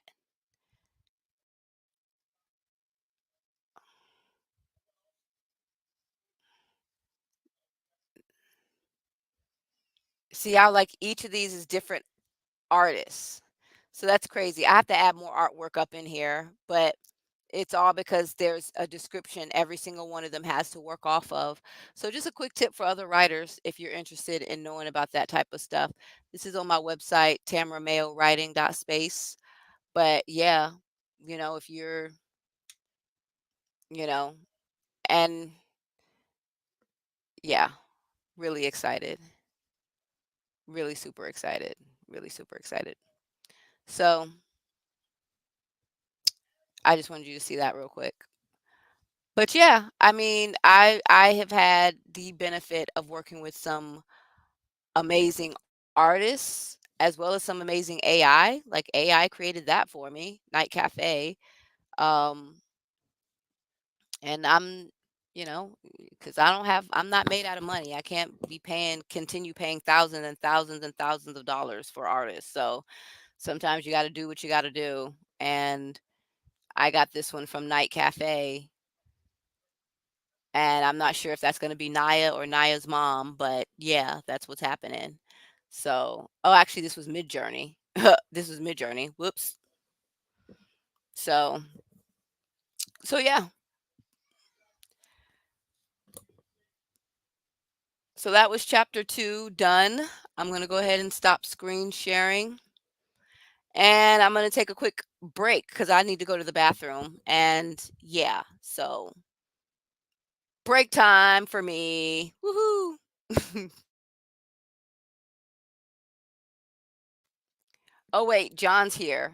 Oh, my goodness. Hi, John. Hi. Hi. Hello. I was about to go and use the bathroom. If Legit. you need to, if you gotta go, you gotta go. So, I know. It's like it's calling me right now. yeah, but I'm happy to wait. So if you Okay, then in want to this do what case, you gotta I'm not gonna make you wait. I'm gonna let you watch a commercial. do, be back after these messages. Right? Tipping point. Siblings Luke, Matt, and Shayna Carter are not happy they have to move from Philadelphia to a small town in South Carolina when their mom loses her job. But they quickly realize that fitting in at their new high school is the least of their worries. Because a secret war has been raging inside their new hometown. One that began long ago between two sisters who are now battling for the fate of humanity itself. On one side is Lorai, who's increasing her power by turning everyone at their high school and in the entire county into demons she controls. On the other is Naya, the 17-year-old goddess of flames whose soul has lived parallel to mankind since the dawn of humanity. Part angel, part demon, and part human, she belongs nowhere, abandoned by her family and isolated in her mission to protect humankind from the demon world. Outnumbered by the exponentially growing demon population, she's determined to save the souls of the remaining humans with only the help of Anna and Carlo, two demon-human hybrids. Now suddenly thrust into this ancient war are the Carters, whose growing friendship with Naya will put their lives and their souls in danger. What began in ancient days when supernaturals and humans intermingled comes to an earth-shattering climax as the physical and spiritual realms collide in an epic tale of good versus evil.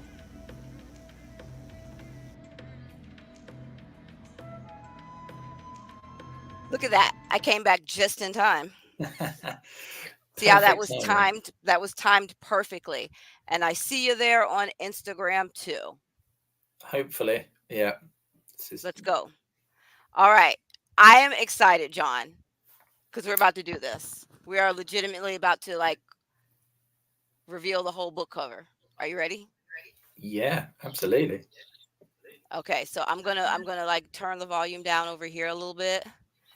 I mean, and I've got the covers ready. So while I'm bringing them up, do you want to tell people a little bit about what your process was going into this? Yeah. Let me know if you're getting feedback. Sorry, I've got the I've got it coming out of two speakers here. So yeah, the process is always easier in a way. Well, I don't know if it is easier. We'll perhaps talk about that. But working on a second book in a series, you've already done a lot of the hard work in terms of setting out the overall structure of a cover. So you know where the title block's going to go. You know what the big elements on the cover are. So you've got the Rise cover behind you there on the screen. You know, you've got Naya big at the top of the page, black and white with, you know, the color picked out in her eyes. You've got the flames. You've got a bit of location in there. You know, all of those elements were set up with the first one, and you want to take that, and it creates that brand continuity, that recognition that, you know, someone's recognized the first cover, they will see the second one and think, yeah, that's definitely part of the same series. So in that case, you've sort of done a lot of the work. But then it's how do you take all those elements and make them fresh and make them exciting for the second book. So yeah, we had those in place, and I think you gave much like you were just talking about with your artists who were doing those commissions for you. You know, you give the instructions, you lay out the sort of ideas that you've got for what you want the cover to look like, and what elements you want to put on there, who you want to feature, what the focus is going to be. And so my process is taking those and just sort of bashing the two things together, trying to find different ways of representing those characters, those ideas, those things that you wanted to have within that structure that we've set up for the book covers. So I think I did about 3 or 4 probably to start off with, variations, and those are very rough in that, you know, these are done with stock images, so I'm taking them from the different stock image sites, putting them together. They'll still have watermarks on at that stage. It's all quite loose because it's the time to experiment. It's the time to play around with the ideas and try different things. And, you know, you don't want to polish it too much at that point because you want to have the freedom to be able to change things around. So I send those over, and you reviewed it and gave your perfect feedback. I don't know if you will have talked about this already on today's live stream, but for most I authors that I have work not. with. I Okay. never told them how I gave you feedback. I didn't. Okay. Well, for most people, people work in different ways, and that's great. You try and adapt to how different authors work. A lot of the time I'm working with people in different countries, different time zones. So yeah, a lot of it's done remotely, so by email, things like that. With Tamara, I get brilliant feedback that is done by you record yourself, you give me, your emotional reaction to it, as well as your sort of specific reaction. And that is actually really important, because you want people to have an emotional reaction. You want them to connect, or to not like something and go, oh no, that's not working. That's excellent feedback. So yeah, I get these brilliant little recordings sent through, which I get to watch, and then pick out all the feedback, the creative sort of ideas you've got, the bits you want to change, different things you want to try. And then we just get into that process of tweaking it, picking out the bits we like, and then refining it until we get to a cover that everyone's happy with, and hopefully meets those objectives that we set out at the start, to make it exciting and interesting, and something that people want to pick up and Exactly. read. For those of y'all who don't know, like I never wrote any feedback for John. I'm incredibly we're incredibly busy. John, you know that. So Yeah. I was just like, besides, there's no way I'm going to be able to articulate my excitement and the thrill I'm getting every time I get something back. So Yeah. I would literally be recording on Vimeo just like this that you guys are seeing right now, and wave to Instagram too. You're like super meta right now because Instagram is looking here at this screen Oh, okay. instead of they're super meta right now. And then everyone on Facebook and YouTube and Twitch, hi you guys, thanks for coming. But yeah, with John, I never wrote back any feedback. I would just record my screen like this, and I'd have like me in the corner where it's like the webcam is giving like my full reactions, and I'd be like writing on the screen like, all right John, and I'd like circle this part right here, and I'm like, I want to change the font here. And he got it, you guys, he got me. And I think, and one thing I'm not afraid to tiptoe around is like a lot of us in as Black writers, we try to find writers who look like us. We worry that writers might not be able to understand how to properly and beautifully portray our characters and our people. And when I tell you John nailed this with no issues whatsoever, like out the gate, when I explained to him like what Naya's hair looks like, her skin, how beautiful she is, when I explained to him that I wanted to step away from a cover that was little more, that was kind of more YA, which again, shout out to Akifa. She did an amazing job here, but this one screams YA. And I knew that I wanted to try and shift away from YA to like new adult fiction. And John got the message. He understood the assignment, and he was like, okay. And when he gave me Luke and Naya like kissing at the bottom or about to kiss, I was like, he gets that level of sensuality that needs to be there, the level of romance. I was like, he just gets it. And I was so impressed that I was like, I have to do videos. I can't just type this. I can't try to type this out. That's not going to work. It's not. So I'm also changing there we go, changing the phone back that way so Instagram can see. All right, so we're going to go ahead and I'm going to actually reveal your new cover. But before I do so, I have to show you guys, let you guys know like why John is here for the end. A tip to you all who want to like really step up your professionalism and ensure that you're locking in your clientele and ensure that you're listen, we're not going to chase you down. The way John came on is he remembered from our time in book one that this was to be a series. And John reached out to me and said, hey, Tamara, I remember you said you're making this a series. How's book two coming along? Are you ready for a cover? And I hadn't even been thinking about it. But because John reached out and said that, I was like, yeah, John, we do need to start commissioning a cover for book 2. Mm. We didn't even have a completed manuscript, but we were already thinking in terms of we need it for marketing and for promotion purposes. We need it to start building the buzz, but it wasn't on our mind to reach out to John. The fact that John reached out to us made him that much more valuable in our eyes.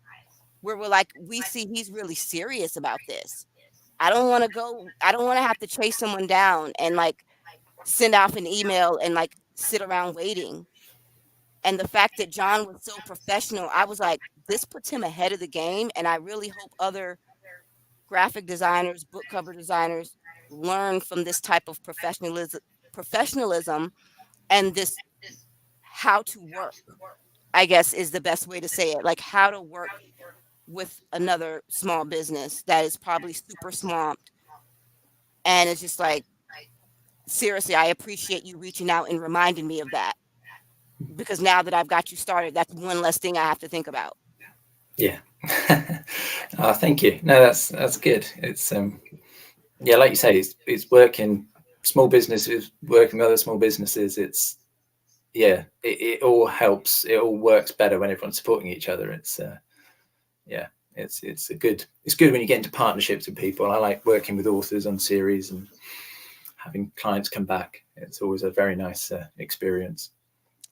John, you ready to show them what you did for book 2? Are you Let's ready? do it. Okay, we're gonna do this. So you guys see how beautiful cover 1 is. And the goal throughout the series is to maintain consistency. So let me show you what Mr. Stubbington has done. How's that for consistency, people? How is that? You seeing that, Instagram?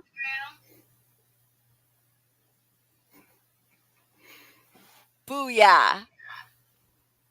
And he understood the assignment. When I told him that Luke was mainly the focus, even though Naya is still, it's a series about her, but Luke is the protagonist, and that I wanted Luke's face at the top, he understood the assignment. And when we do book cover 3, I'm thinking it might be Anna's face at the top, so we might have to, we're gonna keep that, going. We're gonna see Yeah, whose face lands at the top for number 3. yeah, We might have to let the fans vote on that one. We'll see.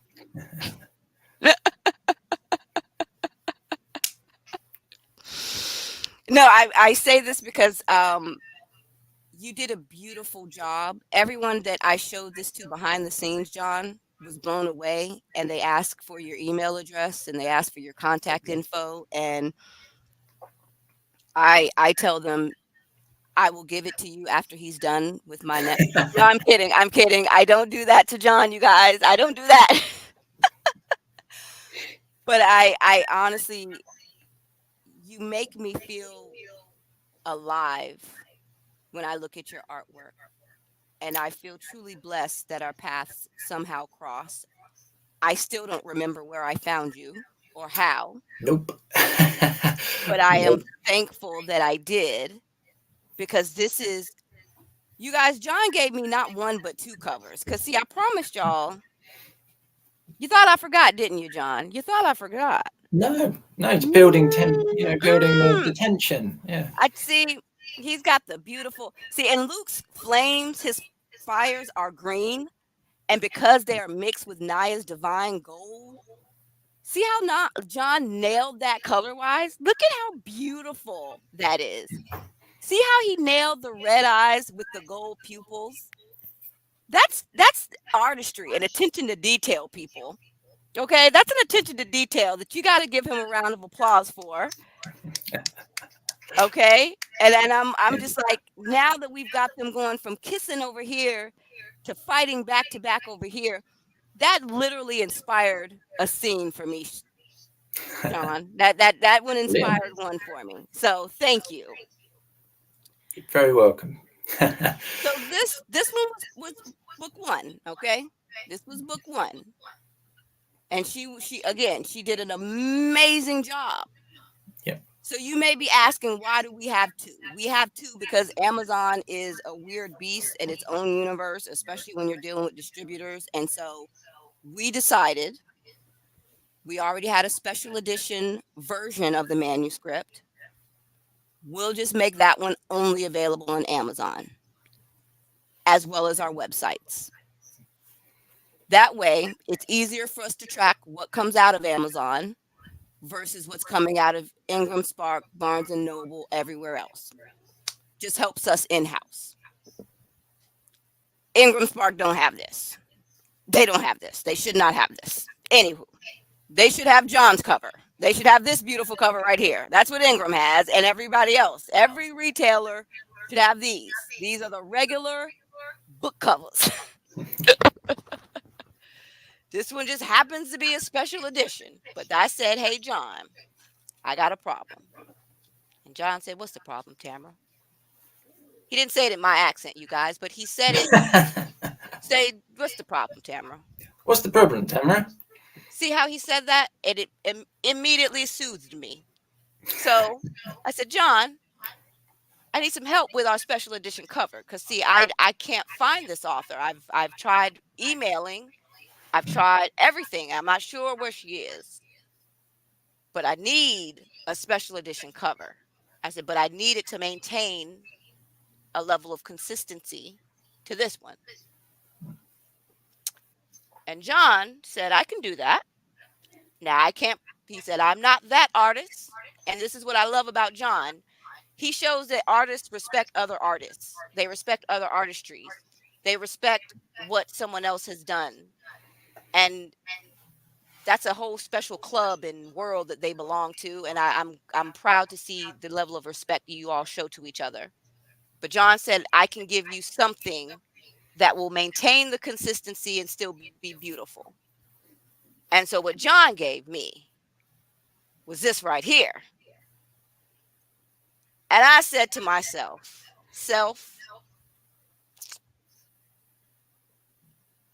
this can hold us until we can find Kif. This will absolutely hold us. Because do we want Kif for the rest of it? We do. No one designs that. That's beautiful. But daggone if John didn't come through with the win. He came through with the win, ran it into the end zone. The attention to detail again. We've got over here the shattered glass with the Carters in there. We got the shattered glass with Luke and Naya in it. Luke's green fires. The fire coming off of his hands. It's the attention to detail that I can respect. What do you think, John? Tell me what you think about the book cover. Yeah, I got to say I like both of them, and weirdly, it's a funny thing to say as a designer, but I don't necessarily like every single design that I come up with, because sometimes you're doing it to a brief that goes in a different direction to the way you thought it should and things like that. But I really like both of these, and like you say, it's difficult when you've got an existing artist in place and you've got to be very respectful of what they have done already. And in this particular instance where you haven't been able to get in touch with them, that's a tricky situation to be in. So it's trying to take, you can't copy exactly what they've done because that's their style, that's their design they've come up with, but it's trying to take inspiration from that and elements that you were keen to have consistent, like you say, the glass, and finding a way of representing that, in a new design, in a fresh way, in a way that hopefully grabs people. And it was interesting because, like I said earlier, we did several versions of the design for the main cover, the one you've got on screen now, and I think that image of Luke with the arms up, I think that was actually one of the designs we were playing around with for the main cover at one point. I did a switch. Remember when I did, hey, executive decision switcheroo at the last minute. Here's what we're going to do, John. This face is going to actually go on the special edition cover, and that move is actually going to go onto the original. Yeah, Yeah. I am not afraid to pull a big executive decision move at the last minute. But it was a really good decision. I think you saw in that, it wasn't right for this. It didn't really match the design elements that we'd come up with. But I kind of liked that pose and I liked that figure and I wanted to throw it in there so you could see it. But it was the right decision not to use it here, but a great decision. You go, brilliant, I've got somewhere else I can use that. And yeah, that was a good moment. Got to do another cover. I know. Doesn't it make you excited? Yeah. People want more of my work. That's brilliant. Yeah, bring it on. So, quick questions. How long have you been doing this, John? So I went freelance in late 2016. So what's that? Seven years, something like that. To start off with, I must admit, I didn't really know which direction I was going in. I wanted a more creative career. I wanted to do something different. So it was a lot of experimenting and trying to find my market and find where I fit. And I got into doing a lot of illustration work, and I read a lot. I like books. I like storytelling. I've dabbled in writing unsuccessfully, but it was an area where I was obviously had a great interest, and it was an area where my illustration work could be used. So I sort of gravitated towards book covers and found a niche there, and it's developed into not just illustrated covers, because those aren't right for all genres and all designs. So yeah, start doing things with stock images and manipulating those, which is mostly what you've got here. There's little bits of painting that I've done in the finer details on that cover, but it's mostly based on stock imagery that. And for those who may not know and have questions about the licensing and how that works, can you explain it to them the same way you explained it to me? He did, you guys. He explained to me like I was a dumb person, which I really appreciated. I was like, give it to me like I'm stupid.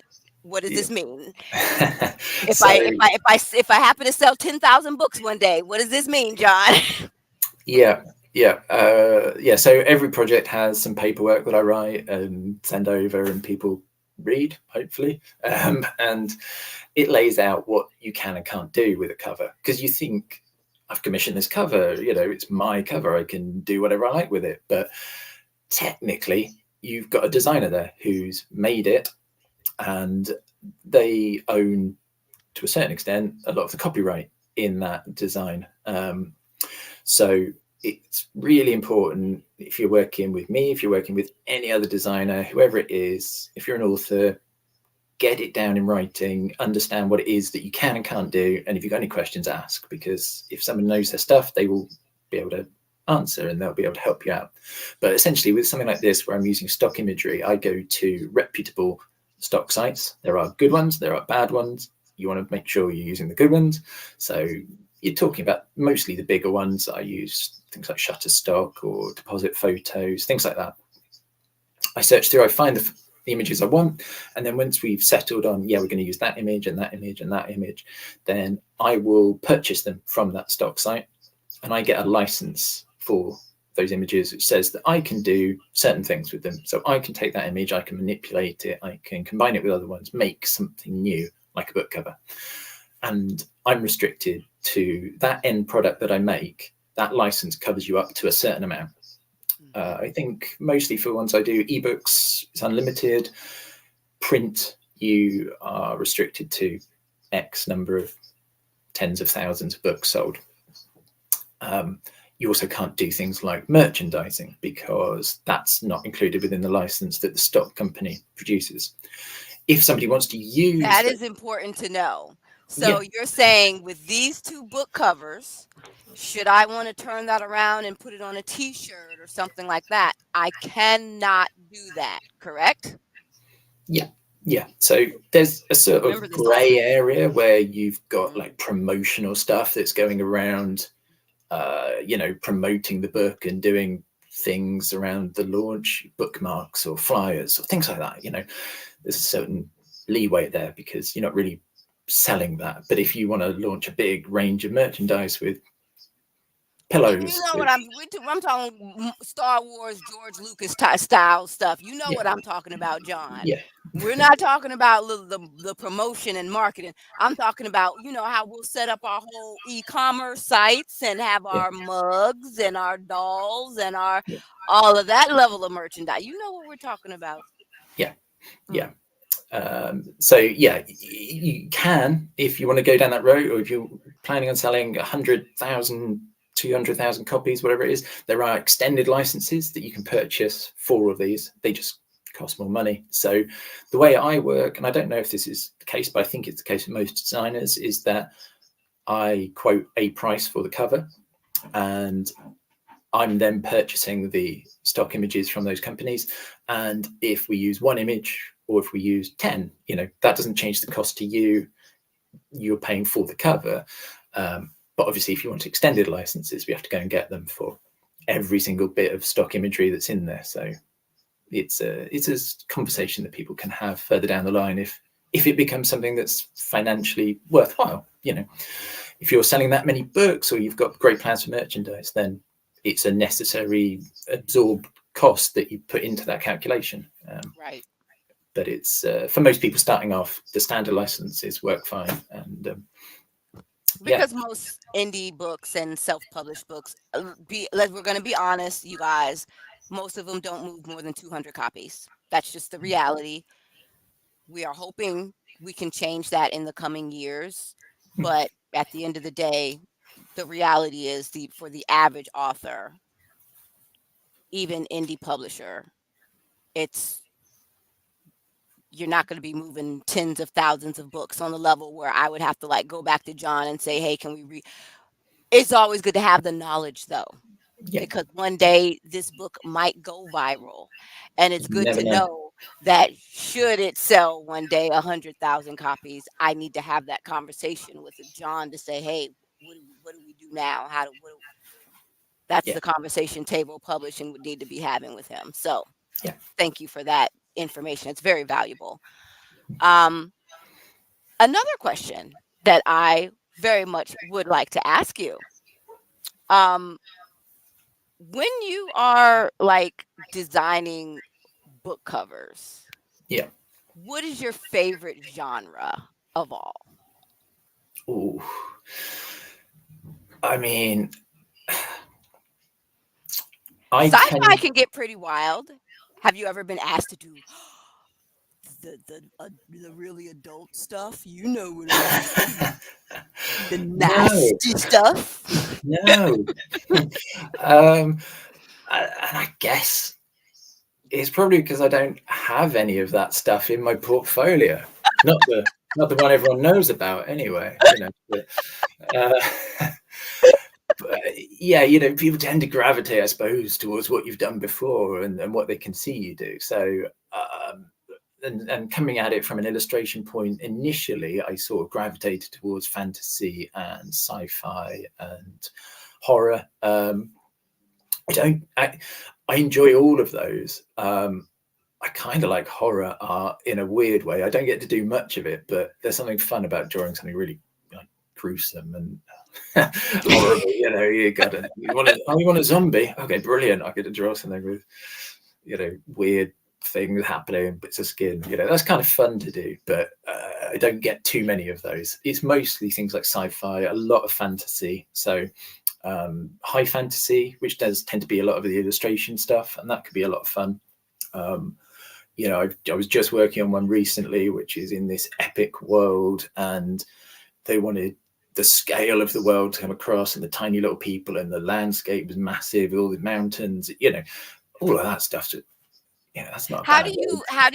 you okay, because I know you want to give authors and publishers their freedom, but how do you bring in your professional critique to remind them hey, this might be a little too big, you might want to scale it back? How do you kind of remind them because we want to throw everything in, we're not even gonna lie, we're the types, our imaginations are going wild, we see what y'all are able to do, and we're throwing everything, including the kitchen sink. Yeah. But sometimes you guys have to remind us, okay, scale it back and keep it simple. How do you do that? I mean, sometimes people are really receptive to just an email or a conversation where you can say, look, you're really invested in your book. You've written this. You've probably spent months, if not years, thinking about this, and you know these characters and you know what's happening in the story, and actually you want to get across that X is being held, this sword's really important because it's being held by this character who does this with it in chapter 17 or so. That means a lot to you.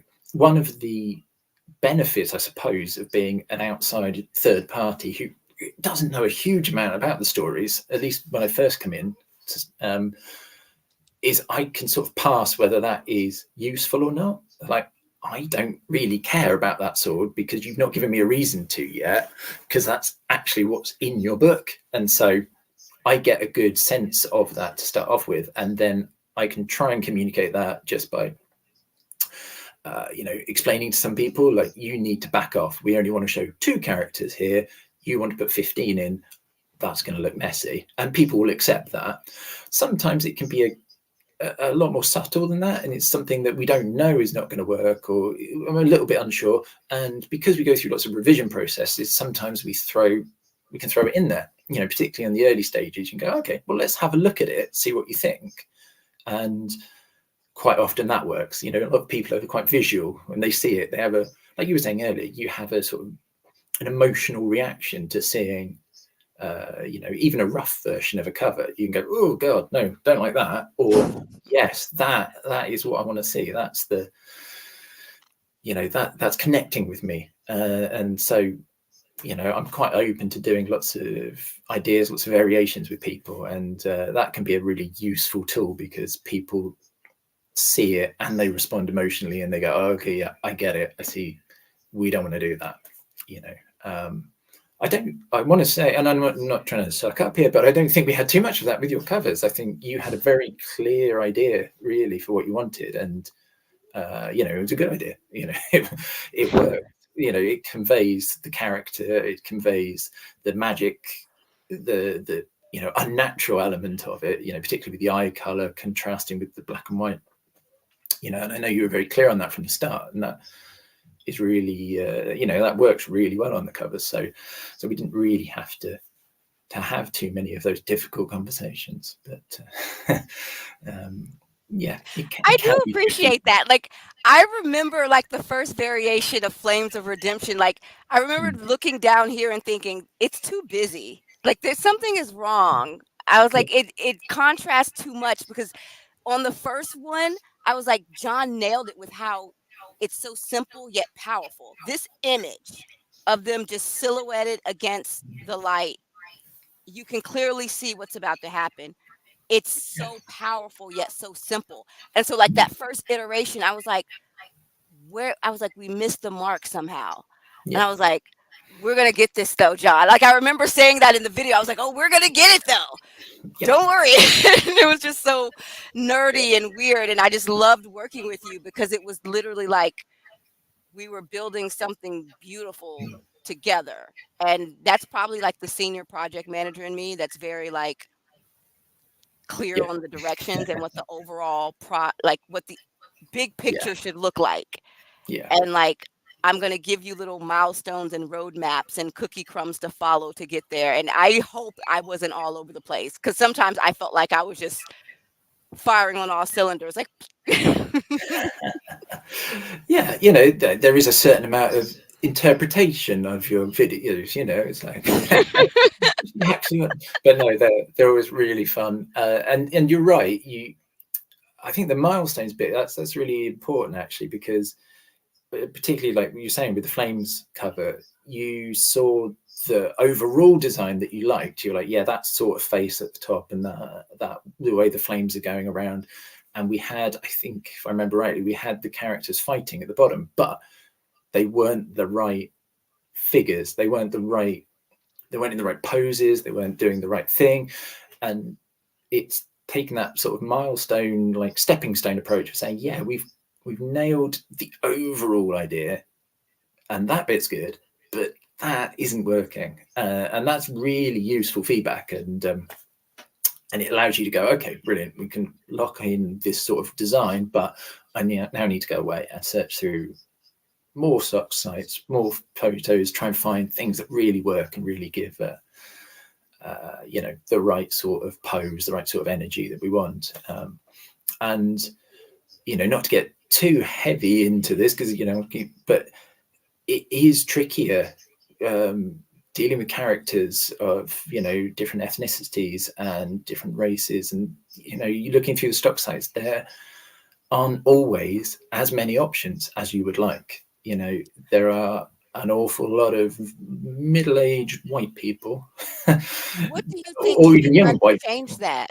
I wanted to ask, what do you think should more models be stepping forward to try and I don't know how they get these images in the first place. So what can be done to help you guys out too? Because Yeah, it is difficult. I know there are there are more boutique stock sites that focus on different areas. So there are people who perhaps focus on different races. There are different ethnicities, models from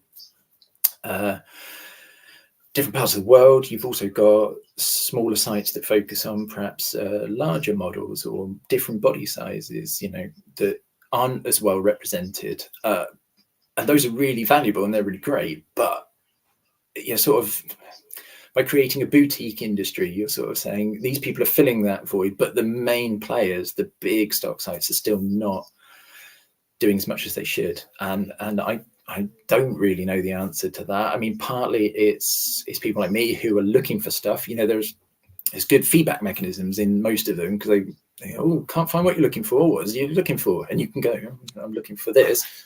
They'll take that feedback. What they do with it, I don't know. But you've got to keep doing that. You've got to keep telling them. But yeah, I think if you've got more photographers seeking out more models who can do this sort of stuff, in this day and age of, I know you guys sort of came in on the end of the conversation, you were talking about AI earlier, but that is another challenge, because the opportunities for models, the opportunities for photographers are going to be squeezed by more stuff coming through the AI pipeline. So it's a tricky situation, but I think it's important that anyone working in this field, anyone working on designs like this can, you want to be able to go out and find the models you want. You want to be able to find the people that represent the characters that are in the stories. And I right. suppose that's the other thing. There's more stories with these characters in, mean more covers with them on the cover. And so people writing these stories is probably the best thing that anyone can do, because then there's more visual representation out there on actual shelves, which would be great. You're absolutely right. And actually going back to that point regarding needing the representation, I keep lauding the artists I've had the pleasure and blessing, I keep saying, of working with, because as good as AI is, there's nothing like what a human being can produce, if that makes any sense. Yeah.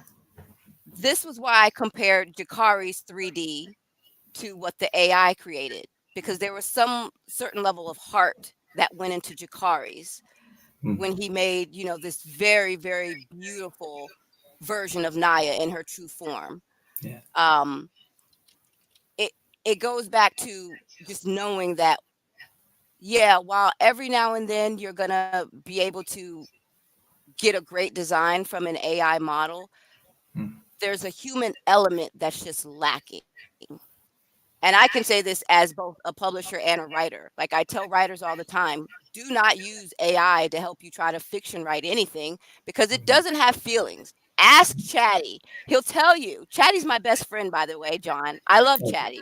Chatty helps me write emails, and Chatty helps me write certain things for social media that just don't have the time to think about. And I can appreciate that.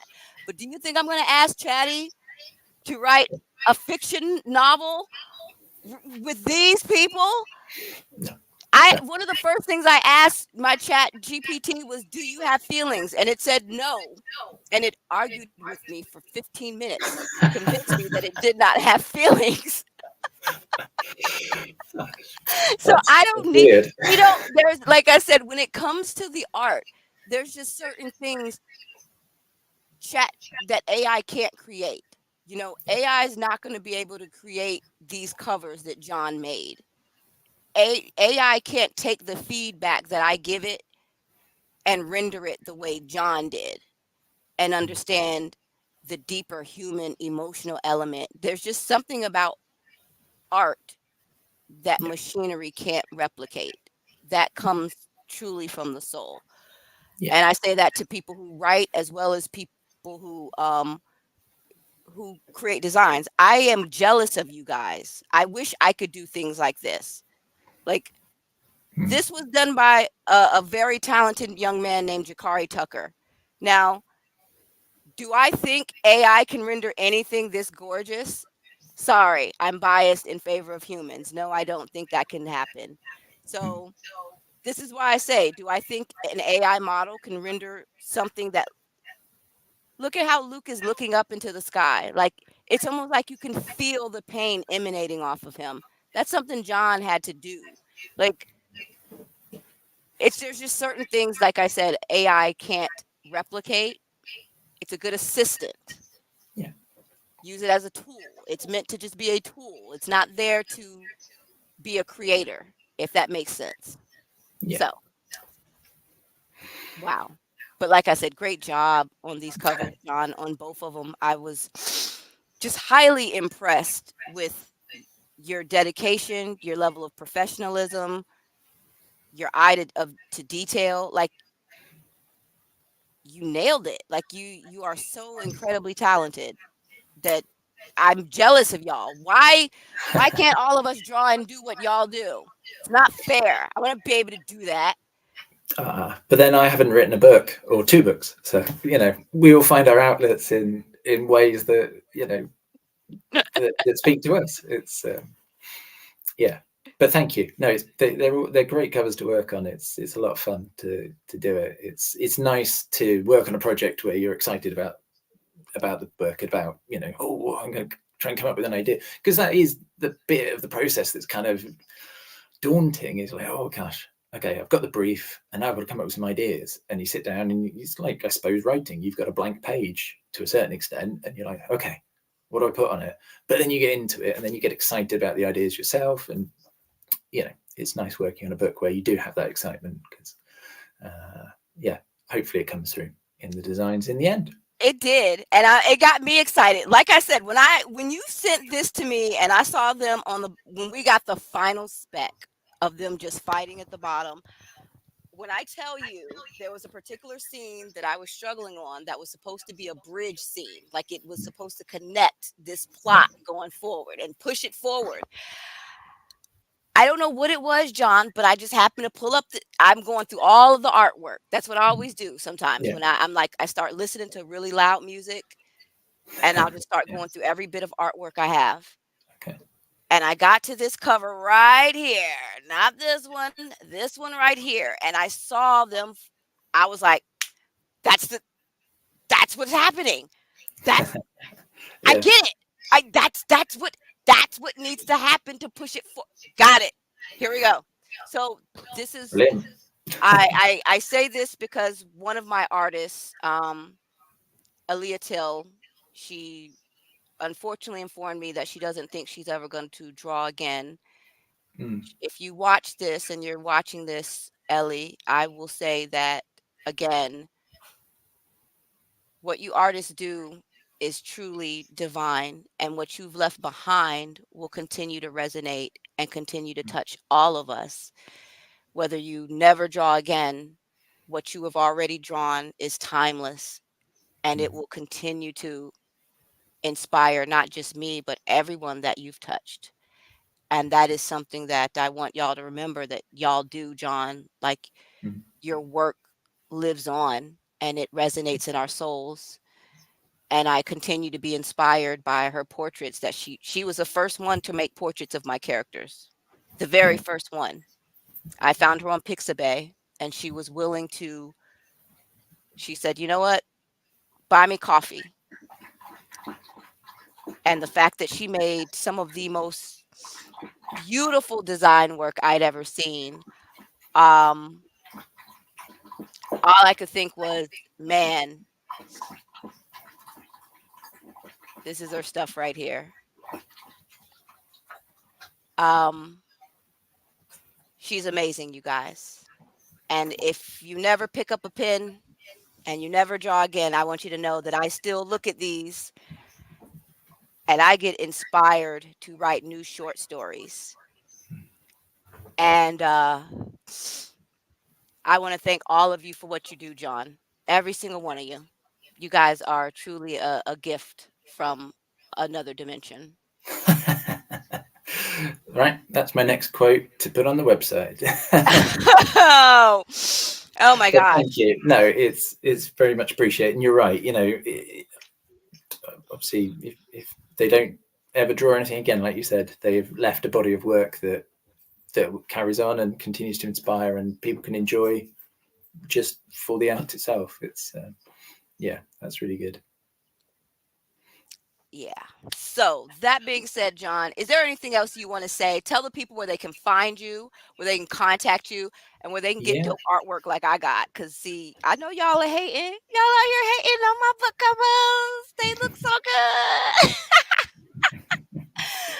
uh, so Fluffing on the gram, like the youth say. The youths.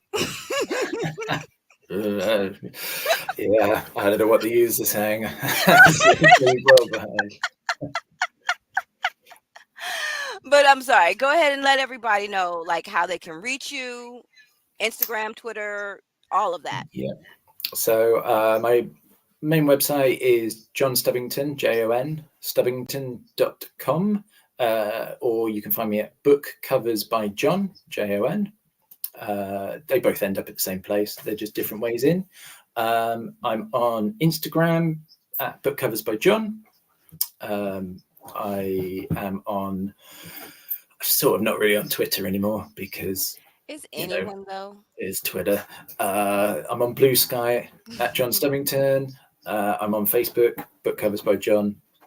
Google, all of those things, and you will find me. But yeah, like you said, I have no idea how we found each other to start off with, but yeah, it's I great. don't know. I literally don't. You may have been on Facebook. I have no idea. All I know is I found you, and every single time that I need some inspiration, I play the Casey and JoJo All My Life song, and I look at these book covers. And John doesn't know the song, but he doesn't understand. Y'all, Instagram, if John doesn't get up to date on Casey and JoJo and Jodeci, he's not going to be my friend anymore. So you're going to go home and Well, then, John, when you get off, you're going to pull up Casey and JoJo All My Life and you're going to grab your wife and you're going to slow dance with her. And then you're going to okay. think, hey, this is the song Tamara always plays when she thinks about me and looks at my book covers. Yeah, cool. as you listen to the lyrics of the hook. Cool. All my life, I prayed for someone like you. I thank God I finally found you. I'm very glad that we are working together, friend. It's been a fun ride. And are you ready for book 3? Are you ready Absolutely. for book 3? Bring it on. Okay. You guys heard it. You heard the challenge. So that's it from for John, y'all. Y'all give him a round of applause. And thank you Thank for you. coming up, John, my new Thank you very friend. much for having me on. It's been a pleasure, and I Oh, I'm hope going the to rest of the repurpose reading goes all of well. this. All of this will be repurposed, John, and cut up into clips and repurposed again because you dropped some gems here. This was some really, really good advice, not just for writers to know, but also for other book cover designers that are just starting off. So I might have to pull you for some webinars. Help me out with some webinars or something, man. Let's do it. Yeah. Cool. Bye, John. Thank you very much. All right. All right, y'all. So that was John Stubbington. That was my book cover designer.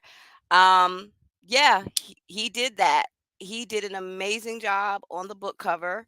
This is the Flames of Redemption book cover. Like, this is it. This is it.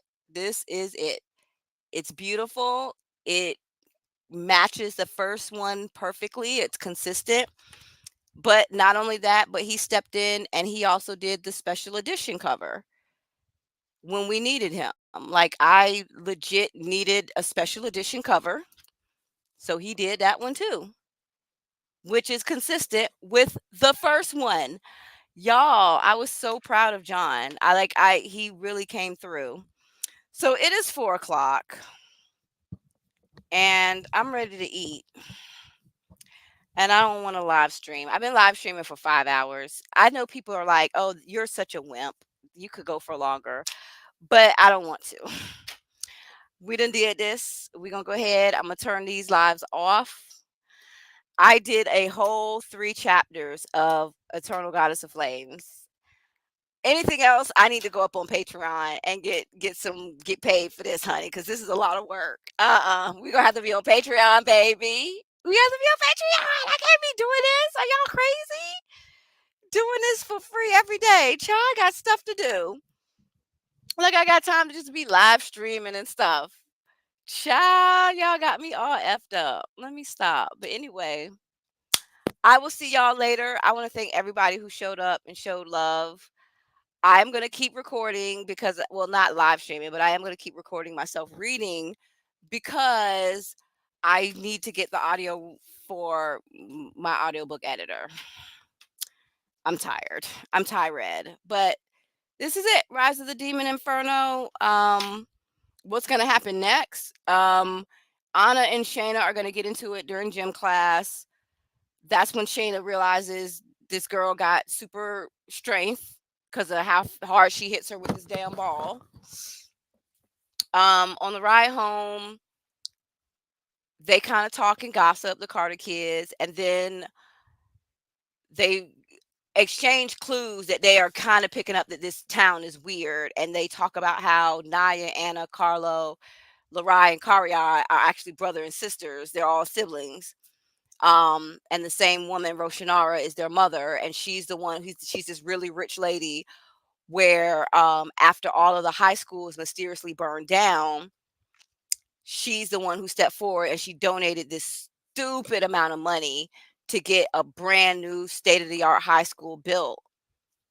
And all of the kids from the 5 surrounding towns go to this high school, which is why it has to be so big.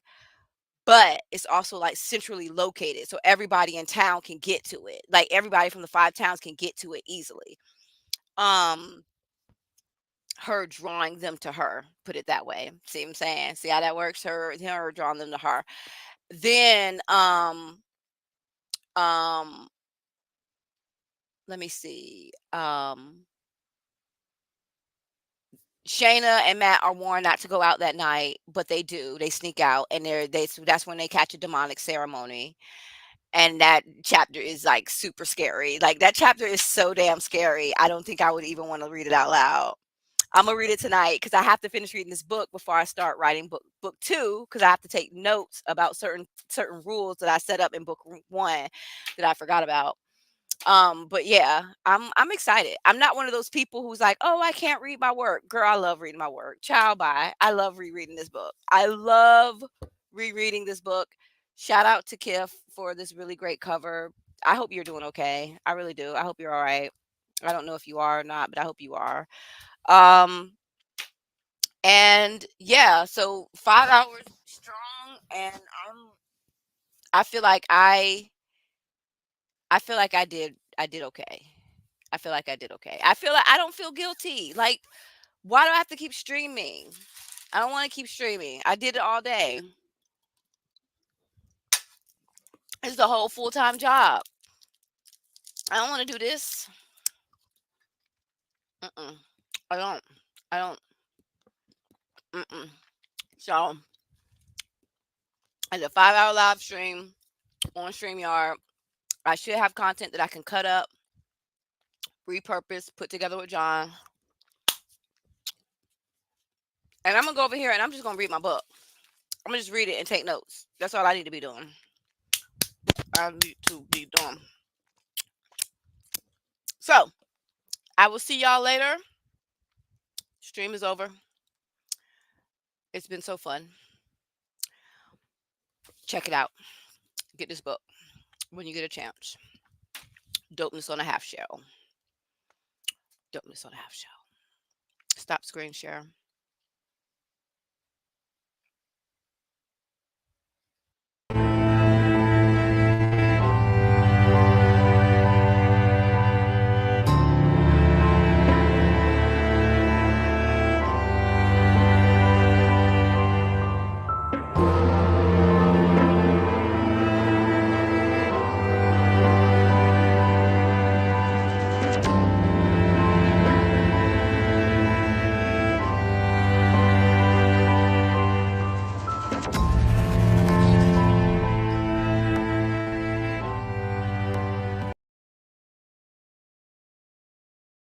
point. Siblings Luke, Matt, and Shayna Carter are not happy they have to move from Philadelphia to a small town in South Carolina when their mom loses her job. But they quickly realize that fitting in at their new high school is the least of their worries.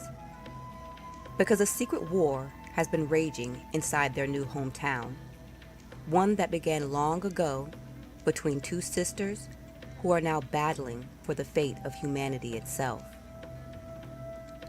On one side is Lorai, who's increasing her power by turning everyone at their high school and in the entire county into demons she controls. On the other is Naya, the 17-year-old goddess of flames whose soul has lived parallel to mankind since the dawn of humanity. Part angel, part demon, and part human, she belongs nowhere, abandoned by her family and isolated in her mission to protect humankind from the demon world. Outnumbered by the exponentially growing demon population, she's determined to save the souls of the remaining humans with only the help of Anna and Carlo, two demon-human hybrids. Now suddenly thrust into this ancient war are the Carters, whose growing friendship with Naya will put their lives and their souls in danger. What began in ancient days when supernaturals and humans intermingled comes to an earth-shattering climax as the physical and spiritual realms collide in an epic tale of good versus evil.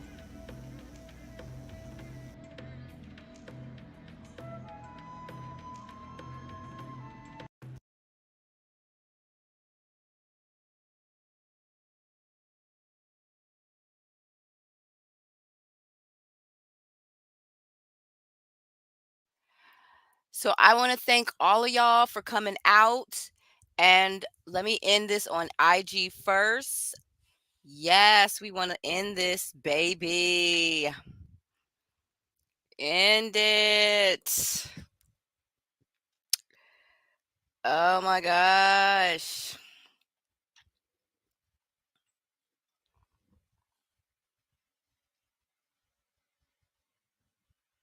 Okay, so we got that going. And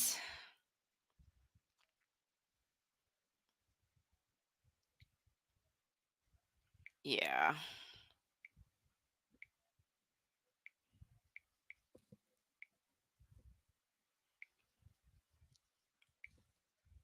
Okay. So I ended on Instagram and now we're ending it here. We want to thank you all for coming. Let's remove that.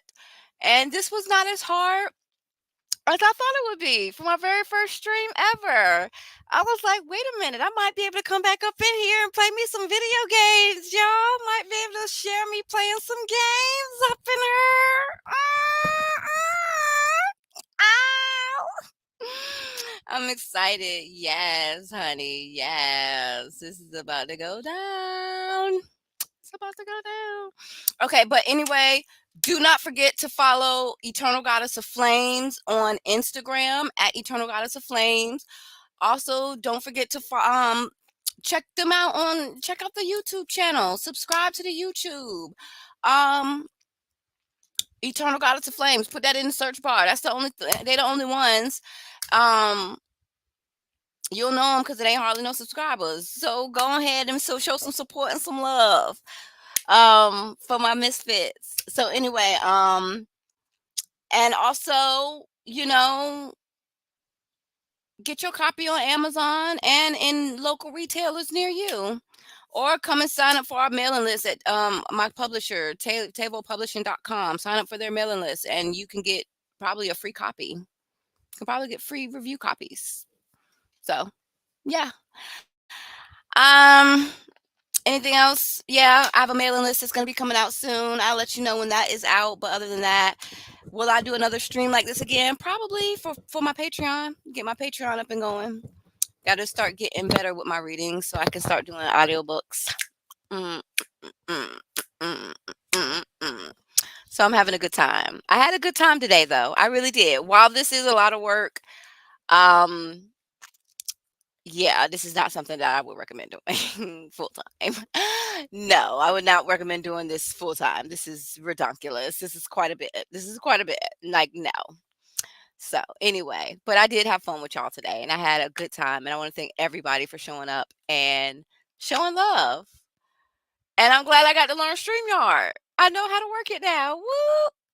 Yay!